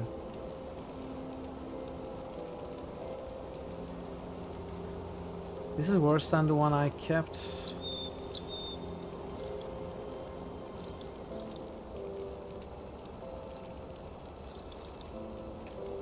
Arch it's a quest item. Take the plasma. Buckler. I think I'm gonna get rid of Buckler. So this heavy helm, acid damage, poison damage, damage to aether corruptions, ethereals, offensive ability, defensive ability. Okay, this is already better than the trash helm I have in a way. Shield damage blocks. We don't have a shields. White cells resistance, aether resistance. Okay, we are gonna put this on. I mean, we are not making it as a we are not making use of all of its skills, but whatever we can use is better than this trash arm, so we will equip it. This one adds physical damage, internal trauma damage, fire resistance. We are gonna lose some offensive ability, but I think it's worth. Boots, Cunningham movement speed. I think just movement speed alone is probably worth. Belts, his physique, no, let's get rid of that. That I will keep. See you around. Training can get you kicked. Yeah. Starving_drummer is first. Did she learn for me? Oh, nice drummer. You are the first chatter today. You learned from me? Did you learn something from me in Banner Saga? That's funny. I'm afraid I may have to break a promise. I'm not about to give up yet, but things aren't looking good outside. I was lucky to survive that first night when I volunteered to distract the rotten walkers while Bourbon and his group, including my little sister Sybil, made their way through to Devil's Crossing. I believe in Bourbon, and if anyone can get those people through, it's him. Before they left, I looked Bourbon in the eye and told him to keep her safe. He put his arm on my shoulder and spoke in that calm, reassuring tone of his. He told me that he would do everything he can, but I had to promise him something too, that I would do my damn best to get out of this alive. Well, I should get myself into a fine fix. I diverted them walkers alright, but now I'm all hemmed in. I've been hiding in a group of old dilapidated shacks and keep changing positions whenever the dead get too close. I can't find a way forward though, and I'm running out of daylight. The walkers seem stupid generally. You're running out of daylight and you took the time to write this note? The walkers seem stupid generally, but I think they dug out the riverbanks last night, allowing the water to wash the road out. It's almost as though something is directing them. I'm not done yet, and I have no intention of dying in this rotting shack. I'm going to try to break free, and will go out fighting if I have to. If the worst comes to pass, and you're finding this note on my cold corpse, well, please let my sister Sybil know what's come to pass and tell her to be brave. I can only hope she made it to Devil's Crossing. You returned. I see that you carry my brother's amulet, so it's as I feared. Unfortunately, Milton was one of the dead. This is a lot to take in. Milton, I'm sorry, brother. Thank you, stranger. At least I can live knowing my brother is free of all in this misery. Free of all this misery. The amulet was enchanted to keep my brother strong. I think you could use it more than me. Here, may it bring you luck. I'm sorry for your loss. It looks like a ring. Wait, it looks like an amulet now. What the heck? 40% constitution is awesome though.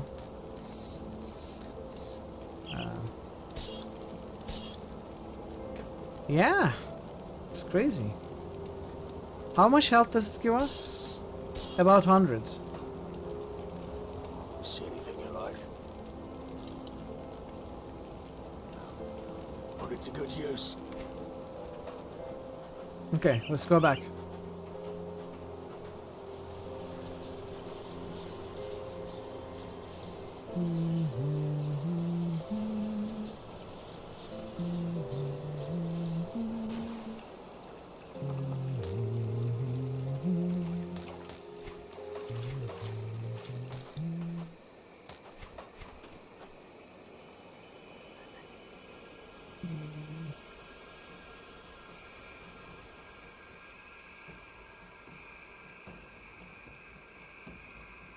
Attack speed on these gloves. I think it's maybe worth.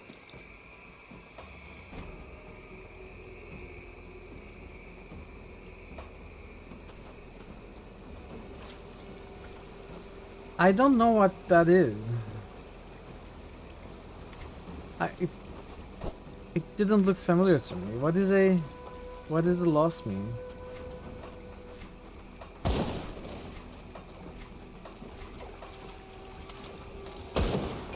Oh, a rare rifle. It gives bonus to pets. It's a little bit of a damage loss for us. But it's probably worth it because of the bonus damage to pets.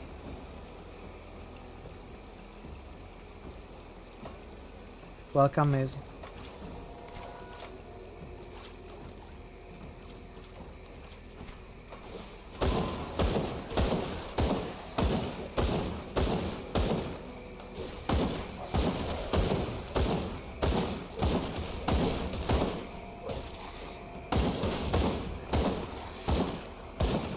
Good luck with the sector maze.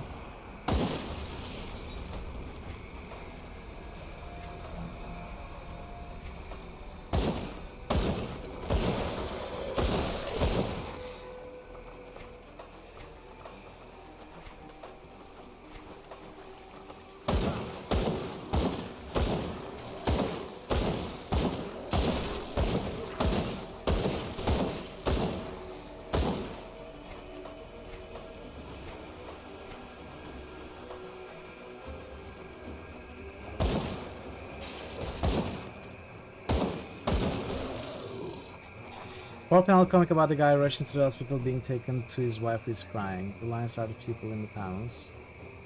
Initially just the guy running, then him and the receptionist, him and the doctor, finally him and his wife who is lying down crying. The comic has no text, only images and the title Loss.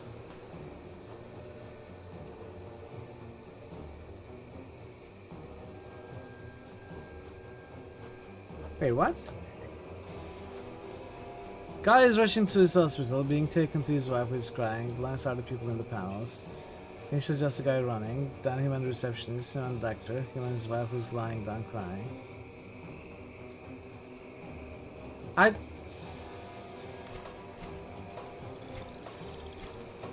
Is this supposed to be funny? Maybe it's the way that I'm imagining it, but it's... To me, it doesn't sound funny, it sounds traumatic. It's not funny.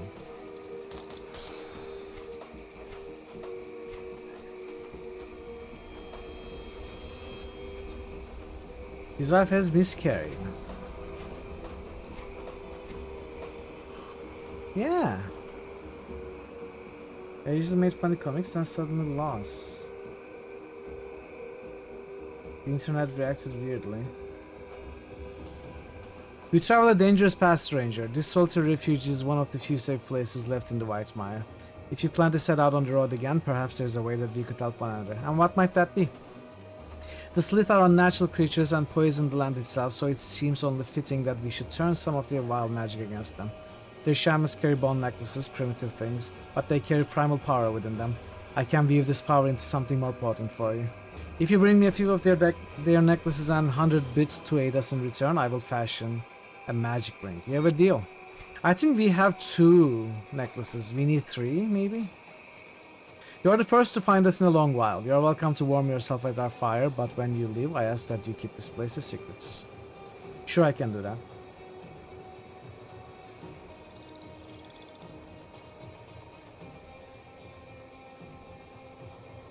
So long as you do not bring violence into this place, you are welcome to return. Any wisdom to share for the road ahead? The material world you see around you is not the limit of reality, nor is this the only realm of existence. Our folklore tells of travelers who have found hidden paths to slip through the veil between realities and pass into other realms of existence. Those who have returned tell of fantastic worlds, vastly different from our own. The coming of the Ethereals is proof of that, and the rifts they use to cheat distance and time, to travel instantly from place to place, are wounds in the veil of reality. We rovers have seen many things, not ethereal, pass through their rifts to enter our world. Even if we could drive them all out, will these wounds ever heal? An interesting tale. What else can you tell me, old man? The first traveler was Rowan, a king of old Arkovia, the city which once ruled over these lands and many others. It's said that Rowan met an old man on the road while returning from a battle. The old man spoke of many strange things and revealed that he was a god who had wandered every path in this world since the dawn of time. He warned Rowan that a great doom would befall Arkovia because of his people's obsession with title and ownership. When Rowan returned, he renounced his throne and lands and took to the road, keeping only what he could carry. Many joined him and they were called Rowari and eventually became modern-day rovers. Most of the Arkovians ridiculed Rowan, including his family, who thought him mad. But in the end, the old man's prophecy came true. Arkovia fell to ruin, and its lands ruined to this day. And that's all. I have to be on my way. Farewell. And has a shop. Leather spolders, offensive ability, physical damage. This is absolutely an upgrade.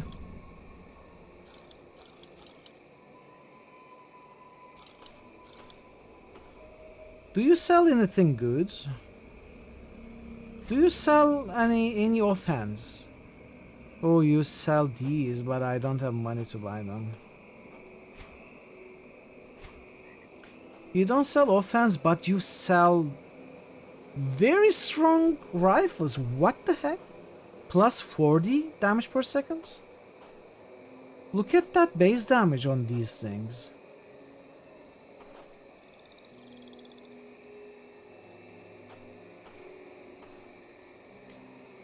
This one has attack speed 2. I will absolutely buy that. That's crazy.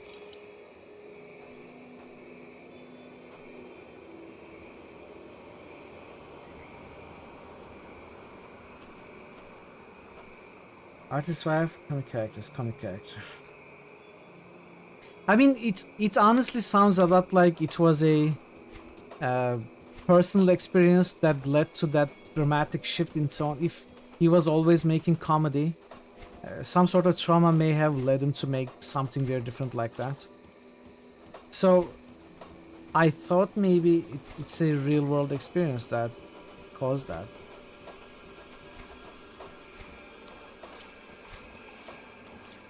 Who knows? We need to go around all this way.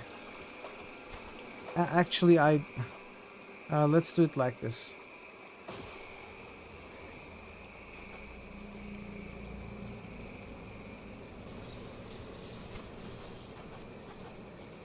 Ah. Oh no.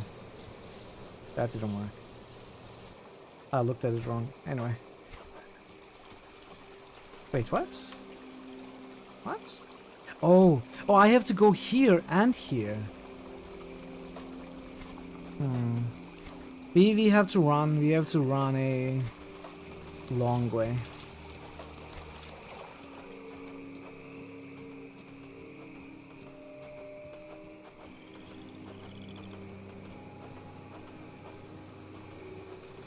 I could have still used this portal. Why did I go back?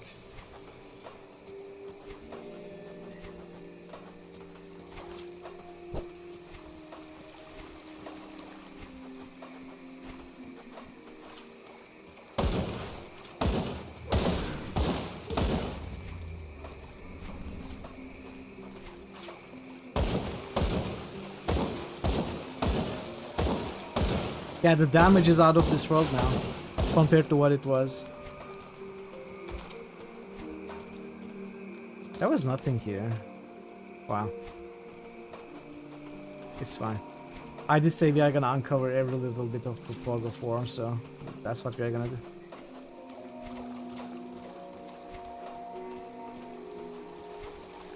And that's why, chat, we need movement speed. Space out of this world, yes, it's out of this world. The only place not corrupted by ethereals. Space!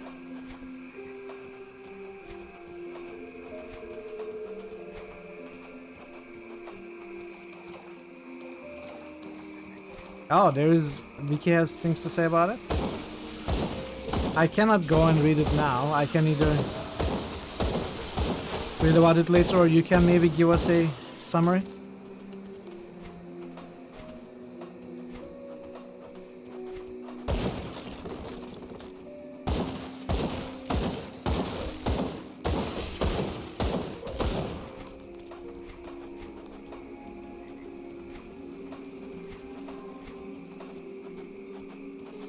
He had a similar experience with his girlfriend younger.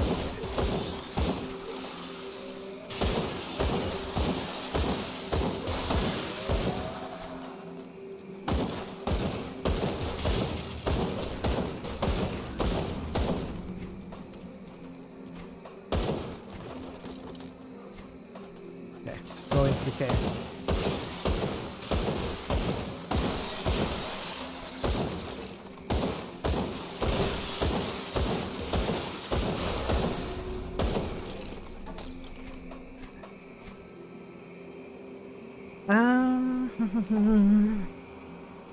Why do I have 6 points? I must have forgotten to put points. Now, I am using a two-handed ranged weapon right now, but I have every intention to change it, so I'm not gonna put any points in there. We are still going to 20.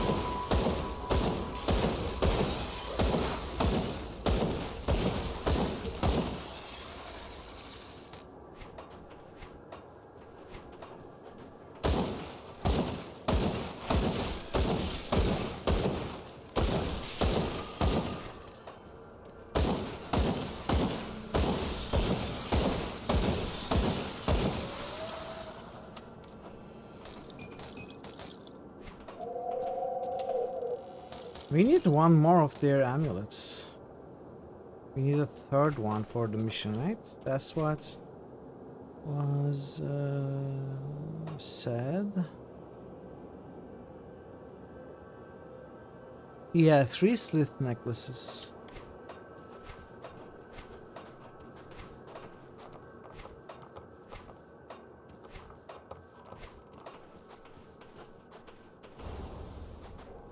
Okay, that's great shrine. Let's start.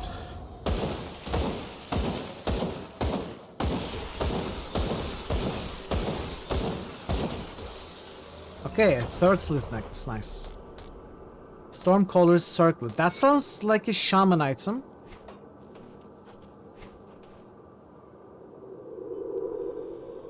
+2 to Trojan Sky Shard, +2 to Wind Devil. Those are shaman skills. Cold damage, lightning damage. Our Savagery deals lightning damage. Our Wind Devils deal lightning damage. This is level 14 item. I think I'm gonna hold on to that. Attack speed on this, as well as cold damage, frostburn damage, spirits. Can put it on for now. What? +40 damage over the +40 damage rifle that we just bought. This would be like +80. Look at this. This gives +40 cadence, chat. If we had picked up soldier, this would be so good. But we are a shaman, and it is fine.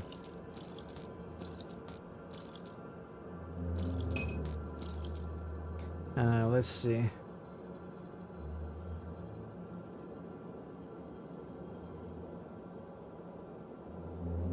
That is quite the boomstick. That is crazy amount of damage. On top of the 10% chance to deal 100 more physical damage. Very crazy. I don't regret my decisions. No, I have played a lot of soldier in the past. To be fair, I have also played shaman in the past, but I don't think I don't remember ever playing a ranged character, like guns character. Warchief's Glory sounds like another shaman item, possibly. Anything.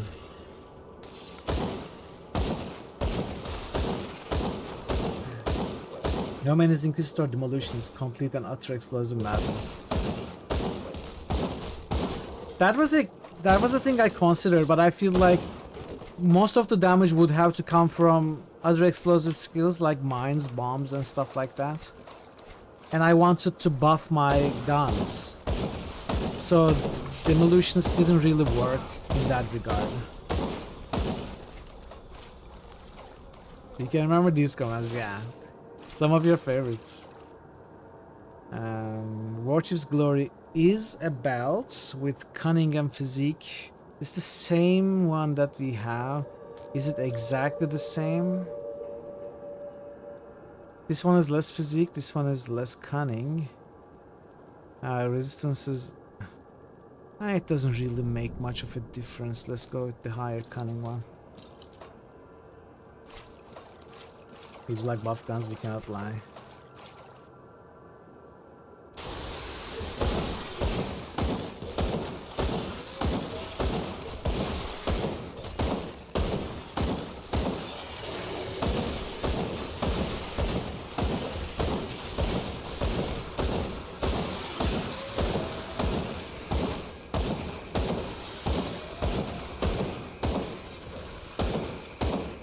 Okay, where am I?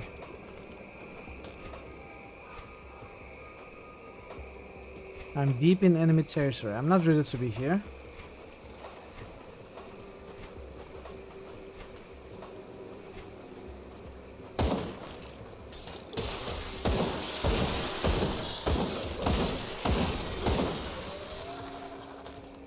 So many Sliss necklaces.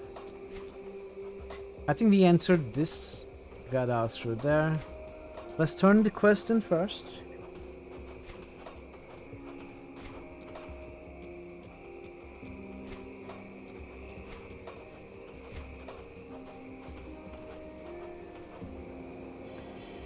Ah, so you returned. Do you have necklaces? Will these suffice? Ah yes, there is raw power in these bones, and my deft old hands will weave it into something more potent yet. I will have finished ring for you shortly. Slith Primal Ring. Plus 10 damage to beast skin. Energy regenerated per second. More energy regeneration, poison acid resistance, white cell resistance, elemental resistance. Looks like a nice defensive ring. Ah yes, there is raw. Oh, we already read that. So, do I want this? I guess I could get rid of 4 defensive ability for attack speed ring to put this on. I don't know. 4% attack speed, is it something I can give up?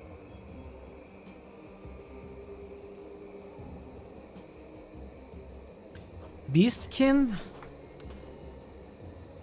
That's not very useful to have, I think. Damage against beastkin. I don't think I'm gonna put this on. I mean, it has some nice defenses, but I don't care too much. Hey, Puzzle. Welcome in. Did I say hi to you? I'm sorry, I'm a little distracted today. But if I didn't, hello, hello. And if I did, then hello, hello again. Inquisitor Demolitionists. Lots of Inquisitor Demolitionists in chat.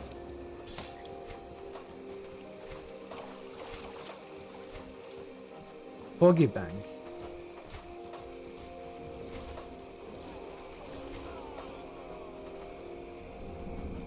You don't remember either. Well, it's good to see you. Welcome.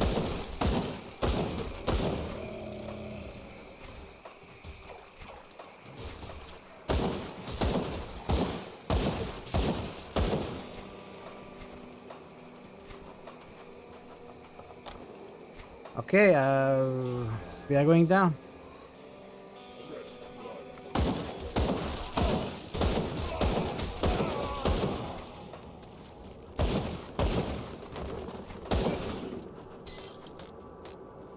Low fetish and another ring.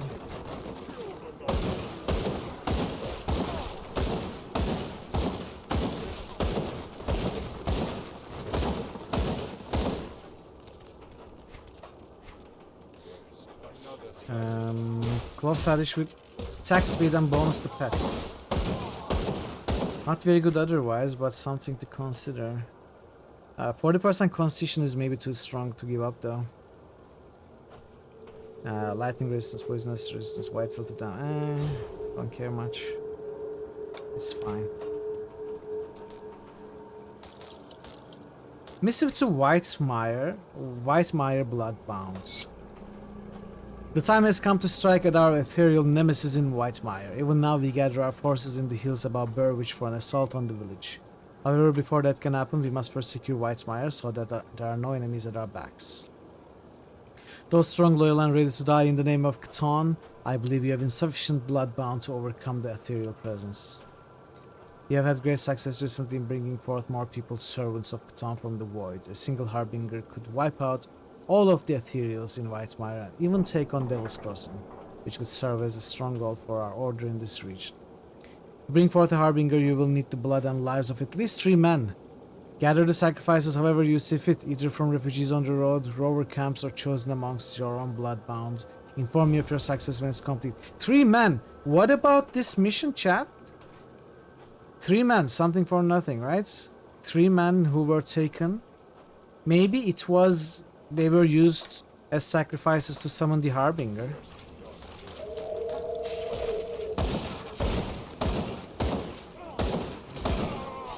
I don't know.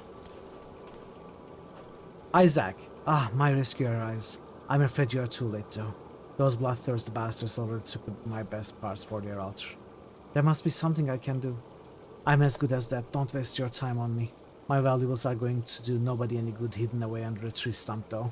You have slain my captors, so you earned this much. Follow the river outside the cabin and to the river delta and search for the shore. Search the shore. Follow the river outside the cabin to the river delta and search the shore. When the world went down the slit hole, I hid my most valuable possessions away underneath a loose tree stump. Take whatever you want, just buy some cultist settings for me. Thank you, I'll find it. So follow the river outside the cabin to the river delta. Okay.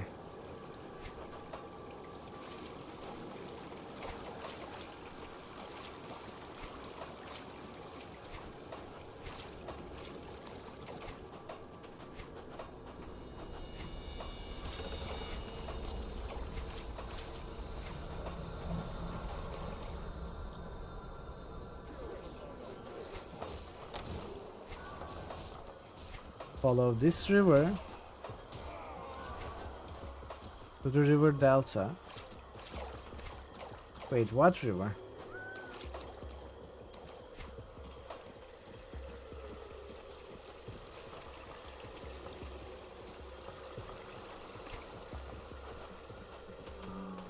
Which way am I supposed to follow it? What is a river delta?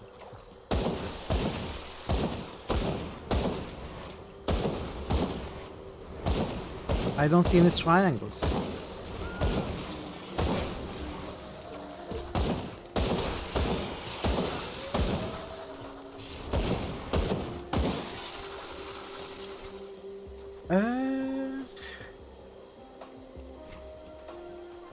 Could be somewhere here, maybe.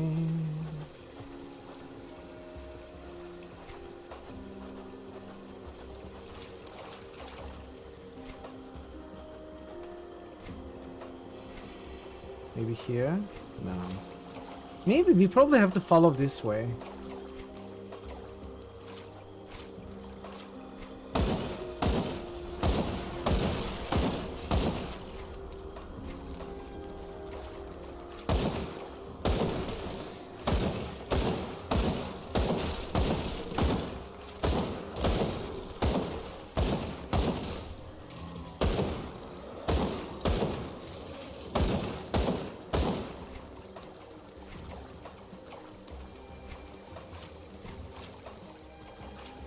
It flows this way.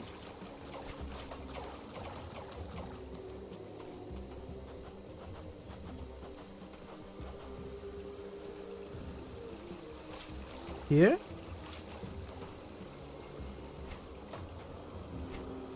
Follow it more.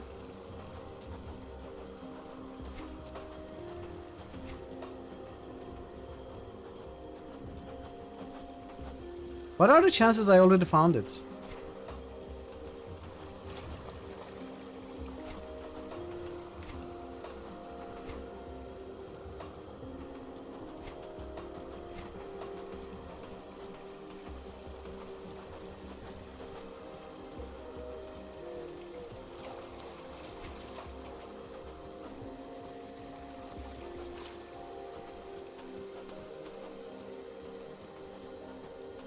Could it be somewhere slightly deeper in, maybe?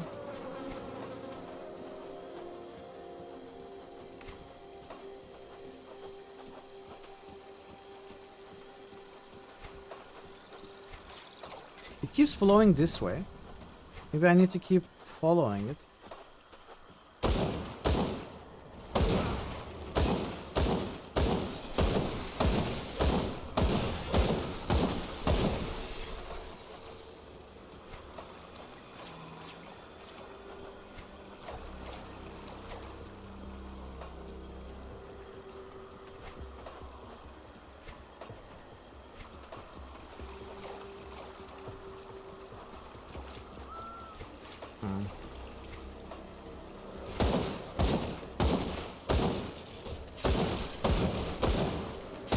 Oh, there it is. Isaac's stash. It was all the way here. Wow. Formidable Isaac's boulders. Rear shoulders, lots of armor.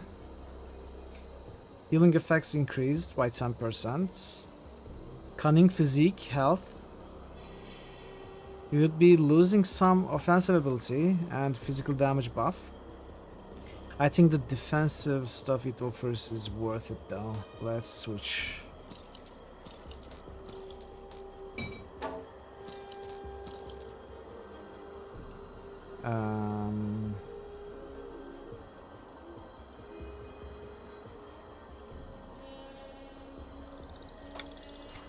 Okay.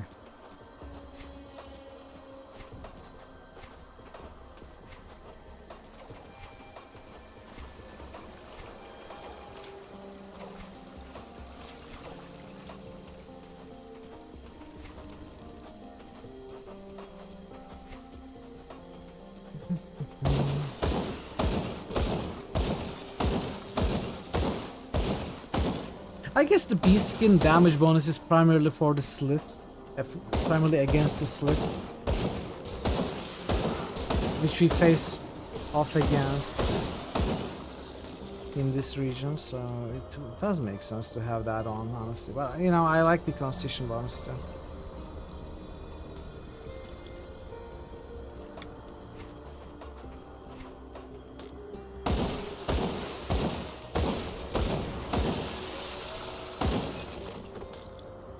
I think this is where we came out of.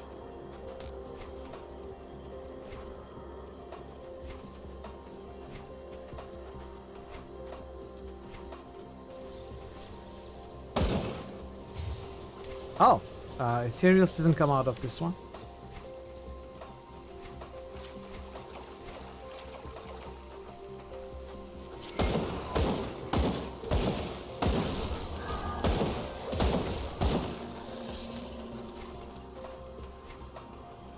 And the third and the last guy.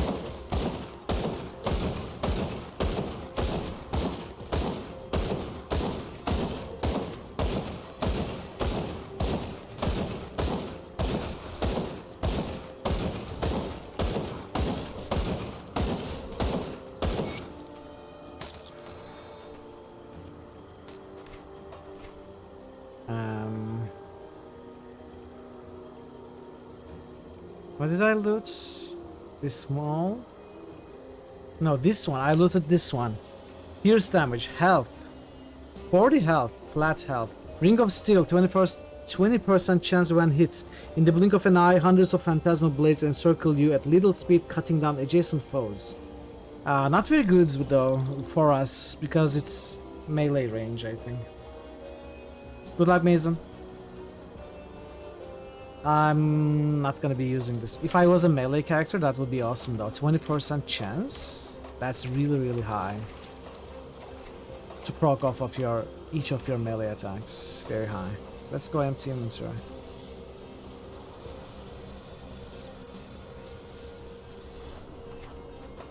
We did complete a couple of quests as well.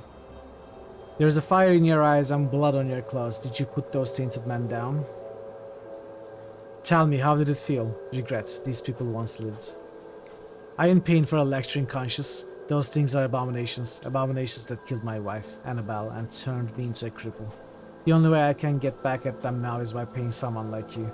So if you want more iron, skip the morals and kill some more dead. Use your pay. Thank you.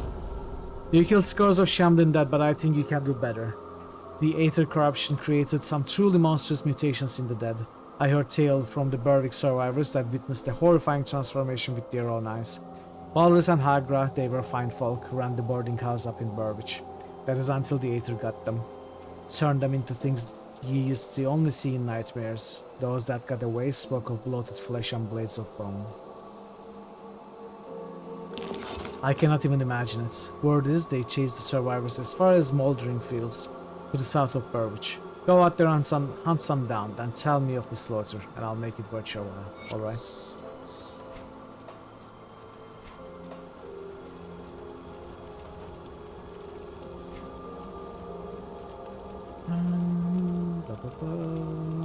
Burbage Estates, Burbage Village. I'll give you a good price for what I've got left.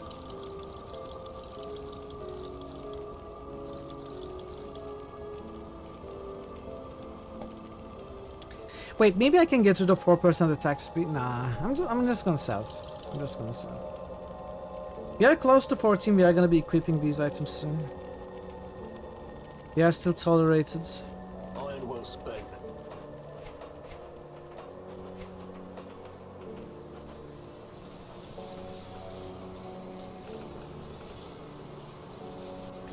I forgot that we actually got a devotion points. We got 2 devotion points. I completely forgot about those. The first one I want is the bat, I think.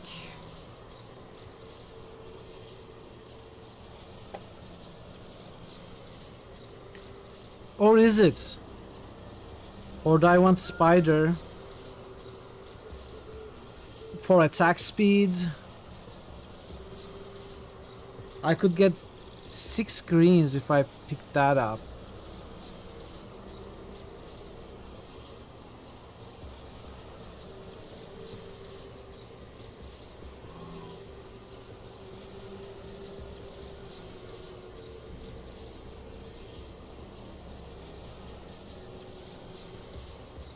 This one, for example, 15% chance on attack, also has attack damage converted to health, and hits multiple enemies. This one, 25% chance to attack, reduces target's defensive ability, deals very high poison damage. The Hawk. Hawk is very quick to pick up, just 3 nodes. It gives bonus to pets, offensive ability, crit damage. It's not very good, but it's a cheap one to get three greens from 3 nodes. Not bad. This one is elemental damage, Scholar's Light. Not really interested in that. The Quill is violet and green, which is also elemental damage, 8 resistance. Fox. Cunning Spirits, bleeding damage. Raven is also damage to pets.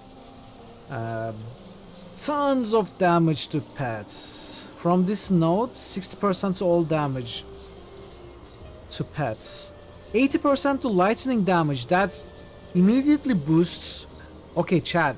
Just these 2 nodes. You know, if I pick up these 3 nodes, 80% to lightning damage, 60% to all damage. That highly boosts our Wind Devil damage.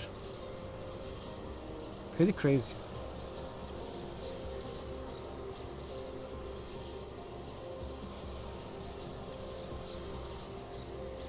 It does not? What do you mean it does? Oh, you're right!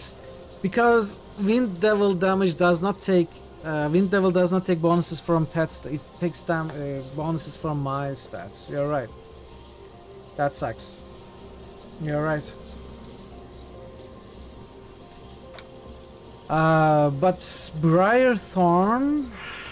Does it deal lightning damage? It only deals physical bleeding damage. You're right. Oh man, that sucks. That sucks.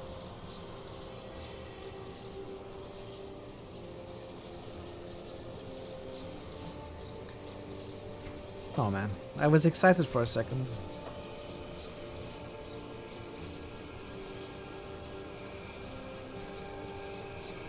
I think Twin Fangs is probably still the better option. It adds flat 90 piercing damage, flat 49 to 80 white health damage, and pierces through enemies, shoots through projectiles in the first place, and it converts attack damage to health.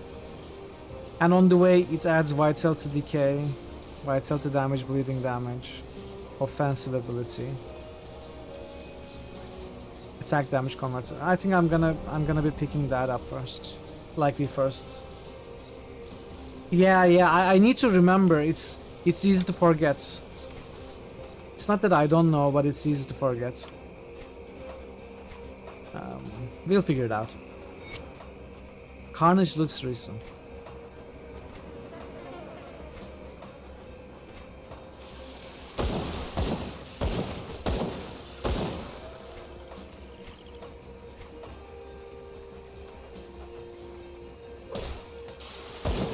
Okay, we found an offense. Not a very good offense.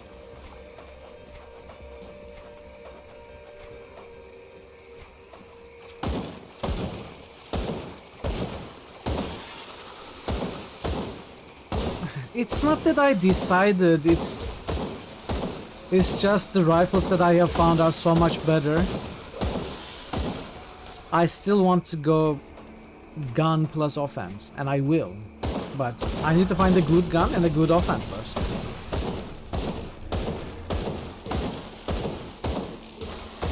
This is like 80 DPS higher than the best gun I have, so we have to use the rifle.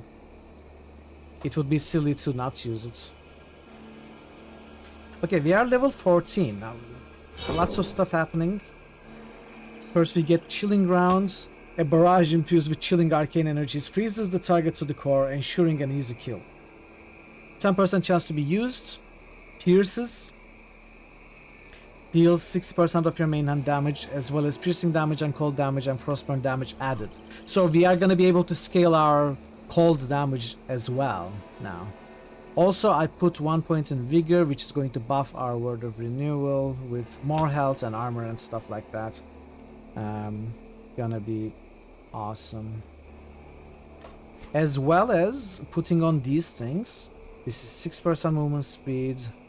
And on top of it, 8 resistance, slow resistance. I'm not using Rune of Calistar, that's fine. Also adds physique and defense ability and stuff like that, so it's a huge upgrade. The circlet, cold damage, lightning damage. Lightning damage isn't good for us, but cold is. No, wait, lightning is also good for us because of savagery. Spirits, energy generation, elemental resistance. Wind Devil plus Wind Devil is also good for us.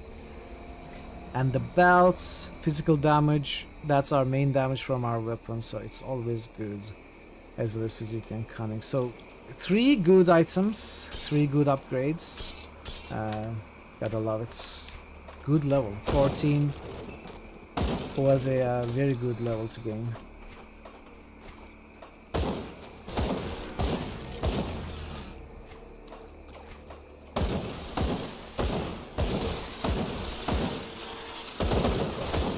Oh, that's so beautiful. That was chilling rounds.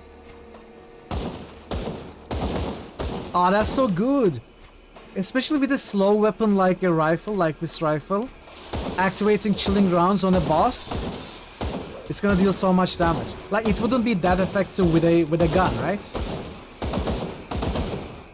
Look at it. If we get lucky, we keep activating it. It's like what percentage? 20? 10% chance. It's pretty low. It's 1 in 10, but still, it's beautiful. Family with grim tools, great for character planning, including finding unique gear you want. It sounds familiar. I think I may have used it at some point, but I don't want to use it for this character. I don't want to pre-plan that far ahead. I think I'm gonna let myself be surprised, and we can always respec anyway. I don't want to theory craft, you know. I want to. Let's just discover on our own, even if it's not the most optimal thing that we can do, and let ourselves still have the opportunity to be surprised. Look at this gun, it's 138 damage per second weaker than this rifle. How can I use a gun when I can't find anything? Look at the damage. 18 to 114 on our rifle, 16 to 25 on the gun. I'm gonna put it away. We are gonna keep it for now. No, there's no way, no world where I can make this work better than this rifle. There's just no way. This rifle is way too strong for its level. Look at the other rifles. Even the other rifles are 110 damage per second weaker. 79 damage per second weaker. I don't know what's up with that rifle we found.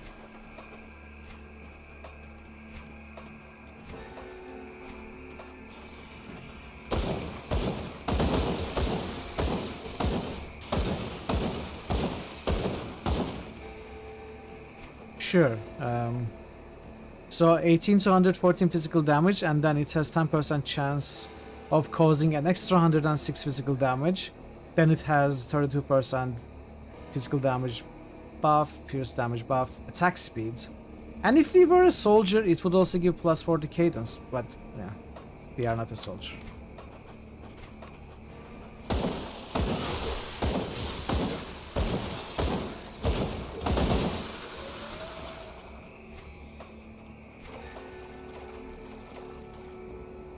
Yeah, just a good drop. It's a random rare, I think. That's what it looks like.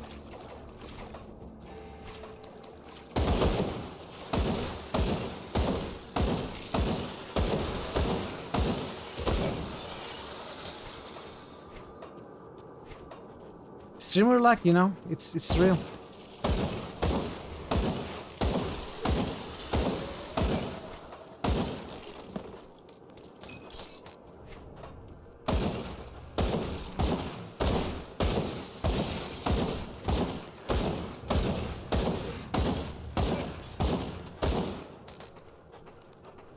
Oh, excuse me? I have never cheated in my life, not once.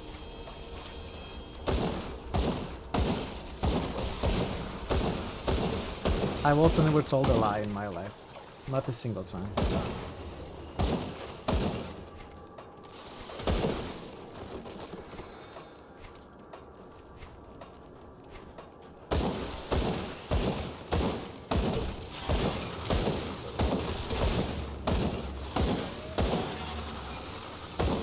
I lied.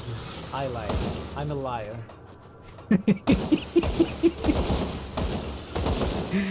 Immediately caught lying.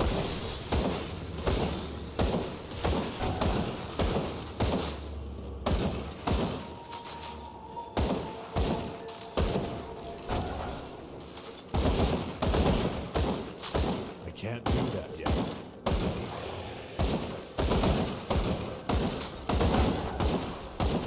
What is that triggering, like the red effects with the sound?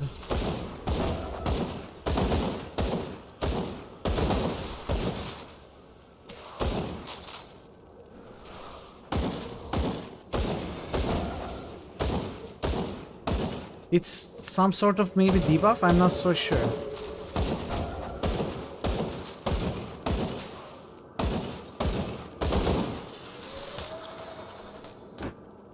A blueprint. Witstalker. That is a level 20 item. It is an epic one-handed weapon that has its base damage in the form of chaos damage, as well as more chaos damage and energy leech and attack speed. Soliel's Witchfire. I don't remember what skill that is. Could be Arcanists. I'm not so sure. Anyway, it's a gun. The first blueprint we found is a gun. This necklace is acid damage, poison damage, 218 health. That's actually the flat 218 is more than the 40% constitution. Wait, what is constitution? That's constitution. What is constitution? Let me.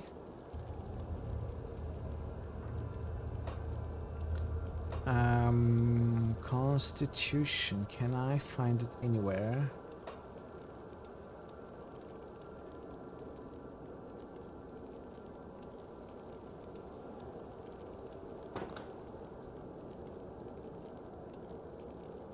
I'm not seeing Constitution anywhere. Constitution, does it?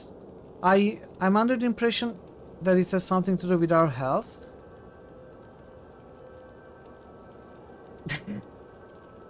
I don't think that's the Constitution we are looking for, Thaisen, but thank you. Yellow bar over your health. Yellow bar over my health? I don't know what Dexterity does, but I don't like it. Why are you like this, chat? Why are you like this? What is a yellow bar over my health?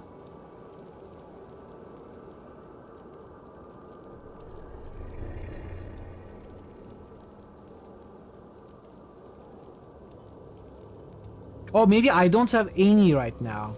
And 40% is actually 40% on top of 0 is still 0. I may have depleted all of my... are we sure I had any in the first place? Rapid health regeneration outside of combat. Okay, so it doesn't regenerate itself? Okay, so when does it come back? Do I have to go back to town for it to come back? I think though I'm gonna switch to 218 health instead. Not 40% constitution. Okay, so that actually only gives me something like 74, not 218. It's because this one also has plus 8% health. It regenerates when you eat food at town or food. Okay, gotcha, thank you. Now, yeah, I remember it now. It sounds more familiar now that you explain it to me.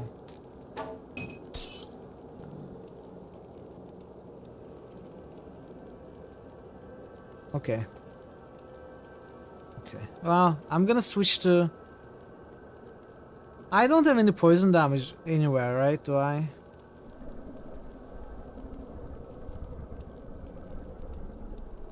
I don't think so. So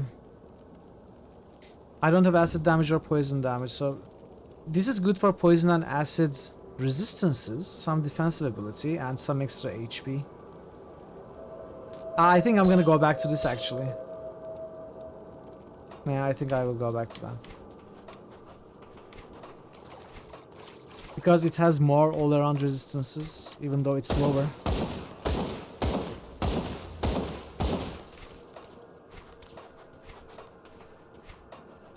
Also, there's no real reason to worry so much about early game loot, because this stuff is probably going to be obsolete in like an hour, maybe even half an hour.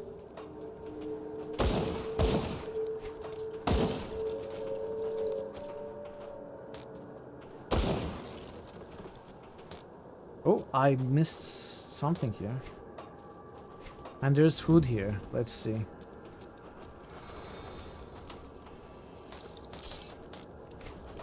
So I had foods, and I don't see any constitution. Like no yellow health bar on my yellow bar on my health bar.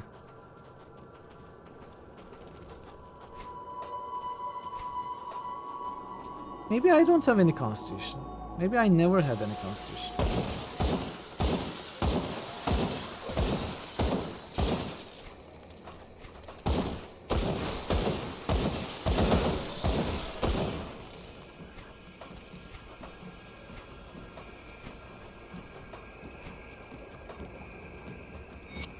The prisoner calls for help.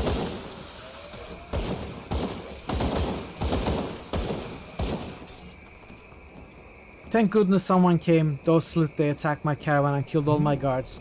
I think the only reason they left me alive was so that they could have me fresh later. Those bastards. I'm from Devil's Crossing. I can help you get back there. Hey, Righteousness shall prevail! Welcome, Major. Don't kid yourself. Look at this blood. I'm not going to be able to walk out of here. Appreciate the thought, but it might be better to just end it quickly.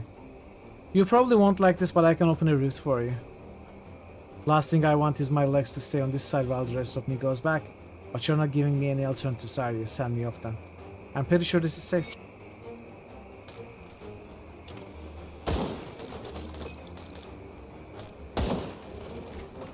How much sure do you have to be to say I'm pretty sure? Welcome back. Welcome back, Parrots.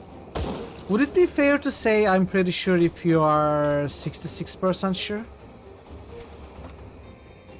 What do you think, Chad? Like, you are about to send someone through a rift gate that you are gonna open, and there is a risk the man thinks that his legs might be cut off staying on the side of the rift gate.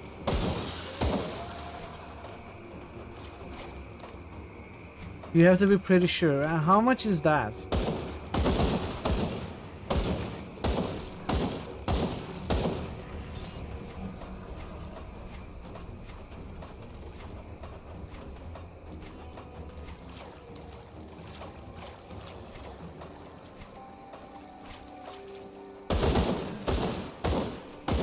%60 of the time it works every time. Yeah. I mean, to me, you either are sure or you are not sure. Like, you either believe 100% it's gonna work that way, or you are not sure. Like, there's no such thing as pretty sure. There's no such thing as 99% sure. Sure has to be 100%, like perfect, right? Something is either perfect or it's not perfect. It cannot be somewhat perfect. 69% of the time it's nice.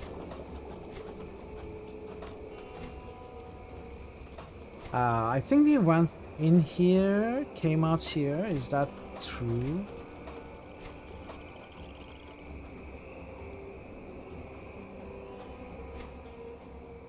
Yeah.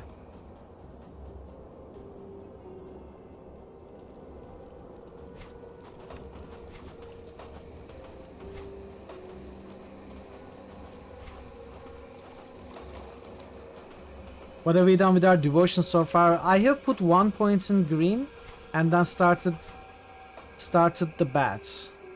So I put offensive ability, got a green, and then started the bats. I'm gonna go get the bat, then I'm gonna get some more reds and greens and probably some purple. I'm gonna go towards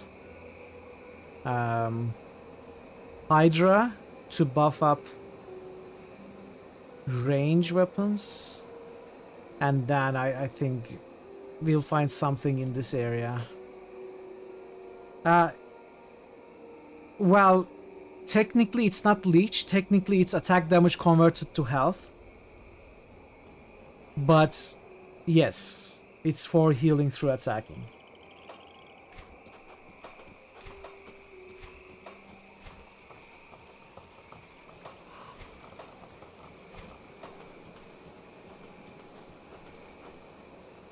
Three scrap, 5,000 iron bits. We can repair it. That's how leech is worded. I don't know. I'm not sure. You are probably right.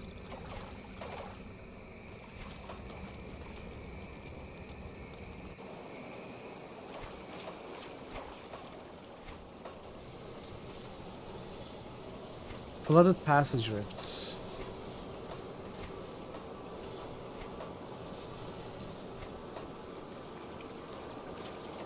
But I have spotted a couple of life leech devotions. One is bat, the other is Guardian's Gaze, which also is somewhat similar to bat. This one is 20%. This one is 15%. This one is 20% attack damage converted to health. This one is 15% converted to health. But this one adds chaos damage and poison damage and acid damage. So the types of damage that I don't currently have. Which could be good to have. The ghoul. Where is the ghoul?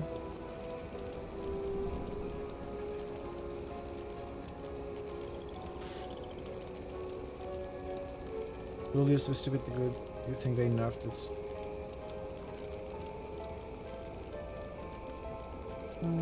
I don't know where ghoul is right now.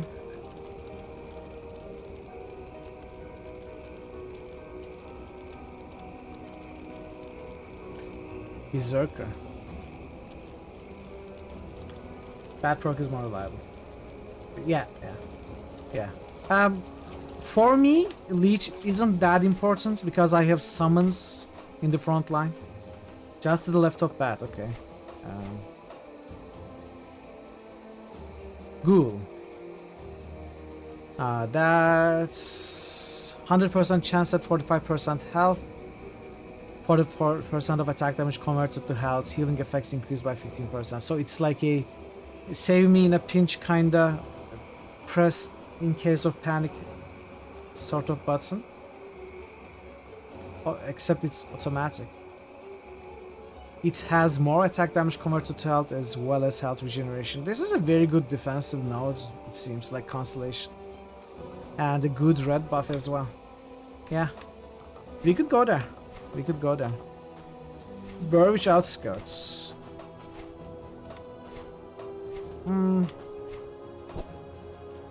I'm gonna go here first, I think. I don't know, I haven't fully decided yet, Parrots. There are a few ones that I liked.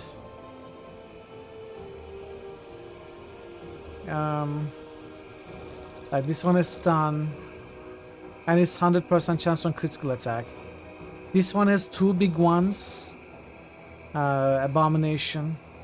This is very high chaos damage. And physical damage converted to chaos damage.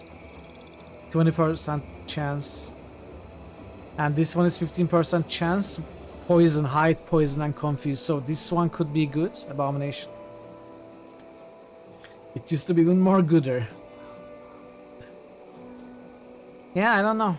I don't know. We'll see. I need to look at them at more lengths, you know. Think about which ones I want. For now, I'm getting some early greens and reds, and eventually I'm gonna get some purples. Then we'll see. Can you refund the constellations as well?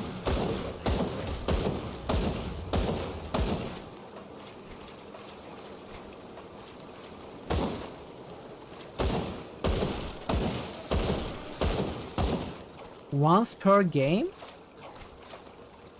Once per character, really? Your sound card works perfectly. Thank you for the follow. Welcome to the channel. Well, once per character is better than nothing, but seeing how easy it is to change out your passives, it's surprising that it's only once per character for constellations.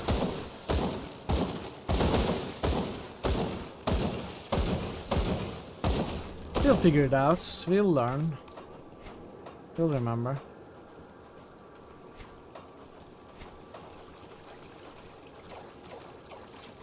We don't know if there's a limit, but we know there's no spoon. So that's good.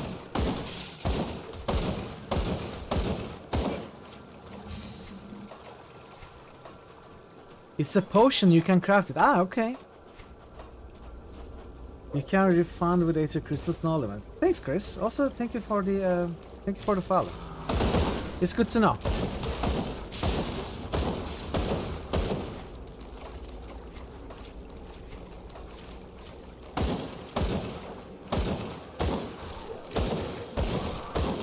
You learn to use Grim Tools to plan what constellations you want. I think, if anything, constellations are the most important to plan.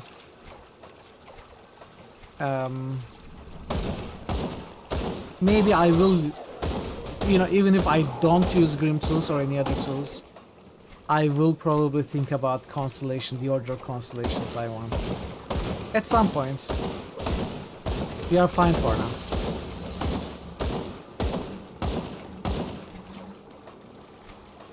All I know is I will want some greens and I will want some reds. Something like that.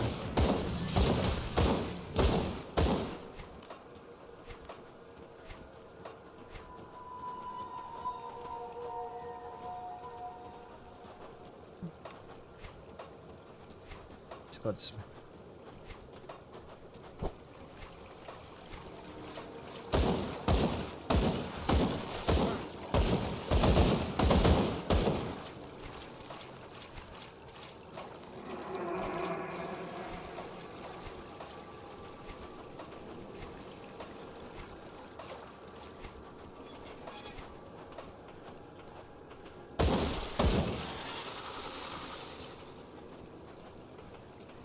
No fun. I mean, it depends, I think. I don't think there's anything inherently wrong with that. I think part of what makes ARPGs fun is coming up with a build that's gonna work against most, if not all, of the challenges that the game throws at you. Sometimes it's not possible to make a character that is able to deal with every challenge. But you want to make one that is able to deal with as many of them as you can, right? And a good ARPG, you will need planning. In a good ARPG, you will absolutely need planning.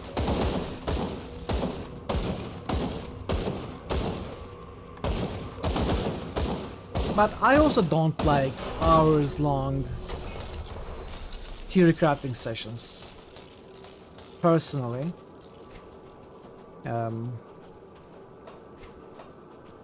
They can be a bit tiring. We do not have health potions, any build is a good build. Well, Path of Exile would like to differ. I think most action RPGs, good hack and slash games would like to differ. At least for endgame content. They respect that they can infinitely refund devotions. It costs 1 Aether Crystal per devotion star. Okay. So are Aether Crystals something you can infinitely farm? I'm gonna have to remember that there's a detonation site here. Natural defense, it doesn't have health potions, I suppose. I mean, there are life potions. I'm gonna have to write this down.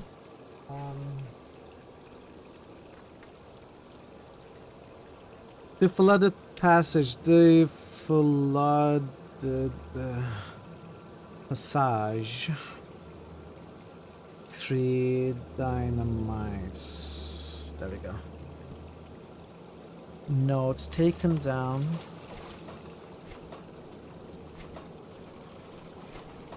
Flasks aren't potions. Let's argue semantics. You're right though, it does have a clear difference system.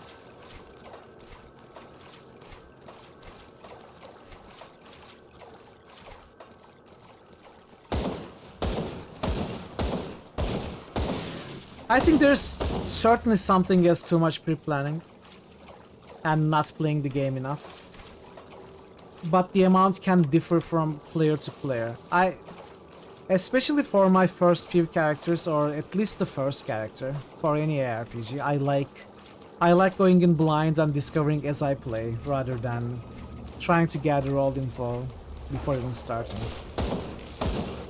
Usually it's a step-by-step process for me. And I think this game does it well. Like you can choose, you have to choose your... First of all, you don't even choose a class as you start out.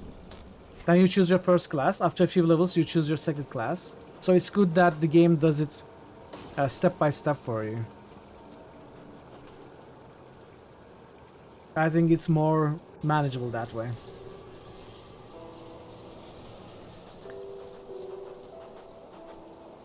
Thanks for saving my behind back there. Turns out not all rifts mean bad business. I've gone ahead and set up shop. Let me know if you need anything. Thanks. I'll give you a good price of what I've got left. Ooh, you sell... these are not good. Maybe there's something that's really good somehow. Oh, look at it! This is better than what we have. Because of the physics damage and chill trauma damage.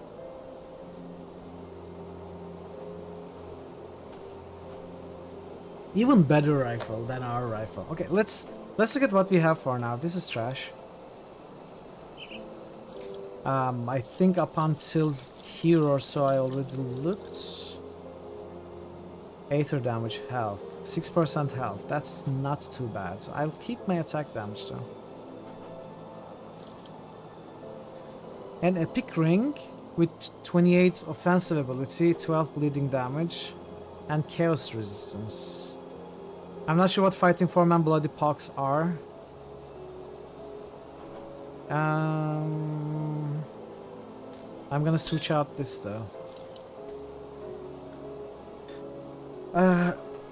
Okay, physical damage, bleeding damage. Is this what I removed?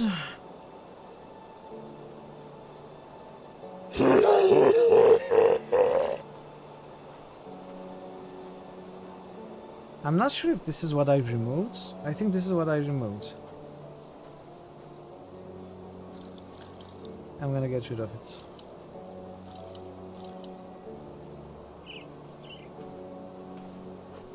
Put it to good use. Squire's gauntlets. Attack speed gauntlets. Chance on block skill. That's not very good for us.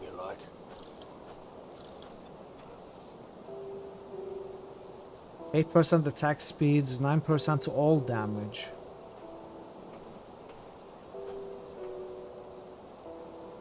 This looks stronger. Oh no, that 32% physical damage, 26% pierce damage makes all the difference.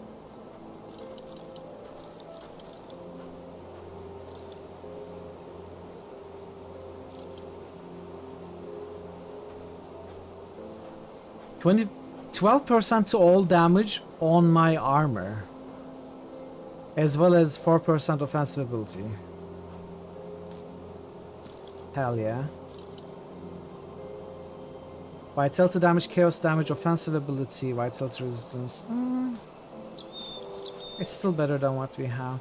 And this gun is an upgrade over our sidearm. Is there a secondary weapon sets in this game?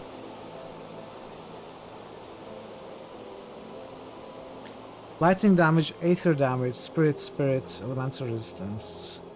Is it better than cold damage, lightning damage? Cold damage I have little of. No, I have plus 2. See you around. Plus W. I love inventory management. You're right, that's true. I'm going to put this gun here. And why doesn't it work? Oh, it does work. It does work. Okay. Okay, I can sell this. See what's left of my wares. It's almost like an RPG. It is. It is an RPG. You're right. You have to drive home after work. Did Mitchell abandon the pistol and shield? I did not fully abandon the idea. Actually, scratch that. I did fully abandon the idea of pistol and shields, and I switched to pistol and offhand. But right now I don't have a good pistol or offhand, so I'm going rifle. But I will switch to pistol and offhand when I find good stuff. I don't want to stay rifles.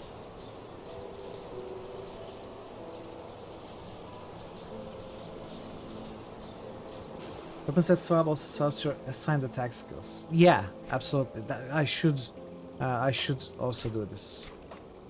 Oh, pet attack. I can give order to my pets. That's good.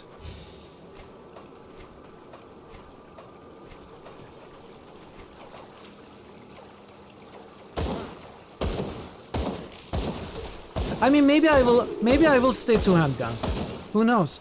If I stay two-hand guns, I can also put a points in this. I can even put a points in this. Oh, you know what, chat? Oh, you're right. I died twice, right? Let's add 2 reloads. I did die twice. What is the name of Inquisitor Shaman in your character sheet? It is a Vindicator.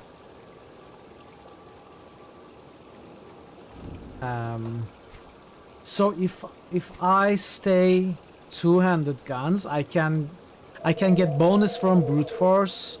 I can get bonus from word of arms. 2 chat bands.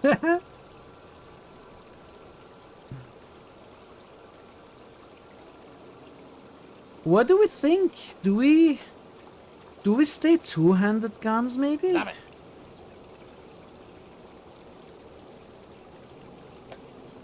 I don't know. I'm not gonna commit to it by putting points in these just yet. But honestly, two-handed, if I decide to use two-handed range weapons, a lot of options open up from the shaman tree. So maybe that's what we will do. I'm not so sure. Right now I want to go to Steel Resolve.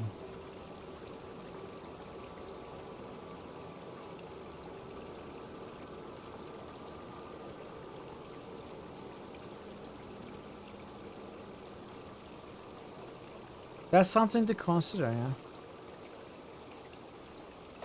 Maybe we do stay two-handed. I also want to get Tenacity of the Boar, right?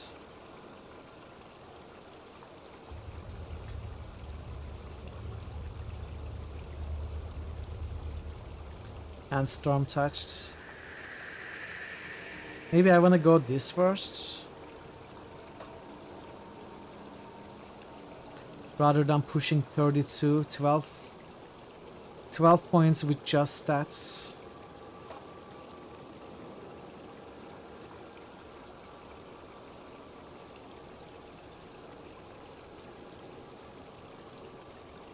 We should probably go 20 Shaman. Pick up Tenacity of the Boar, Raging Tempest, and Ground Slam. Let's do that. Primal Strike Vindicator is a very strong build. Primal Strike.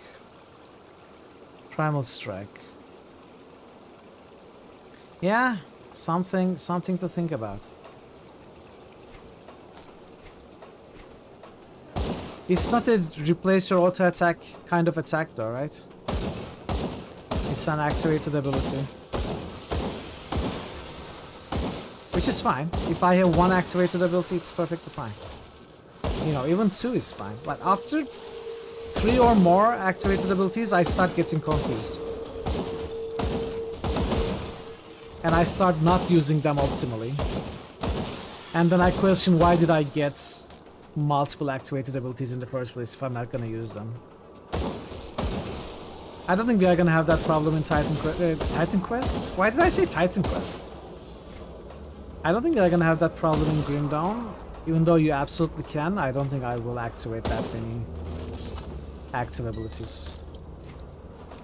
I will go passives. That path we cannot go. You know, dual pistols for a long time. Regret taking so long to switch to. Oh, really? Oh, that is some wisdom then. Wisdom to consider early rifles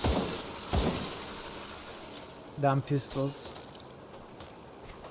But I don't think I want dual wielding pistols so much as pistol plus stat stick, like pistol plus offhand or shields. And I'm considering offhand because it can have very strong offensive stats on it.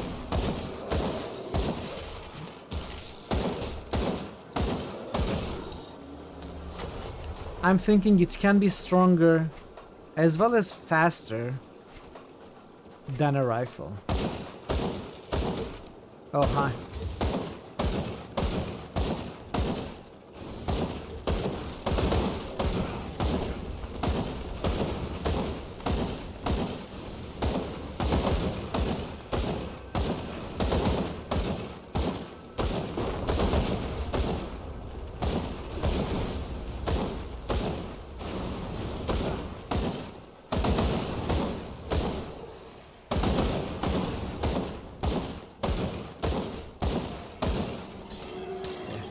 Not bad.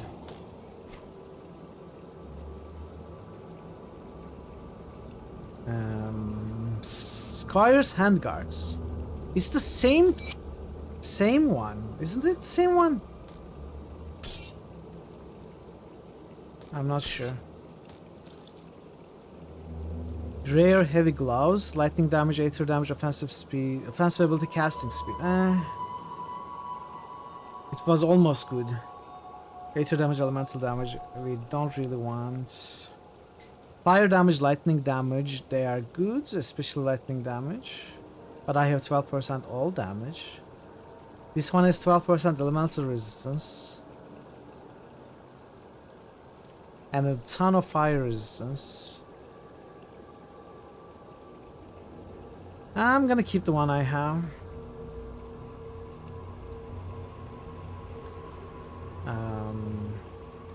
Chambers Heart of Maybe you'd Shadows. like to tell me what you said again, slowly this time, so you could think about what you're saying.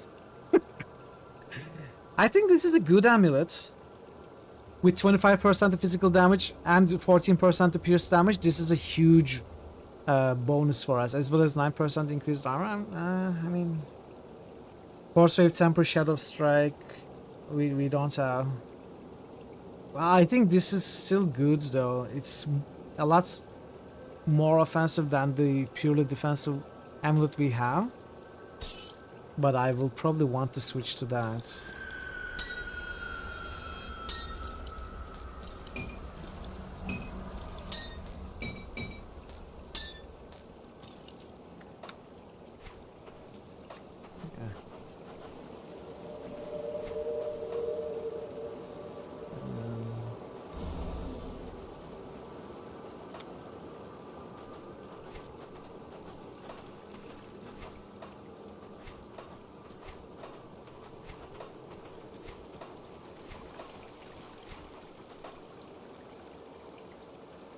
I don't know, the rifle idea sounds better and better, now that I'm thinking about it. The only problem I'm having, usually having 2 items instead of 1 can and is a boost, a bonus by itself. You know, instead of equipping 1 item that occupies both slots, equipping a gun and an offhand can be a very good bonus, like more stats for you. So that's the only thing that I'm considering, the biggest thing. Where did it all go wrong? 1 minute I'm making the trade deal of my life, the next I'm stuck out in the middle of the woods surviving on scraps. We all suffered in Grim Dawn. I don't think you understand the scope of the situation. I was going to move to the estates. The estates! I'm sorry. Oh, hello, traveler. If you find yourself going about these parts, I was wondering if you'd help us locate someone. I'm a bit tied up with the forge here. Someone disappeared? My master, Angrim, left our camp earlier today. He's intent on finding a group of survivors that he considers worthy of our smithing talents. We don't exactly see eye to eye on the matter of who we should be helping. Angrim wants to field an army and take the fight to the ethereals. I'd rather save as many as I can, whether they can fight or not. I want to help these people, but without my master's forging hammer and the sacred Malleum Menhir, I won't be able to make anything worth a damn. A blacksmith, we could use you in Devil's Crossing. If you get Malleum Menhir back, I will gladly join you in Devil's Crossing. After I use it to help out around here. Please seek out my master and get Malleum Menhir back. I saw him heading out to northeast. He couldn't have gone far. I will find Angrim. Oh, hello, traveler. Okay.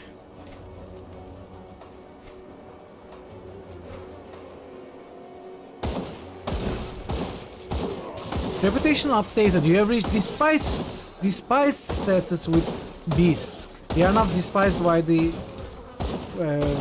fauna, chap. Mother Nature hates us.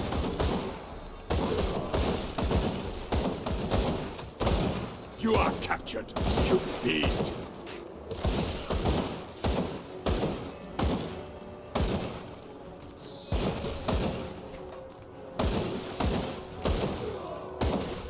By the way, I'm glad they didn't bring beast crafting and Einhar and all that stuff to Path of Exile too.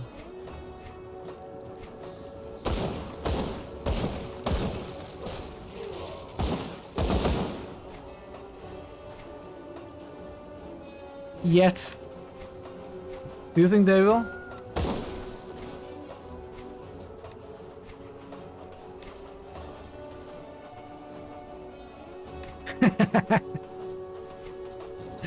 I hope they don't.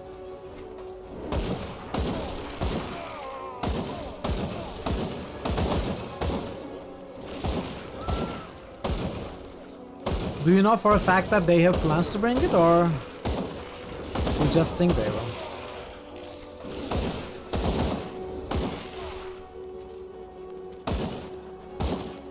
Yeah.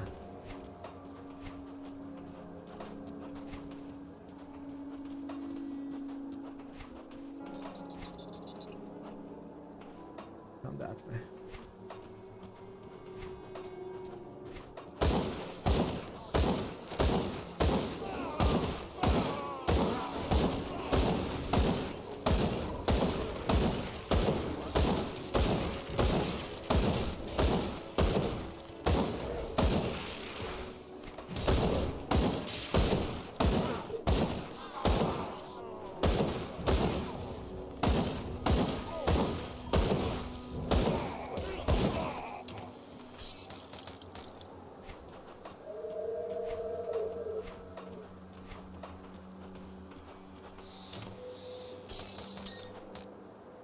Resistant ribbon. Did it say resistant ribbon? Pierce damage, bleeding damage. 84 health. I wish it had attack speed.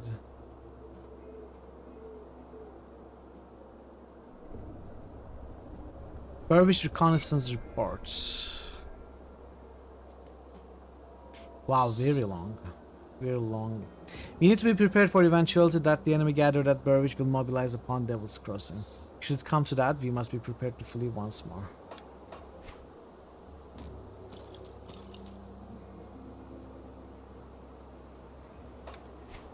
Okay. I can't believe it's always almost 6 hours already. I feel like we just started. Can't open that. Iron door is locked. I feel like we just started the game.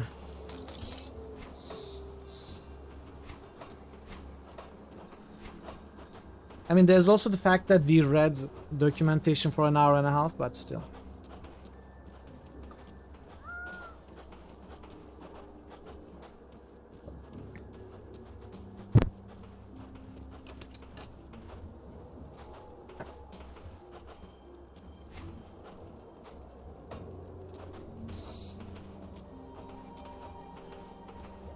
Yeah, that's standard mid-trial. I mean, I usually am done in an hour.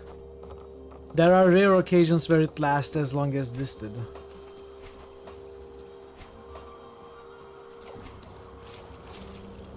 Securing Burwich. Why is there a star here? I have already gone through this.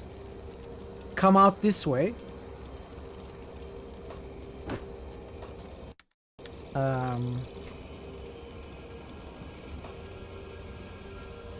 Secure the Portland Burwich village. I guess the game thinks this is the way to take, but we have also fixed the bridge. I suppose we didn't have to fix the bridge.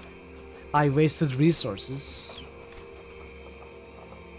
But that's me. I gotta go 100% and stuff like that.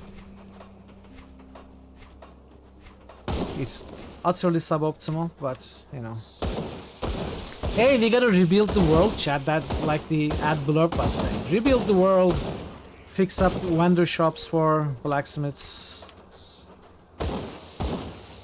make your villagers' lives better.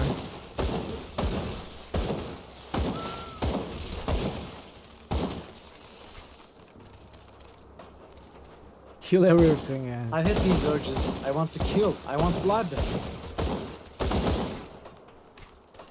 Anything that's red, okay? Anything that's red is in danger.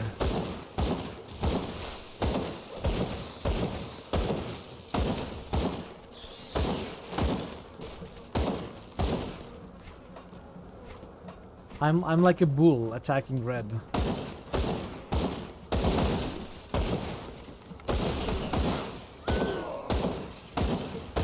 Yes. We gotta use titanium.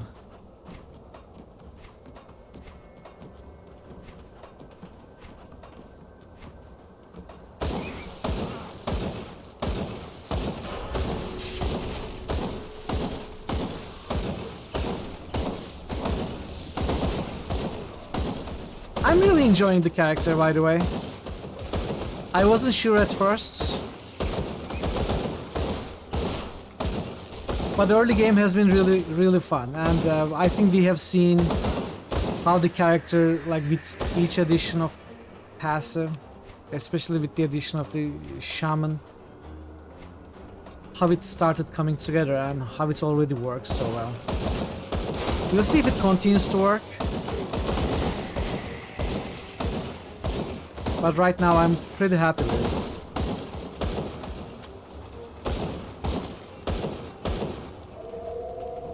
Shaman just genociding wildlife with a rifle. Now when you say it like that, yeah, I know, it sounds a bit weird. It sounds very weird. Yeah. That's who I am. I missed the blacksmith. Oh, did I? Oh, I missed this area. Thanks, Chris. I would notice it eventually, but I'm glad you mentioned so I don't have to run as far back. Thank you.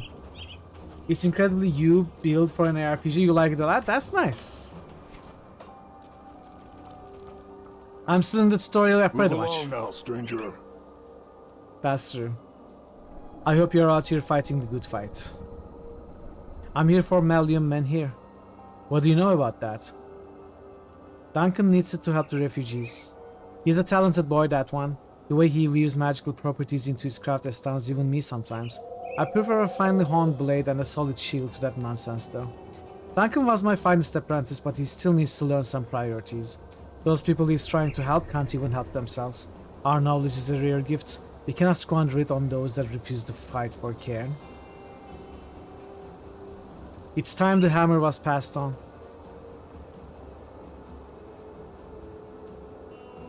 It's true, Duncan brings a fresh approach to the forge with his arcane weapons and he goes about his work with unrivaled energy, but he still lacks the experience to make weapons for real soldiers and masters of the blade.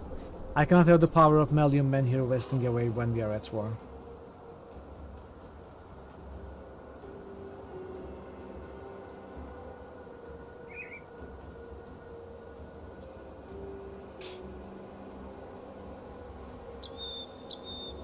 I will side with Duncan. I like Duncan.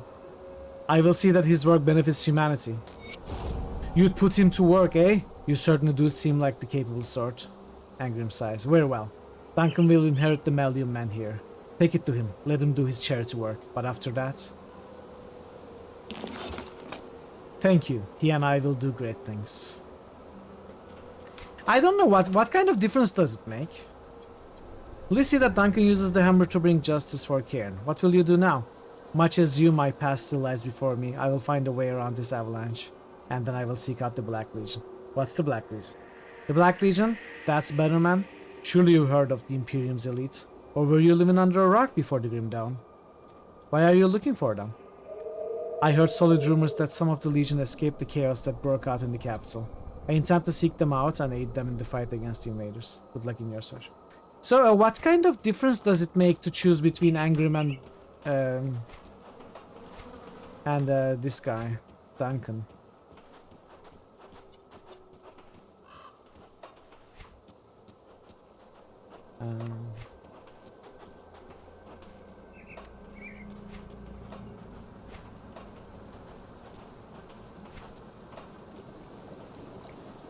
Duncan is more for magic damage, other for physical. Oh, really? I made the wrong choice.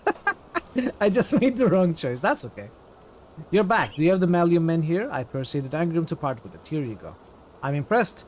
Angrim is a tough man to convince of anything, but I'm glad he did not have to come to blows. Thank you. I will do much good with this. So will you join me in Devil's Crossing? Duncan ends up selling elemental pistols and is more for magic. Well, elemental pistols are good for me, I think. So Duncan maybe is not the wrong choice. So will you join me in Devil's Crossing? Yes, of course. First I must complete my work here. Now that I have my master's forging camera, I will be able to provide these people with quality equipment. I'll see you in Devil's Crossing when I'm finished, I promise. See you there.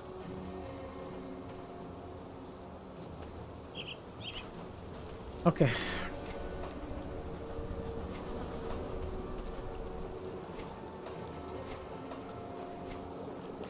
Okay, chat. I am going to put points in 1 point in this and 1 point in this. If we find a good streamer made a mistake, or if we find a good one-handed pistol and an offhand, I can always refund these. Like 1 point doesn't hurt regardless. Maybe I won't even refund regardless of what I'm using. I'm gonna put 1 point because we can make use of it right now. Yeah, I know the bot has been working a bit slow lately for some reason. Angrim says something more physical, can't remember what. This is on the boss for a couple of years. Well, I don't think it makes a huge difference anyway.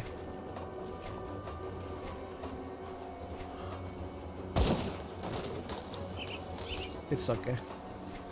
We are not going for min-maxed 100% optimized builds here. We are going as we do usually for the feeling and RP. You know, Duncan, the young dude who wants to help people,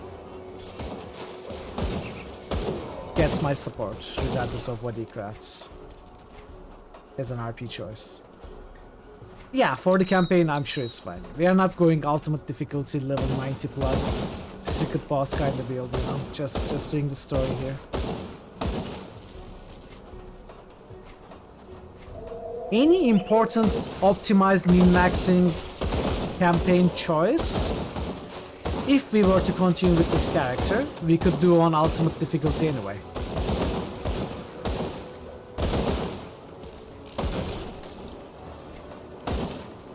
I think that's how it works. You make fresh choices every time you start a new difficulty.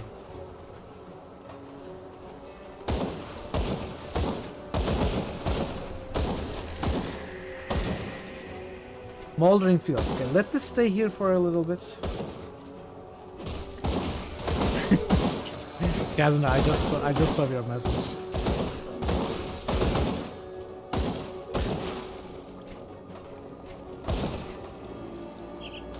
Chat always has a dirty mind.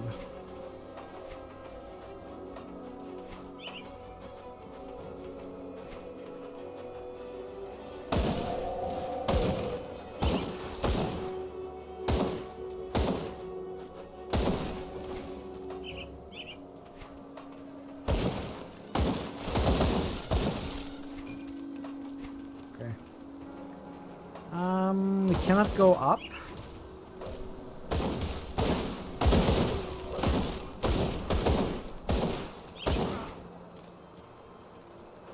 We can go here. Let's go there first.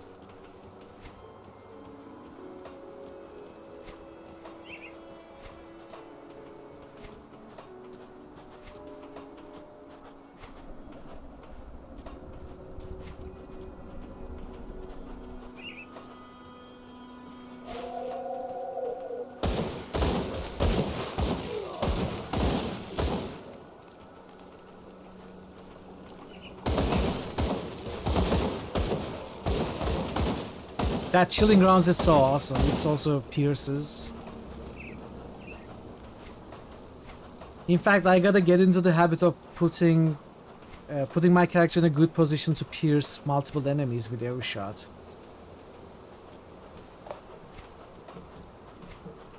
So Madro up here.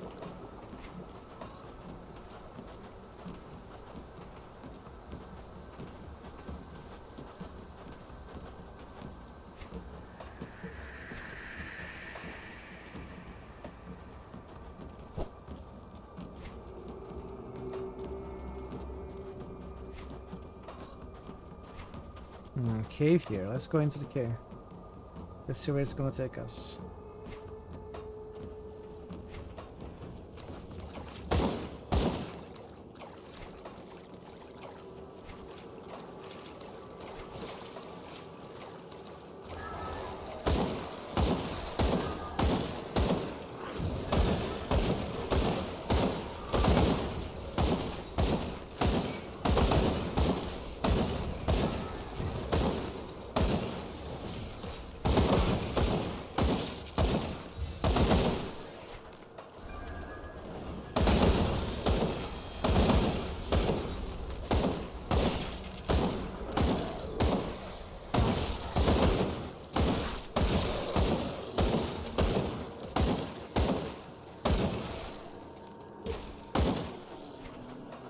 Also, I'm so glad there's auto loot for these parts and some other things.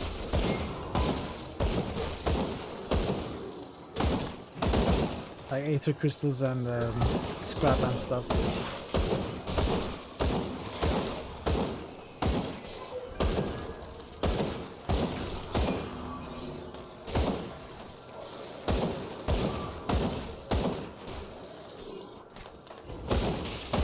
There's a devotion shrine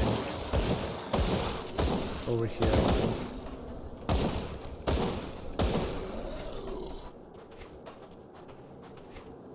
Yeah.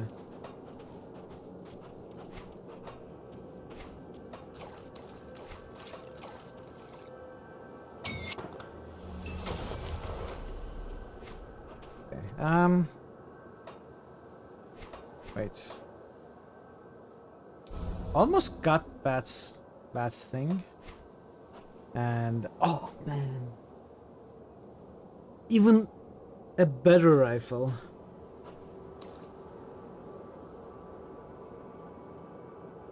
Look at that increase on the minimum damage from 18 to 70. The maximum damage does decrease from 114 to 102, but I think overall it's a huge buff. On top of slightly higher attack speed, chance of more bleeding damage, and 30 cunning, as well as hook nets, 100% chance when hit, immobilizes the enemy, then I can roll back. So why can I not equip this? Because it's level 17. Okay. Yeah.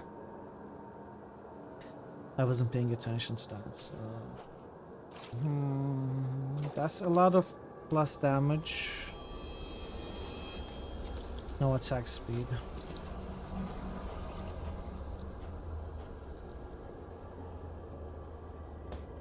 Okay.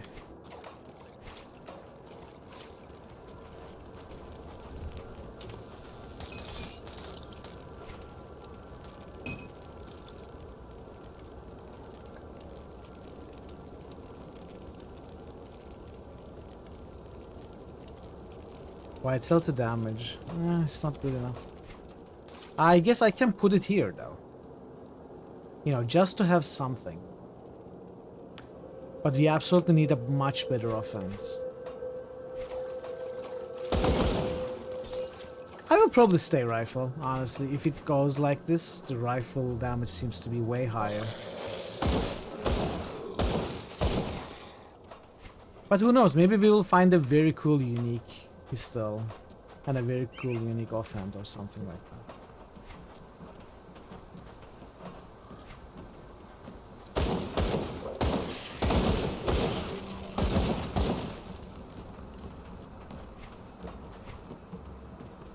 Let's go back here first.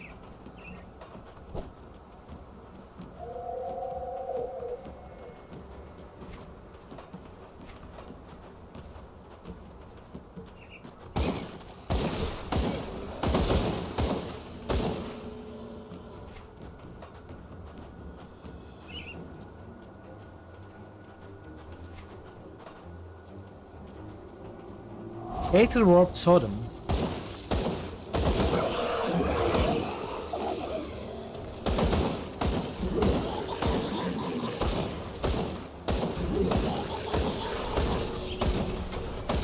We are 17.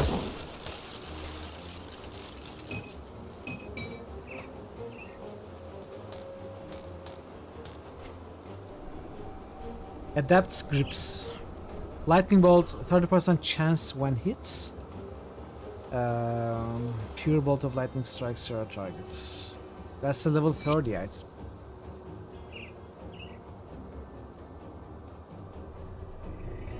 Not bad. This is a level 18 item. It's gonna wait a bit more.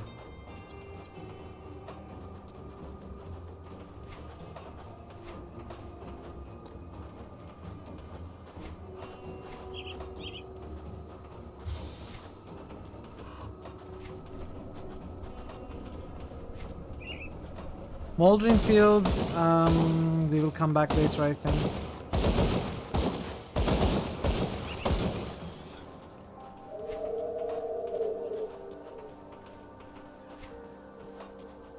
Oh, I also should put some points.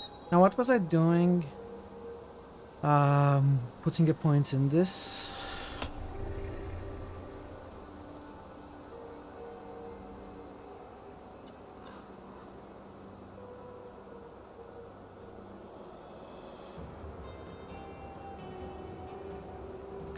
Okay, this is all for the Inquisitor for a little while. Now we want this upheaval.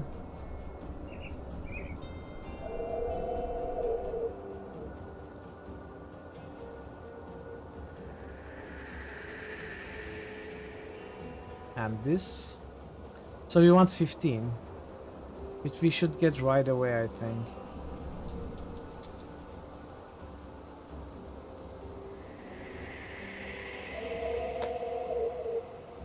I don't know, maybe I should activate this before the others, because this just reserves your energy and adds bonuses. I think it's a good idea to put a point in that.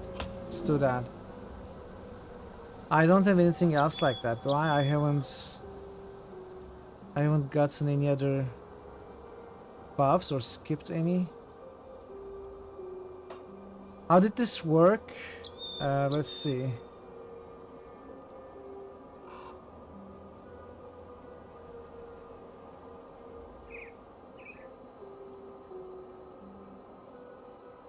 Maybe I don't have it just yet. We'll see in a moment.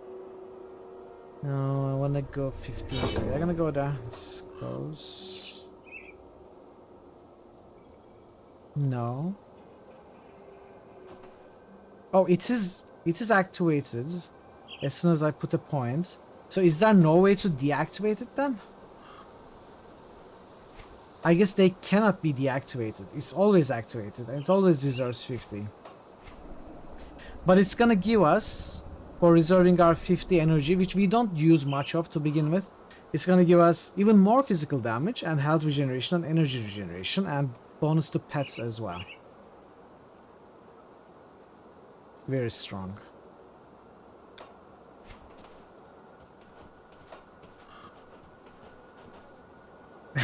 Unique pistol, when fired, you become the bullet. Sounds like a good idea. I'm gonna go a bit late, I guess. Maybe not too late, but for a little bit more. I kinda wanted to get to Burwich, but... I mean, you got Burwich Outskirts Rifts. Yeah, Burwich Village. It would be cool to arrive there today. So Mudrow and Mouldering Fields, we go through both of those. And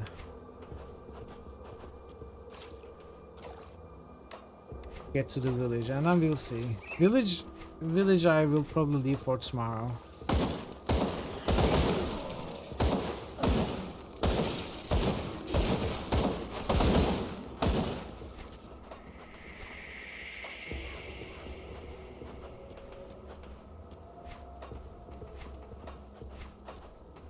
But since we reached the daily goal, you know, we were also very generous. I am very happy to stream a bit extra.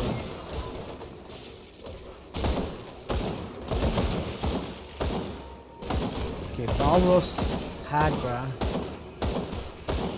These are quest enemies. Oh no.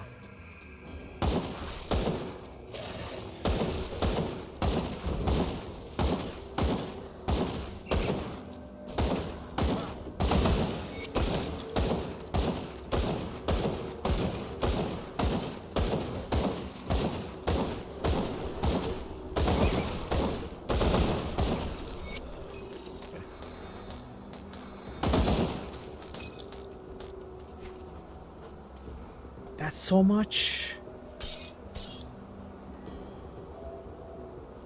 I need to go and sell all of this, I think. Guardsman's Defender. So weird on the world side of PS1, you have only 4 characters. You think it's good, I should only have 3. Keeping high because you never used them before. It's your challenge, so you make well, that's true, that's fair enough. Normal run, you think you'd have 5-6 more characters. Yeah. So will you try to keep a full party at all times?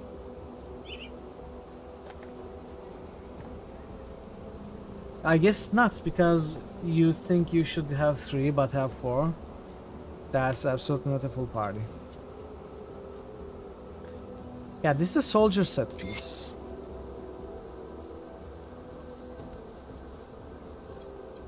You use all the characters you have, you don't try to cheese the system. Okay.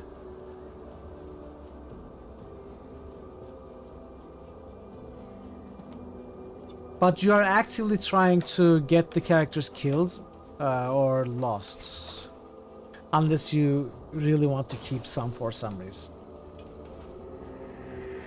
Makes sense, makes sense. Banner Saga 1. But I think he's going to do the entire trilogy, right? I can tell you had your share of horrors. Tell me, what was the battle like? It was sad to see men twisted in such a way. I took them out of their misery. Perhaps they didn't deserve the fate they got, but at least now there's less of them out there threatening the living. You did the right thing. Here's your iron. 3 scraps, some iron. Good to have. Let's get rid of all of this.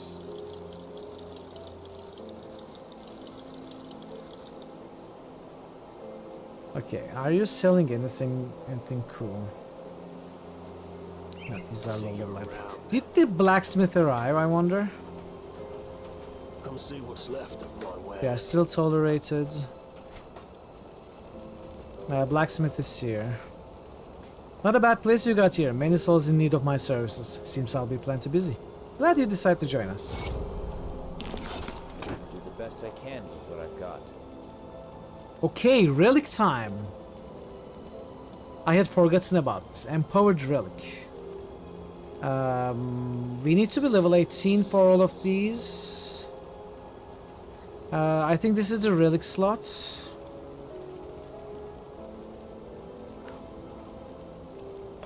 These are all good. We are gonna craft one of these right now, I think. This one has attack speed, which I love. This one has movement speed, which I love even more. This one has huge 5% chance to attack proc. But, you know, 5% chance. It does have fixed stats as well. So movement speed things gives me a defensive thing. Attack speed gives me rapid strike granted by item. So this is an activated ability which gives me super attack speed if I activate it. Like, where is the cooldown? 15-second skill recharge. Last 5 seconds. I can use it 1/3 of all the time for 45%. That is crazy. That is crazy. But it's gonna give me an activated ability. Mostly play co-op these days. I mostly play single player. I think streaming takes, like, it burns all of my social capacity. I have to shut down. But I do play Path of Exile.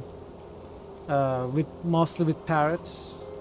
And we do, you know, chats with Avatar, who's on my friend list.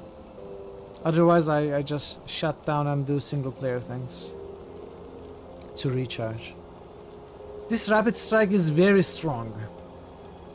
I don't know how much I want to activate the ability though.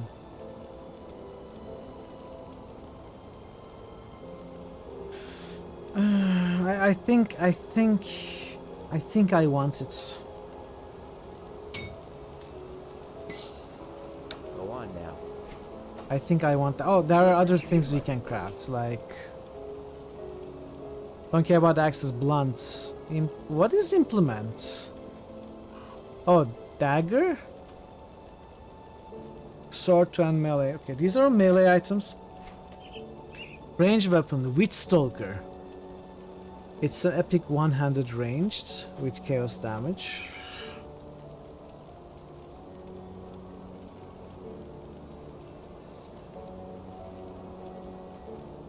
Yeah.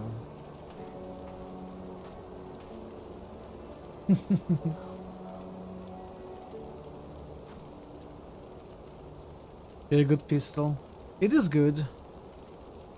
It is good. Chaos damage is good. I don't know how it can compare to this rifle though. Look at the damage. It's not even extremely faster than the rifle. This is 1.43 attacks per second. This is 1.68 attacks per second. But the damage difference, this is 24 to 34. This is 70 to 102. It's like 3 times the damage. It can never catch up. The offhands though, they could be good. If you had a good weapon, the offhands could be good here.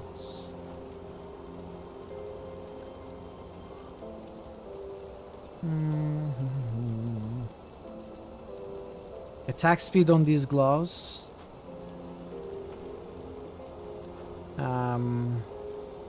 I am missing resilient plating. Can I craft resilient plating?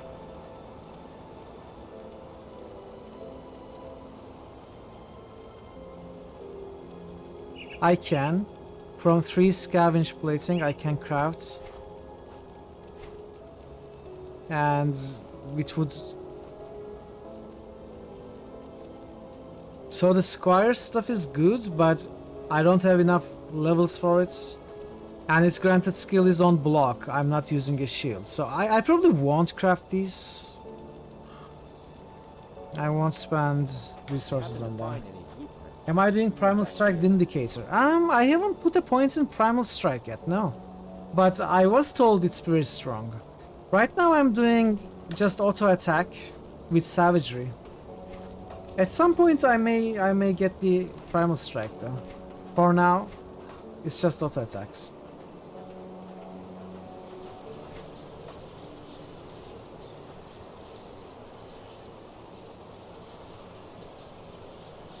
One hand won't compare to two hand, of course. Yeah, if it can compare along with a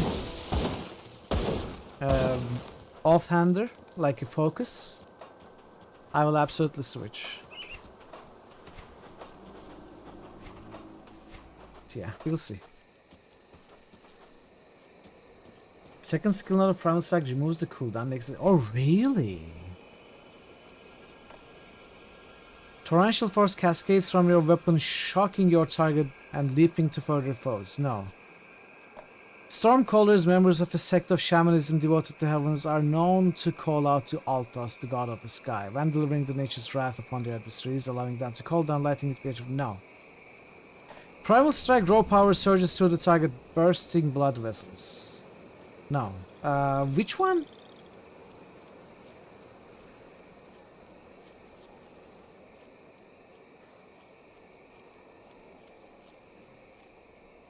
Thunderous Strike.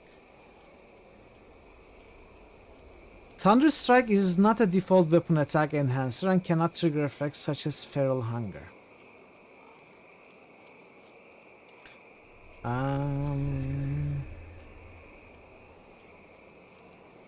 100% skill cooldown reduction. Okay. It removes the cooldown. It lowers its damage. Okay, so it changes the core parameters of the thing. It removes the cooldown, it makes it weaker, it turns it into a sort of a core auto attack skill, but it does specify. Oh, I should have read. I am reading. What are you talking about? I am reading. Thunder Strike is not a default weapon attack enhancer and cannot trigger effects such as Feral Hunger. So I don't know what Feral Hunger is. I wish I knew what it exactly meant, but it's not gonna work exactly like these. I really need to learn English one of these days. Fine, be like that. I'm shutting up. You know what? I'm shutting up. I'm killing enemies, and then they ask why I became a psychopath. Why I got the urge to kill things.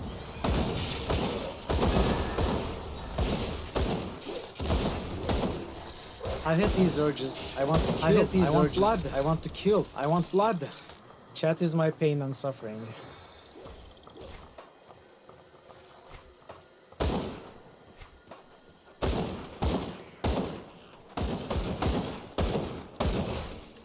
Bleed damage standard.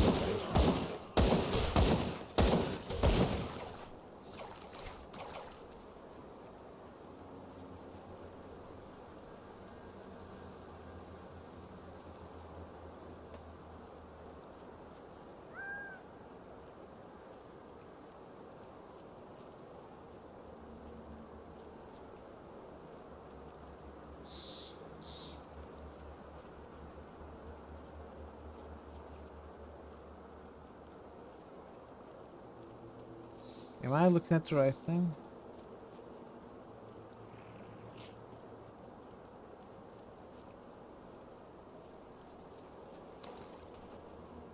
Feral Hunger. I did put a point here. Requires a 200 melee or 200 range weapon when used with melee weapon, blah blah blah. So it's not gonna activate this. Activates off of default weapon attacks. So it's not going to activate Feral Hunger if I start using that.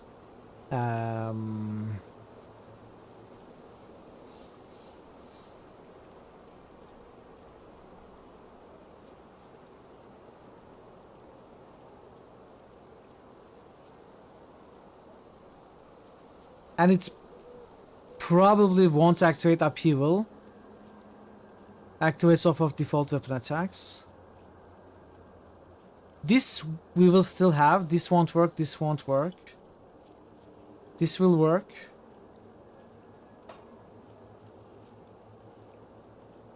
This won't work. This won't work. There is so much that won't work. So I don't think I will go Primal Strike. Yeah, I have, especially, you know, Shaman activations is one thing, but I have a lot from the Inquisitor also. I would be losing all of this. Like, I would be losing the main reason I have Inquisitor. to range weapon buffs. So I probably won't go Primal Strike.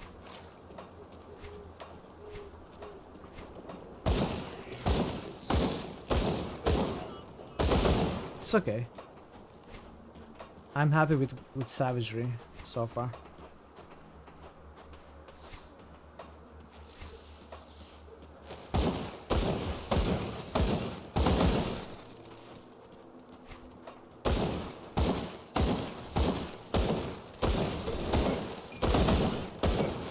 I think that red piercing attack, this one, it didn't pierce, but that one, this one, like it pierced right now. I think that's Feral Hunger, right?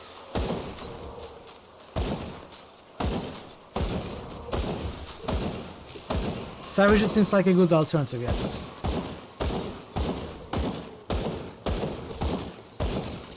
It's the biggest reason why I chose Shaman.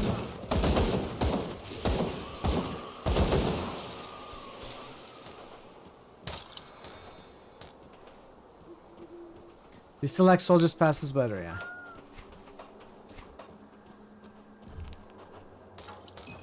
The biggest reason why I didn't choose Soldier is because I played it so much. Fully upgrading Fast Salt. No idea if he's mandatory. Pretty sure he can die if you choose the worst options. Better back up those saves. A living person. I've been stranded out here since Burridge fell. Fortified myself on this little patch of island, cooking whatever critters get too close while waiting for the inevitable end. You're a welcome sight for a surprise. Burridge fell months ago. How have you survived that long?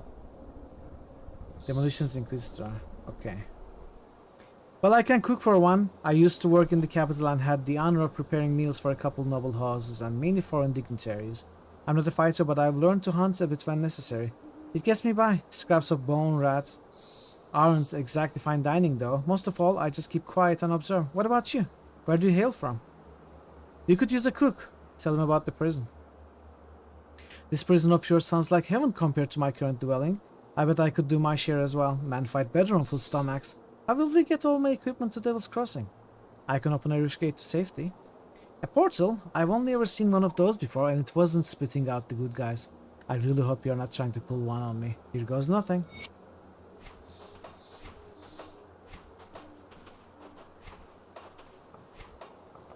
Are there bad choices, but like bad NPCs that you don't want to bring to Devil's Crossing or other places? Because the game gives you the option to invite or not to invite. It would be silly if it didn't exploit that mechanic to let you invite some characters that will not be so good for the community. But then again, this is an ARPG, not a really choices matter CRPG, so I don't know. Don't look so innocent. He's actually, you know, a gourmet, a cannibal. Shaman Soldier. Ooh, Shaman Soldiers sounds like it's a bit of a... You know, there's an overlap. There's both cadence and savagery. You can only use one. But of course there's some great amount of synergy as well. That skill's not ready.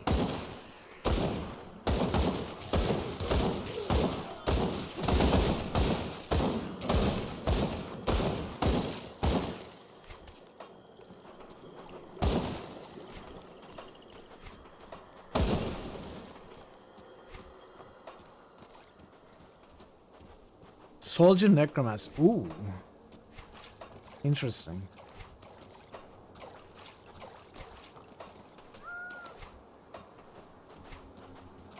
Interesting.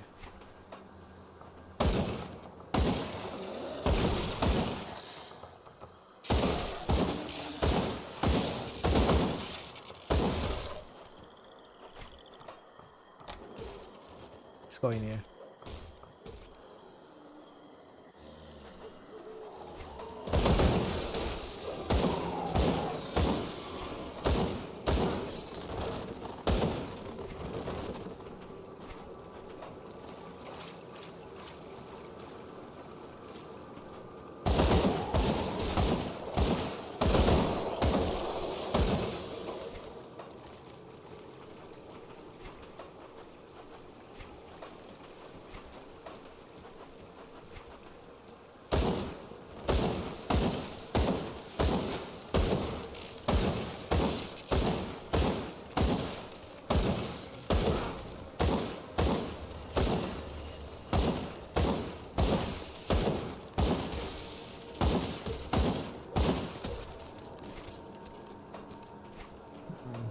Does this connect back here?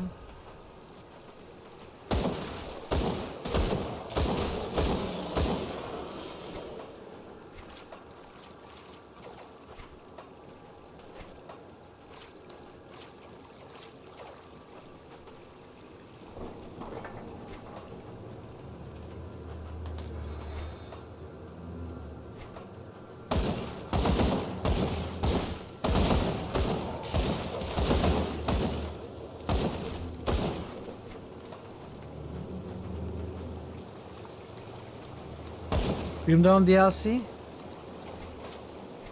I wasn't, but now I slightly am.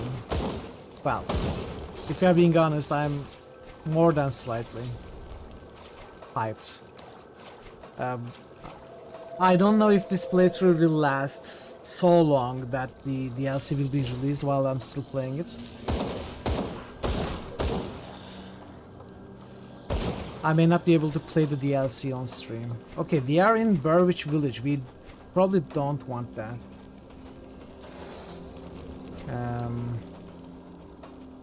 Let's go back. Is this playthrough a resurrection? No, I have never played Grim Dawn before. This is a regular selection through boosts.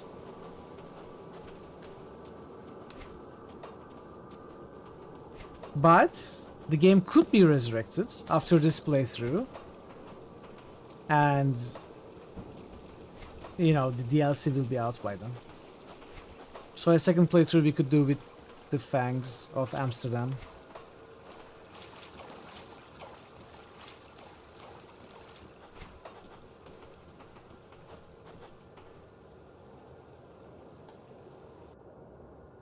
I keep forgetting the name. Was it Asterkarn?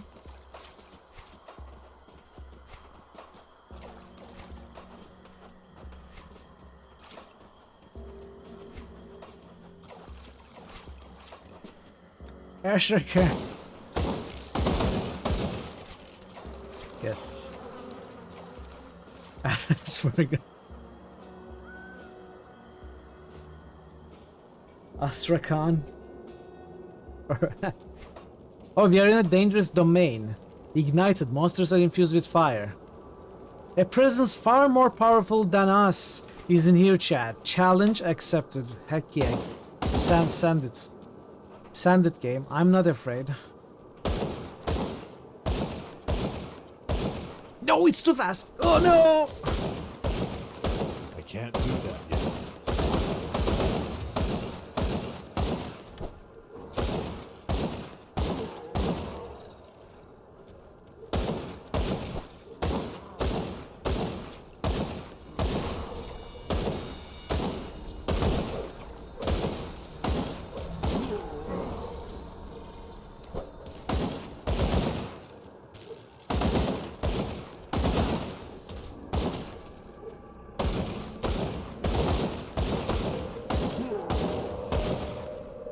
Can't do that yet.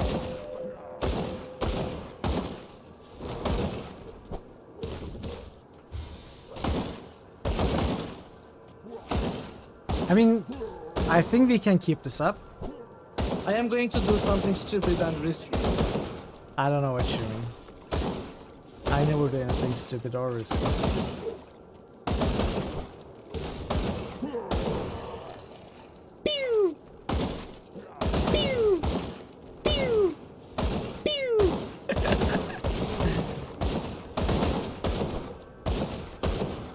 That skill's not ready.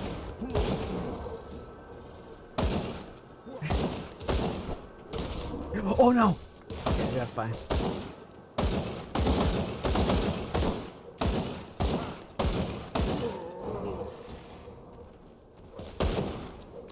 Could you attack my summons, please? Why do you keep chasing me, dude?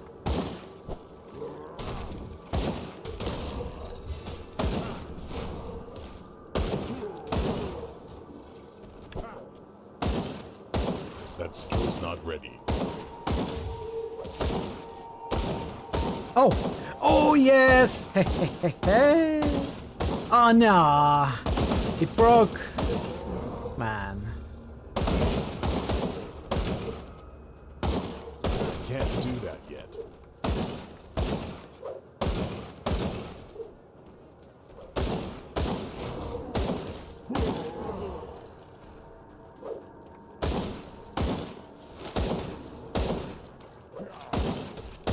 Even when you're DMing for Dungeons and Dragons and stuff, though?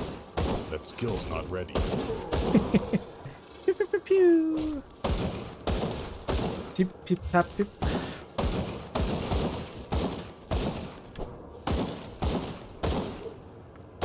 You better record it and send it to us. Can't do that yet.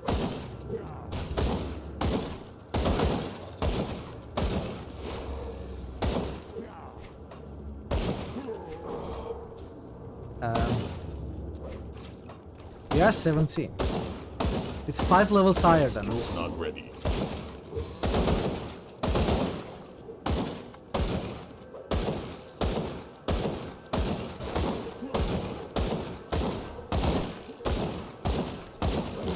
Oh.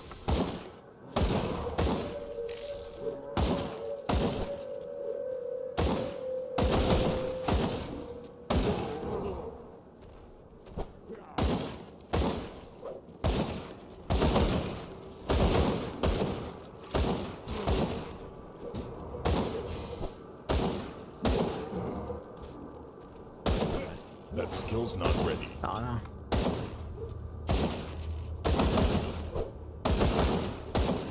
Oh no. It's getting to me. 10% though, below 10% almost.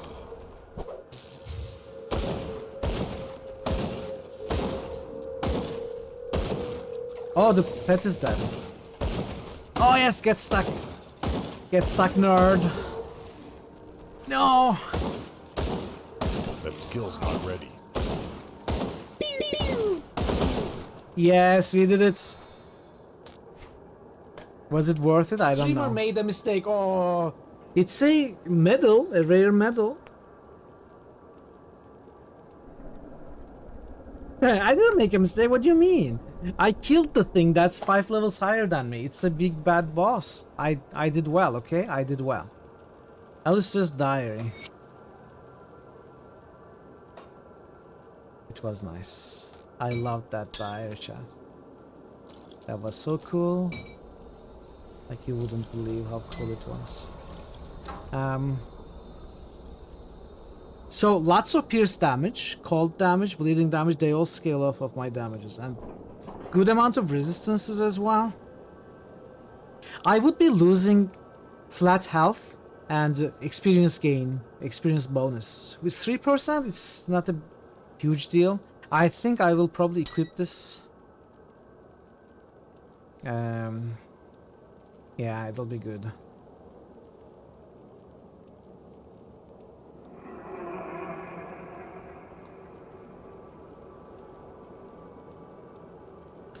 Physical damage on these pants. Probably worth. I'm losing offensive ability. I'm gaining some damage. Honestly, it's not much. I'm gonna keep this rare one.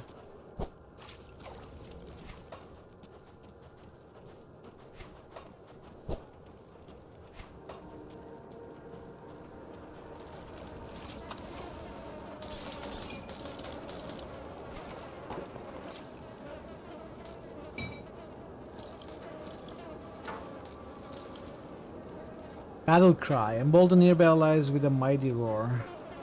It's a level 22 item. Flat health on it, pretty good. It's like 3 times the armor. Very defensive capabilities on this one. It requires 286 physique, which we should probably work towards if I want to equip this.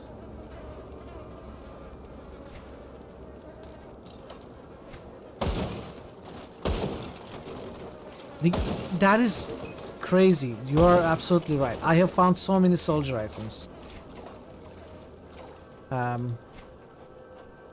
But you know, I'm also putting in lots of passive points on both classes, so my stats are pretty good right now. I'm not too far off. I also have available points here. I could, you know, I should probably like put some of these.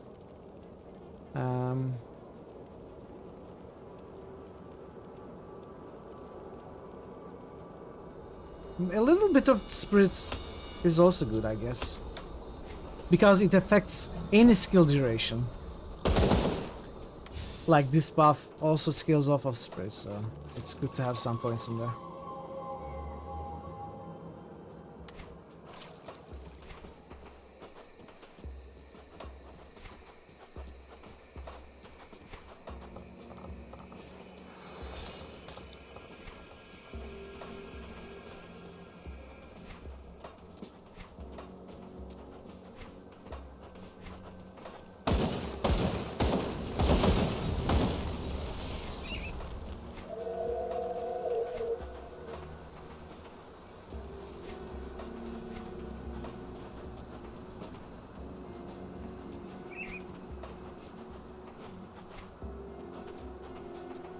Okay, this side is done.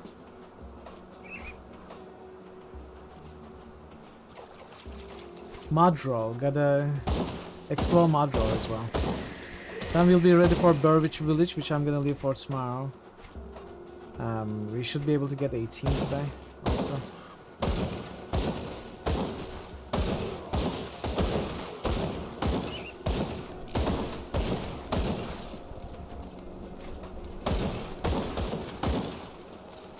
I'm really glad you feel that way now, sir. And thanks so much for saying that.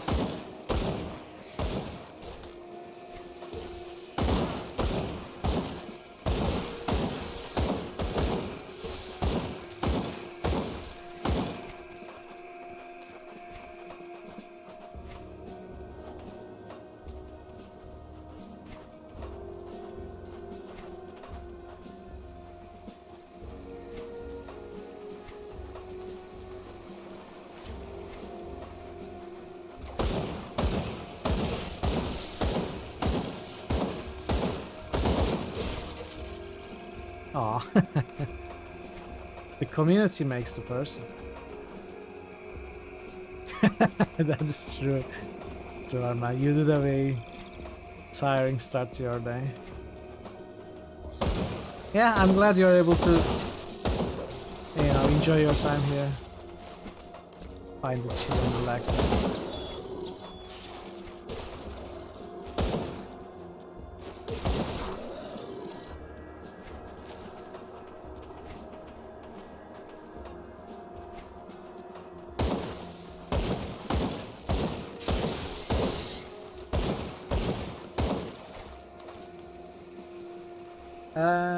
One dynamite. Okay, let's mark this.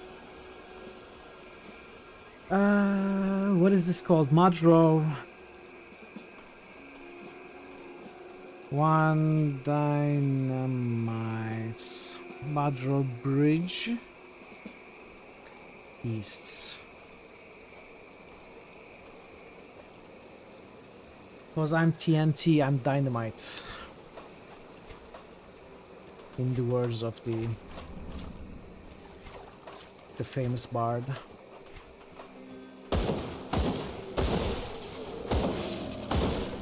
Who also happens to sing about the big gun. So, coincidence? I think that's big gun, #1.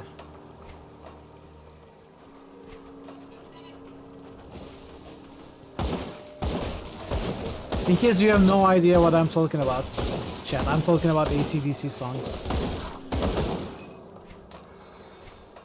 But I bet some of you knew that already.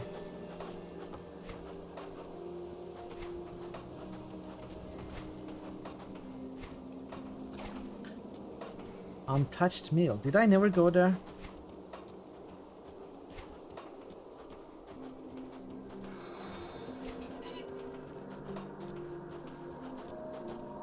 Why are you pulling? What the heck, Faison?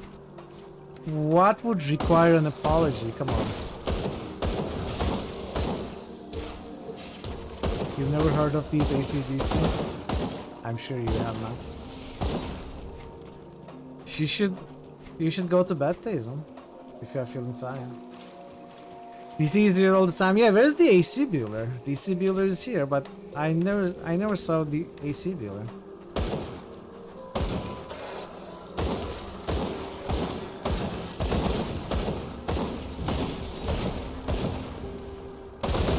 Assassin's Creed Director's Cut.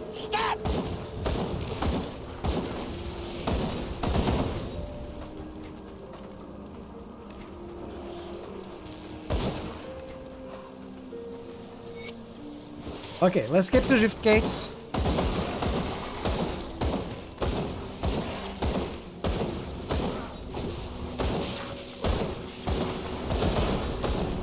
And we are 18. Beautiful.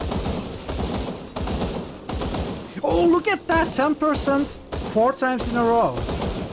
That's like 1 in 10,000 chance.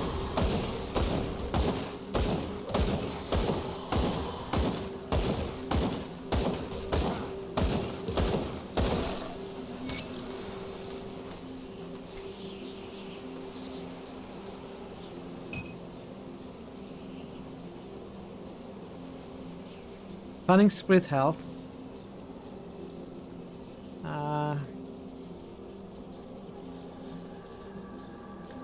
Okay, an offhand with crit damage, acid damage, white cell damage, poison damage, white cell to decay.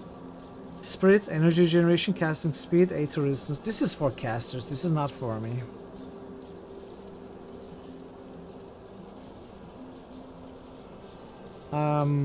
Equip this.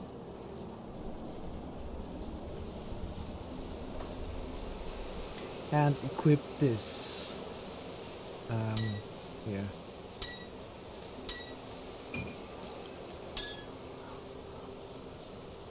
Okay. This amulet, did I want this as well? Yes, I put this aside to also equip that.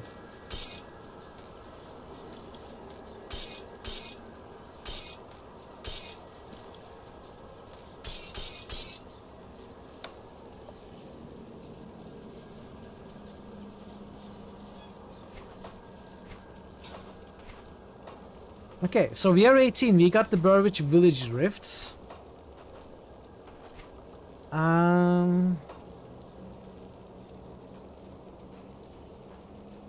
Burwich Estates is, I think, past the village. We gotta go to John Bourbon about having made it here. Estates is here ahead. There's also Hallowed Hill, East Marsh, Abandoned Waterfront. So this is like a bigger area that we will start tomorrow. But I'm seeing this trapdoor here. I kind of want to take a look at that before I stop.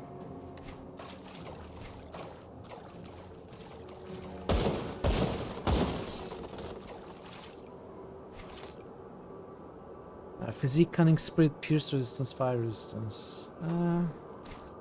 Ours is better. So this connects to somewhere we have been to, and oh, it's behind this rock that we couldn't pass through. Okay, there isn't much here. This trapdoor wasn't locked. Where is it? Is it even a true trapdoor? Maybe it's locked now. Maybe we won't be able to get out. Maybe that's the trap. It was not. It was not the trap.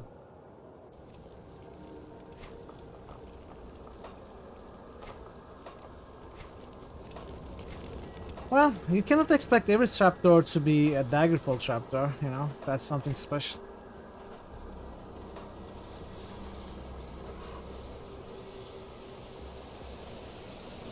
What's that dog? It's a Briarthorn. Briarthorns are tenacious beasts born of brambly woods and wild magic. Skilled shamans can call upon these creatures to aid them in battle. Yeah. So it's wood. I'm carrying wood with me.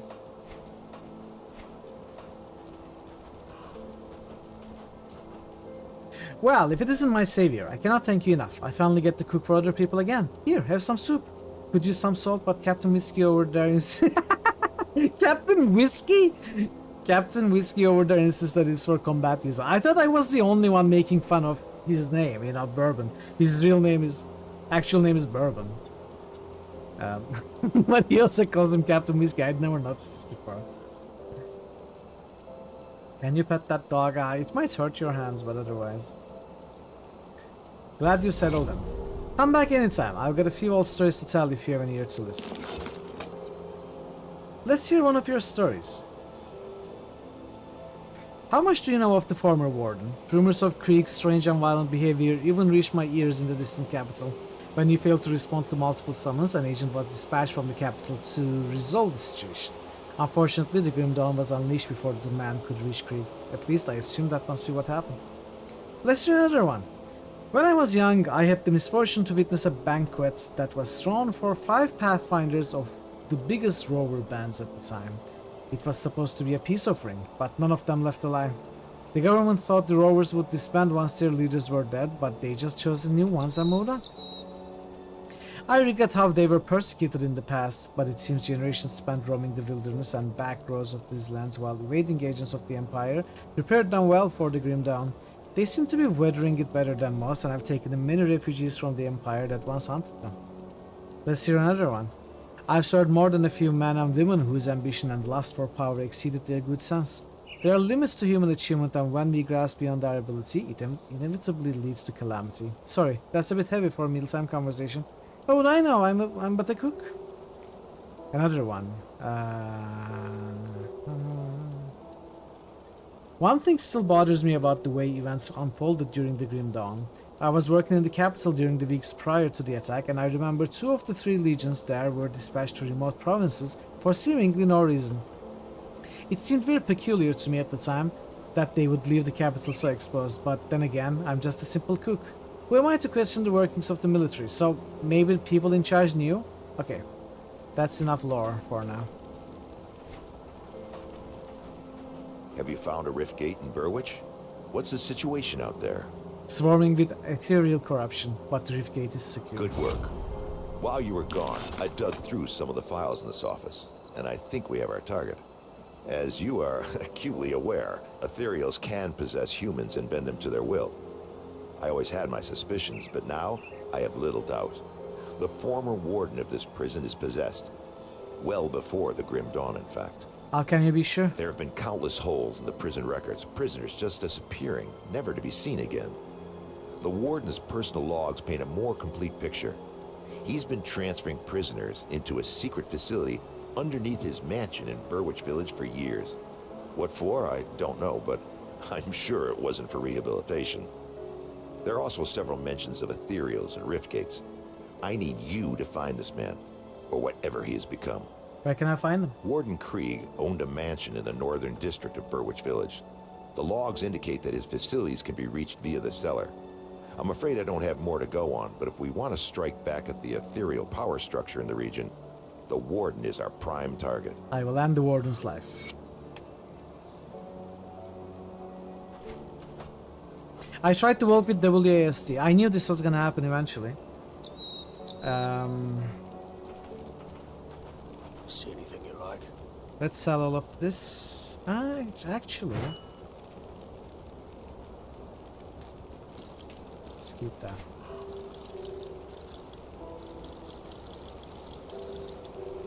We are friendly now, and when we are friendly we can buy Stoneheart oil, which for 15 minutes gives you shield damage blocked, so I don't have a shield. And Slith Blood Tincture. It is soulbound, 30-second skill recharge, 10-second duration. I'm gonna assume this is a single-use thing, which gives you a ton of poison damage for 10 seconds.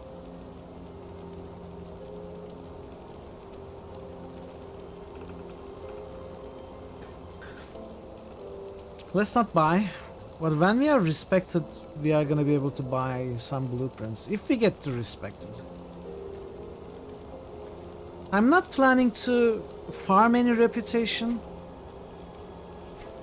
but since we are gonna be completing all of the quests available to us, except for repeatable ones obviously, we may be able to get to respected, I guess.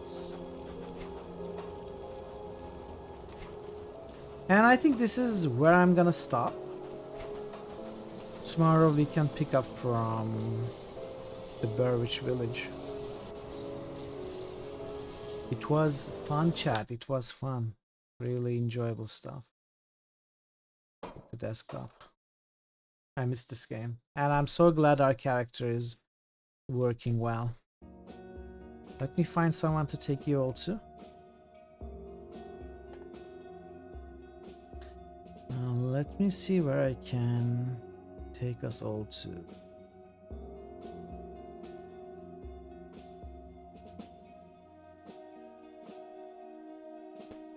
Anyone playing? Let's see if anyone's playing Grim Dawn. Nice, nice, nice.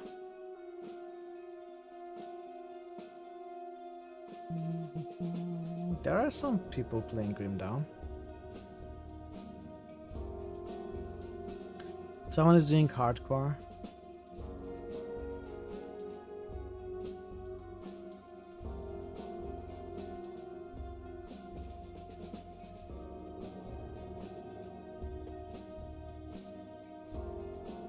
Yeah, very high level though. It says pushing to 94.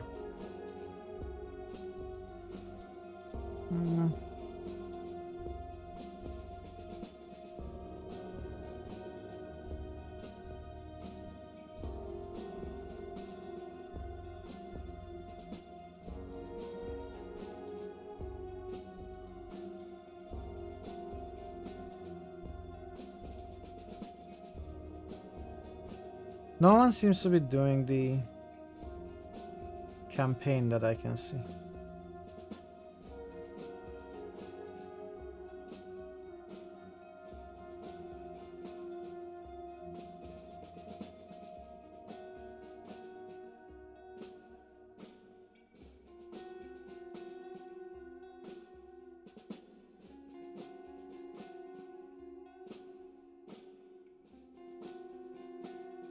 Okay, I'm gonna take you to Jer.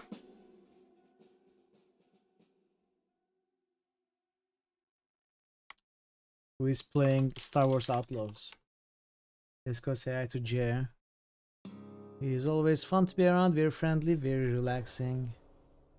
Chill streamer. Thank you so much for today. Chat, you have been awesome. Mind-blowing. Cancer, thank you so much for the bits. Kazandar, thank you so much for the resub. Draven, thanks for the raid. Pi, thank you so much for so many bits. And Bogu, thank you so much for the resub. Parrot, thanks for gifting a sub to Dude. Linia, thanks for the bits. Bolin, thank you for the resub. Mazja, thank you so much for your resub. And so many gifted subs, that's crazy. Krona, thank you for gifting a sub to Hobo Joe. And Parrot, thanks for gifting another sub. And thanks for the one. Sorry, I cannot speak. And thank you for the one follow. And thank you everybody for sharing part of your day with me today. I hope you had fun. I'm having a great time. I'm looking forward to continuing this tomorrow. We are gonna try and see what goes on in the Burwich village, and I'm very excited for that. Hope to see you tomorrow or the next time you can come back. Until then, take care of yourselves, be well, and goodbye for now.